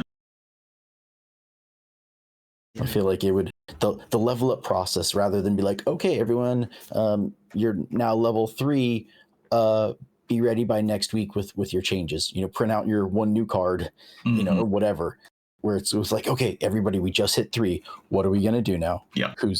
Who's got a big plan, who wants to help, stuff like that. And just it does sort of go round robin. It does seem to really reward team synergy, which I'm a fan of. Yeah. So as long as the team will be synergistic. Yeah. This, unlike D&D, is probably... Let's talk about the problems we see, Charles. with a bad table, this is a bad game. Yeah. Oh, man. Oh, boy. So, I will say, setting out the tokens and having them visible definitely seemed to make you all cooperate a little bit more in terms of taking turns. So, or at the very least, it made you do your turns, Charles. And that's what I wanted to do. It's true. I mean, and I think really just depends. showing the visual representation of you still have all 3 of your tokens and everyone else is gone. And also, sometimes people just don't know. Like, if I was like, if I did something, say I went first, right? Because someone has to go first, and then it's like, okay, what do I want to do on my next turn? And I look, and I'm like, okay, I'll do this one. And then it's like, okay, how many people have gone? How long was I looking at my own cards? Missed a little bit of the fighting. I think these 2 people have gone. This character moved, so maybe they went. Can I go now? Well, and there's a lull, I guess I'll say so. Yeah, the funny thing about that, honestly, is that according to the table rules of it, it's not like showing like a little tracker board like what I did. Each of you just gets your tokens, and you have 3, and then once you spend them, you're done. So still, it would not be as visually represented at a table unless they went out of their way to show their tokens to everyone. And Charles, I know for a fact that you would just hold them in your hand or something so that nobody gave a shit. Probably, but that's just play type, you know. I know. Like that's just trying not to take too many turns in a row, but then you have to take all 3 of them at the end. Kind of similar to because Frigga was stunned. All of a sudden, at the end of it, it's like, oh yeah, that makes sense. You have 2 to go through. Go. That makes sense. Yeah. You know, and you can see it. I tried to also make it like, if I'd been able to smack the second guy again, be like, I'm very angry. You have removed my soul from my body, and now I'm going to beat you both up. Mm-hmm. Yeah, and it's good that you can take multiple turns, but it's also really bad with a bad group. Really bad. Yeah.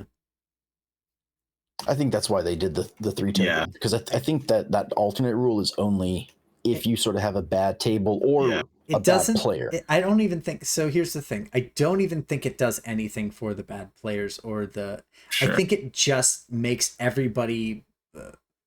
I've been watching a lot of Magic stuff, so it makes everybody play honest Magic. You know, it makes it so that when it gives something quantifiable for everybody to look at, so that they go, okay, well, I've taken 2 turns, and there's someone who hasn't even taken 1. So if nothing else, hell, I can even encourage that person, hey, you haven't taken a turn yet. Would you like to go do something? Yeah. So having it visible to everyone, I think, is a great move. Having it that it didn't even really affect we didn't run out of tokens. Right. No. And in fact, I think the only person who did not have a token remaining was Aaron, who's playing a hot-blooded character. Yeah. And he used one of his tokens for a team attack, so it wasn't even like he was being greedy. Yeah. What we're saying is we like each other and get along. Yeah. Do the same thing. Yeah, please do. Be excellent to one another. There are no, other than the 3 tokens, there's no checks and balances on that, which I don't think you need, but the game gives you everything else, you know? Yeah. So it's just like, I think those 3 tokens should not be an optional rule. Probably. As in not optional or not a rule? He thinks it should just be not mandatory. Optional. Just absolutely. Just like, you know, telling you what NPCs might be thinking or what to ask. You know, you can remove it later on. You're the GM, right? If your team doesn't have the trouble, then that's fine. I think my main thing that I like about not having initiative is the instant fix to the suck factor of I whiffed. Yeah. Like the ability to, as a player, just go, hey guys, can I swing again? And everyone being like, yeah, man, go ahead. But will everyone ever go no? I mean, I doubt it. I don't but think also, so. I'm not going to begrudge the guy who rolled under after waiting to do his big swing move. Right. But that's why I think the 3 should be there, because it would just be like, well, I'm not going to say no. That'd be kind of, if you're a good person or a person who thinks that way, it's like, well, I'm not going to say no.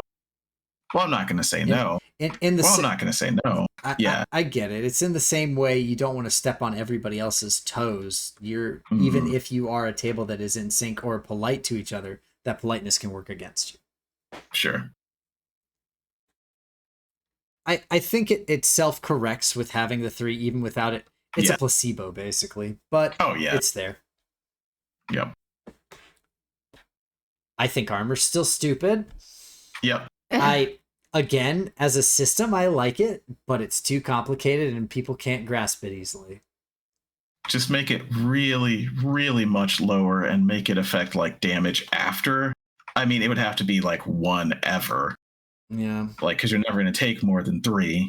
I don't hate the damage thresholds. Sure, they're yeah. fine.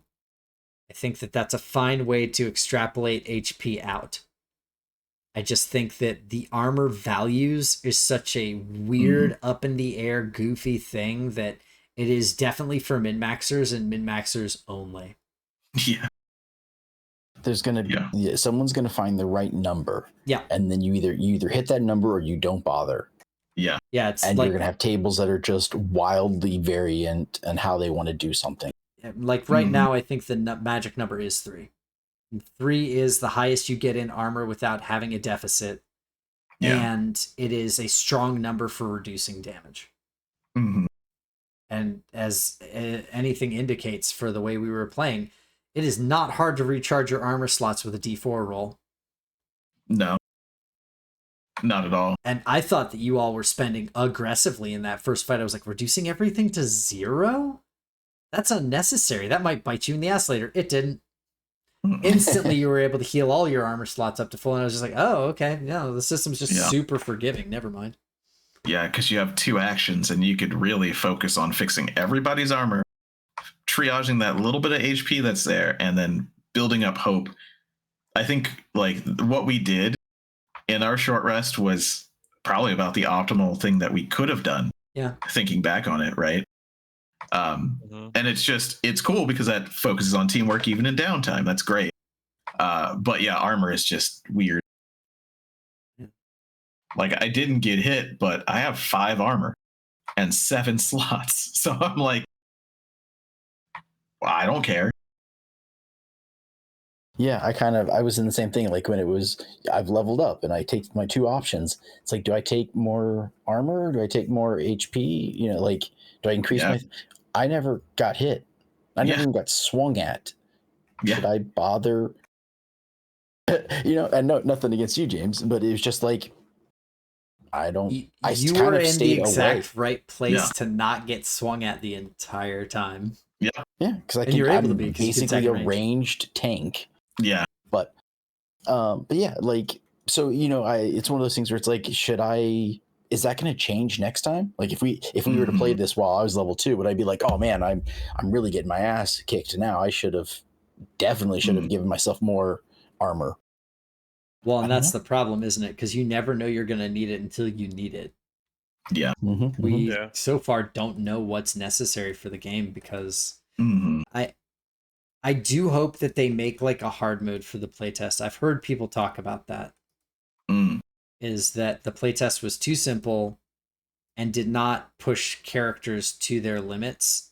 Sure. And if you're not already pushing them to their limits at level 1, if any game we have ever played is an indicator, once you get to level 2 and 3, you're certainly not going to be able to challenge them because they're going to be exponentially strong. I think the next playtest adventure should be a funhouse dungeon. Like, you know, you're roaming around, you're stuck in this place, you're losing by attrition, but you also have puzzles built in to more focus on those experiences, right? At least those skill-like experiences, because there's no skills, once again. I think that that would be a better place to showcase the attrition of the system, because right now, I mean, there's nobody who's going to have, maybe if everyone decided to pick the non-damage version, because it seems to be for every class there's a non-damage version. I don't even know if we would have had trouble then. Yeah. I mean, something that this game doesn't do that D&D 5e does do that I've seen a lot as being someone who's on this side of the screen and then understanding it while being on the other side of the screen is players artificially think that D&D hits harder than it does because HP values are so big that people go, I'm down to 25 of my 50 hit points. I'm getting the crap kicked out of me. It's like, yeah, you're not. You're fine. 25 out of 50 is basically invincible. Yeah, because as long as you have one, you're full power. As long as Yeah. you're not going to get one shot, you're fine. And at level 3, most things are not going to deal you 25 damage. You're good for at least 2 hits, probably 4. Mhm. In this game, But I'm scared. I know, but that's the thing. Something that's good about that is it makes people who are playing D&D go, "Oh no, this is dangerous. I lost HP." Mhm. This game has taken that away. Yeah. You don't really lose HP because that big number that you got hit for, I hit you for, Patrick? 20? Yeah, 18? 21 or something. Yeah, oh, yeah, that's Something right. like that, 18, 19. How much Yeah. HP did you take from that after you reduced it and everything? What? 1. But I mean, He hit me for 18 with a header reduction, which put it down to 16. 16. Did Yeah. any of you ever feel in danger? No. I mean, when, Yeah. when you mentioned how much damage the wraiths could do, I was like, "Oh, Frigga might be in trouble." Yeah, the moment where whenever I you told took me, Frigga's place. yeah, the moment you told me you took my soul out of my body, I felt a little in danger, but that was just stunned. I thought maybe That was maybe flavor on a stun condition. I thought maybe Charles' character could have been in danger if he got like surrounded, like he got ganged up on. I thought, maybe if 2 wraiths got me, I could be in trouble because my dex or whatever, my agility evasion isn't super high. So I was like, I might not be able to. You were rolling pretty high, like the one when you hit me and Patrick. Yeah, that was like the other 16 thing. I did not roll low. That is atypical. Usually I would have missed on half of the attacks that I swung with. So if they both rolled 20, that's pretty dangerous. That's two hits and I'm dead or downed or whatever the condition is. So there was a little bit of threat, but it was only from the wraiths. Like I wasn't afraid of the skeletons at all. And you're never not allowed to spend armor. So even if they the armor, you would have reduced even if they it. popped you, like I said, I hit Patrick for 18, which is his severe threshold. He was immediately able to just spend 2 armor and reduce it down to 1 damage. Which, I mean, again, this is no worse or better on the surface than actual damage calculations in D&D. Yeah. But in D&D, the players get more stressed out by the HP number. I don't think this game does that. I think this game is more honest, which it's kind of like how when JCPenney's is like, no more sales, we're just going to have it at the full price be lower. And everyone's like, well, fuck that. I want sales. I want the lie. Yeah. I think there is also something to be said about it. You have 6 HP, and knowing that, like, you always, even if you break it down, like, you're never gonna not take damage. Mm-hmm. So you're losing 1. So you got a minimum. You hit 6 times, you die. Yeah. That is something so you can can said. Yeah. Everybody will have that point. The fighters and the mages can still go down to the same point. Yeah. And it's really just because armor is not quite in the right space that it was like, I don't care. No. You got to hit me with 23 times in a row to hit me for 3 HP. Because every other time I could just say no. Like, by the end of it, there's 1 damage on Swash, 0 damage on Candy Boy. Frigga had no damage. Ewan had 1 damage. Navarre none. None. So no one got above 2 damage. Nope. Mm-hmm. That was not... I beefed up that encounter a little bit from what it really was. Those skeletons... I mean, technically, I could have, if I wanted to be more threatening, I could have just made the ancient skeletons swing normally. Because their swords are actually 2d6 plus 2 on their own. So, weirdly enough, the group up attack thing that they do is functionally worse than them just attacking you. Yeah. So, Did any of the skeletons even actually get to swing? they did that team up attack and dealt 8 damage to Aaron that he reduced to basically nothing. Yeah.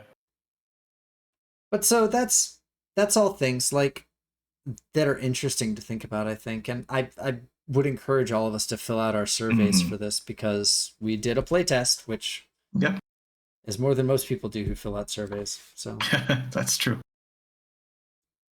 Don't call them so directly out. no, I will. All y'all who say this doesn't work, play it first. Yeah. Where do we do the There's a tab in the Feel like I'm character being sheet called baited. feedback. Yeah. So you could do it there. I'm guessing that that's going directly back to The Daggerheart. Daggerheart devs. Yep.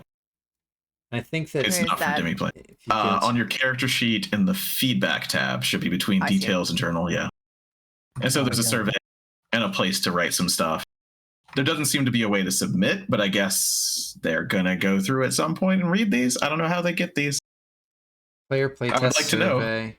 Survey Monkey. So if you Oh, want to there's do one there, too. the same way, go to Daggerheart Nexus on Demiplane, make a character, Do go a to the playtest. feedback tab. To a playtest, you casuals. I did say that, didn't I? Yeah, you fucking casuals. That's right. Play a game. Touch fake grass. Touch you go. dice. Touch There dice. you go. Roll. Touch grass. Roll dice. Mhm. Touch dice, roll in the grass. Yeah, I'm sure they have another survey somewhere as well. Because, like I said, I don't see a button to submit, and I don't know how they would get it. On daggerheart.com/play, there's player playtest survey and game master playtest Mhm. survey. It's 2 Survey Monkey links. You can fill it all out. So I would encourage folks who play, see, read, go ahead and give some feedback when you do, because if you don't tell them how you feel about the way the game played, they can't improve it to your satisfaction. So any more closing thoughts, things that stood out for folks, stuff you liked about Just your that movement characters? thing. That movement Yeah. thing, that's a good one to Yeah. actually bring up. Is it Yeah. it needs to be very explicit about what costs and what doesn't in action. Look, I know people don't want to play on a grid. I know, but you have tactical abilities. So you got to play on a grid. Like, you could have made it in a way that we didn't need a grid. But I don't think this could be played without a grid. I don't know. You'd need some kind of guide. Like if Mhm. you're in person, you need one of those like plastic guides you can just Yeah. put over top of your character, or But you on a don't. digital You have version. a pencil and a note card. No, that's nonsense. That's Yeah. nonsense. I'm gonna. I watched that video and I was like, that sounds like a good idea. And Yeah. theoretically, you'd have all those things, but that's nonsense to have to like try and wiggle paper and stuff between Yeah. minis or whatever. No, you just make a guide. Just make a freaking guide. And in a digital scenario, like most of us play digitally Yeah. most of the time, just have a button you can click in the tabletop simulator that it turns the little like circle grid on if you really Yeah. really Yeah, really just want to have a not be on a circle grid grid. button for your character would be Yep. great. Yeah, I think that would be cool. That would be the perfect solution digitally. It's Yeah. a little clunky in real life. I don't know. Like, it's gonna come down to minutia because they've made melee like 5 feet or something. It's always gonna end up being like, but maybe, well, if I'm very far from him, how am I from them? And yeah, you can have the circle grid, but you still have to like think about it. I'm In a way getting that a grid Star makes you go Wars mad. flashbacks. Yeah. Yeah, it's just a grid. It's not scary. Grid's not scary. It's okay. I know Theater of Mind is very Just appealing. don't make me do range bands ever again. I don't Yeah. want to. It's not fun for me. Yeah, we can be rules light and use a grid. That's okay. We're just gonna touch the map a little, buddy. You're gonna be fine. Okay, put your hand down. Okay, you see the square? Put your character on the square. Touch map. I thought we were supposed to touch grass. There's grass on the map. There's grass on the map. Okay. No, I think that's definitely it's finding the soul of the game, and I appreciate the whimsy that they tried to invoke Yeah. with just set it on the table, and as long as you have your index cards and your mechanical pencil, you have some measuring tools. It's like, okay, cool, but what if I actually want to know how far something is from me? So it's there's a lot of fun in this, and Yeah. I'm a fan of the 2d12. How did everybody feel about that? Yeah. Rolling on the system, okay, easy enough. Yeah, Yeah. I liked it. Yeah. Just Maybe- for lack of understanding what the like stats were being applied as, it was a little clunky, but that's more I just didn't know, and with more experience in the system wouldn't probably be an issue. Mhm. Yeah, the whole rolling with hope or rolling for or rolling with Fear. stress, Yeah. that confused me for a bit, but Yeah, and that would be Yeah. better in person. Well, yeah. not only would that be better in person, but it will be worse on every other tabletop. You'll note that I told all of you not to roll your duality rolls in the actual Roll20, because if you don't have a tabletop that's programmed for that, it's just I'll show you. Just gives you a value. It'll Yeah, be because then here. Let me just. Yeah. You'd probably have to do them individually and be like, this one's hope, plus this one's 2. fear. you could always say Yeah, the so I first got a one's 3 and a always 4. hope. Which the one first was one's always what? fear. And yeah, and you can program it Okay. in. Like there's a macro you could make, I'm sure, for that. But now I have to roll with advantage. Yeah. So now I have to roll with disadvantage. Which ones are Mhm. which again? Mm-hmm. Did we Yeah. codify that? and in person you would have 2 different colored dice. Yeah. And there's no question. Yeah. You know, it's like that's the hope die, that's the fear die. Yeah. Done. Which I- one's higher? I'm That's it. definitely also interested to play this game like actually in person to get a feel for how tactile they tried to make everything. Mhm. Because I feel like they definitely went out of their way for that, and I'd love to see how that works at an actual table. Yeah, I will be doing that at some point. I don't know time wise, but you know, people are like, I want to play tabletop. And I'm like, well, you're going to play Daggerheart because it's the easiest Yeah. introduction. And I think that it's a good system to start with. So I don't know when that's going to happen. That's going to be probably 1.5 by then. Yeah, But I definitely will do it. that's when they add the lasers in. Yeah.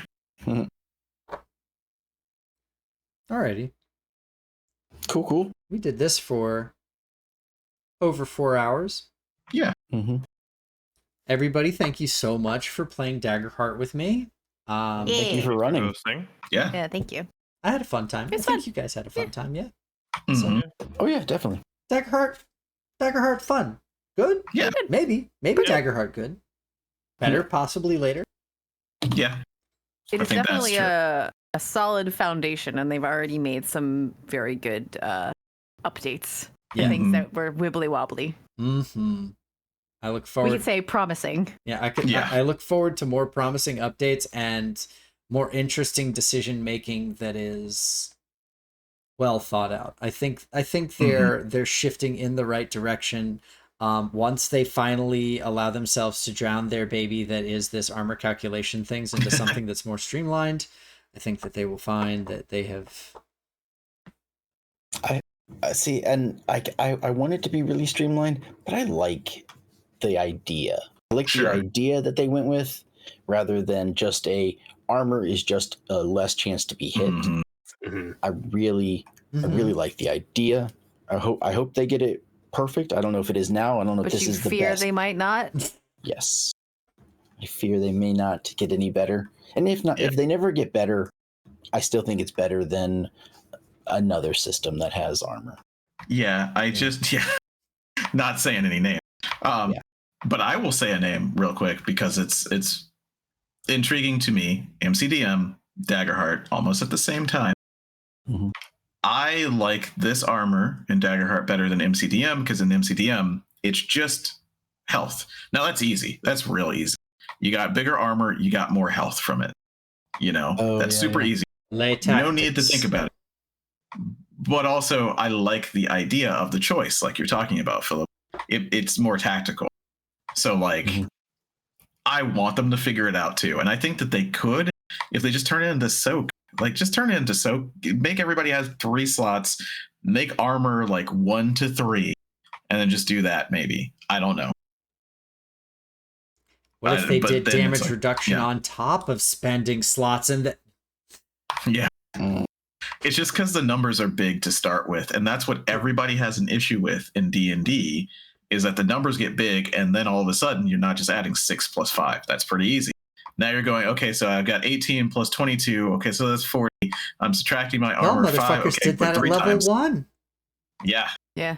And I There don't needs get to be to like a use flow armor on chart the or bad something. guys. They Yeah. just get fucked. Yeah. But Take- you didn't have to do the math. It's true. That's true. I just said, is it over this? Take 3. Done. Yeah, and that's Done. another optional rule over doubling the severe threshold being just murder. But I think it's a great rule. You would. Of course I would. I mean, I think it should go both ways, though. No, I know. Of course you would. It's like, are we going to get hit for 36, though, without any armor? I don't know. Something rolls 2d20 in here. Hold on. Yeah. it's That was doable. something else we didn't get to do. Is the death moves. Yeah. I could not have killed any of you if I had tried. No, it would have Not just with been these like encounters. an earth elemental shows up and hits you for how much health do you have? Okay, it does twice that. Like you There you literally just had to have been like, it kills you. Got I'm 'em. just saying it kills you. Let's do the thing. Yeah. And there's a bomb. Oh no. That's a level 9 wizard You spell, did I it. think. You won and exploded. Congratulations. Here's how we figure out if you're dead or not. Yeah. I think if we could try to run another thing of Daggerheart, what I would want us to do is do what they asked us to do. Make a level 5 encounter, and I try to make it like crazy hard on my side with all the different we do 2 things. It's just a regular level 5 encounter with you guys building things as hard as you can to break it, and then me pressing all of you and seeing what it takes to actually kill a character. Mm-hmm. Or at least take them to 0 HP. I mean, and I think that it could have happened if there were multiple waves of more skeletons or more liches, actually. That's what I was waiting for, actually. Yeah. I was like, oh, the difficulty of the mobs will eventually will increase on turn Or a through, boss will come out. The boss will show up. The baseline of the game was there was an environmental feature, but the environment feature is called Vengeance of the Veil, and what it does is spawn more skeletons. Mhm. I used it Oh, yeah, once, you're like- and I spawned an extra Wraith in with 2 skeletons. Yeah. So you even made it harder, technically, like you said. Yeah. Yeah. Yeah, so it So wasn't... yeah. It was not a difficult encounter, and playtest can't really be. They're so busy testing everything else that if they Mhm. make it unfun by just murdering you outright. Yeah, that's a bad first impression. Yeah. What are you talking about? Beat my ass. I play Dark I mean, Souls. yeah. Yeah. Losing I mean, is You say suffering is joy. eat or beat. Yes. Eat my ass. Yes. All right. And on that note, Eat him and beat him. eat him and beat him, and we're gonna No, it's retreat beat him him. and eat him. Sorry. Everybody- Yeah, beat him, beat him, yeah. Beat him and eat him is You were a old bard. That was Atari 3. board game. I get to do +1. What? I don't know. Oh, it was like, I don't remember now because I was so mad that it was taken away. I'm gonna store that hope for later, which isn't how this game. Because Yep. the encounter's over, everybody wipes down It's to 2. gone. And with that, that closes our Daggerheart playtest plus discussion afterwards. We're going to fill out some survey stuff, I think, and then we may revisit this or just keep updated as it keeps going. This is an interesting system. I want to see more from it. Meanwhile, everybody out there who watched, thank you so much for watching. If you have anything that you thought was interesting about the game, please, by all means, leave something for us in the comments when this goes up on YouTube. And we try to be as interactive as possible there. We are +1 shot. That is plus the word _1 the number _shot the word on Twitch. We are on YouTube as just plus the word 1 the number shot the word. We are going to be doing maybe Diablo tomorrow. Anton's sick. He hasn't decided if he wants to run or not. We'll see. Maybe we played Diablo. Maybe we don't. And then next we are week, still in hell. yeah, still in hell forever and ever. And then next week there's going to be Philip Games running as normal. Nope. No. Nope. It's my birthday. Yeah, it's her birthday. I thought I mean, On which I of know those she days? really wants to play D&D Oh, on yeah. her birthday. On Sunday. Let's see. No, Sunday, not this Sunday? coming Sunday. It would be May 5th. That Okay. one should run. May Okay. 3rd, we're not doing nothing. Okay. Can you believe she doesn't want to play my D&D game for her birthday? How crazy is that? Yeah. I'm just kidding. It's just Wild. free real estate for her, and she's just turning it down. So ungrateful. I want to go get drunk, eat sushi, and sing karaoke. There you go. All good things. Mhm. Would that we Churn all butter. got to do such things. With that, only the best sushi and the best drinking and the best karaoke for all of you too. Have a good night, everybody. Bye. Good night. Bye. Bye.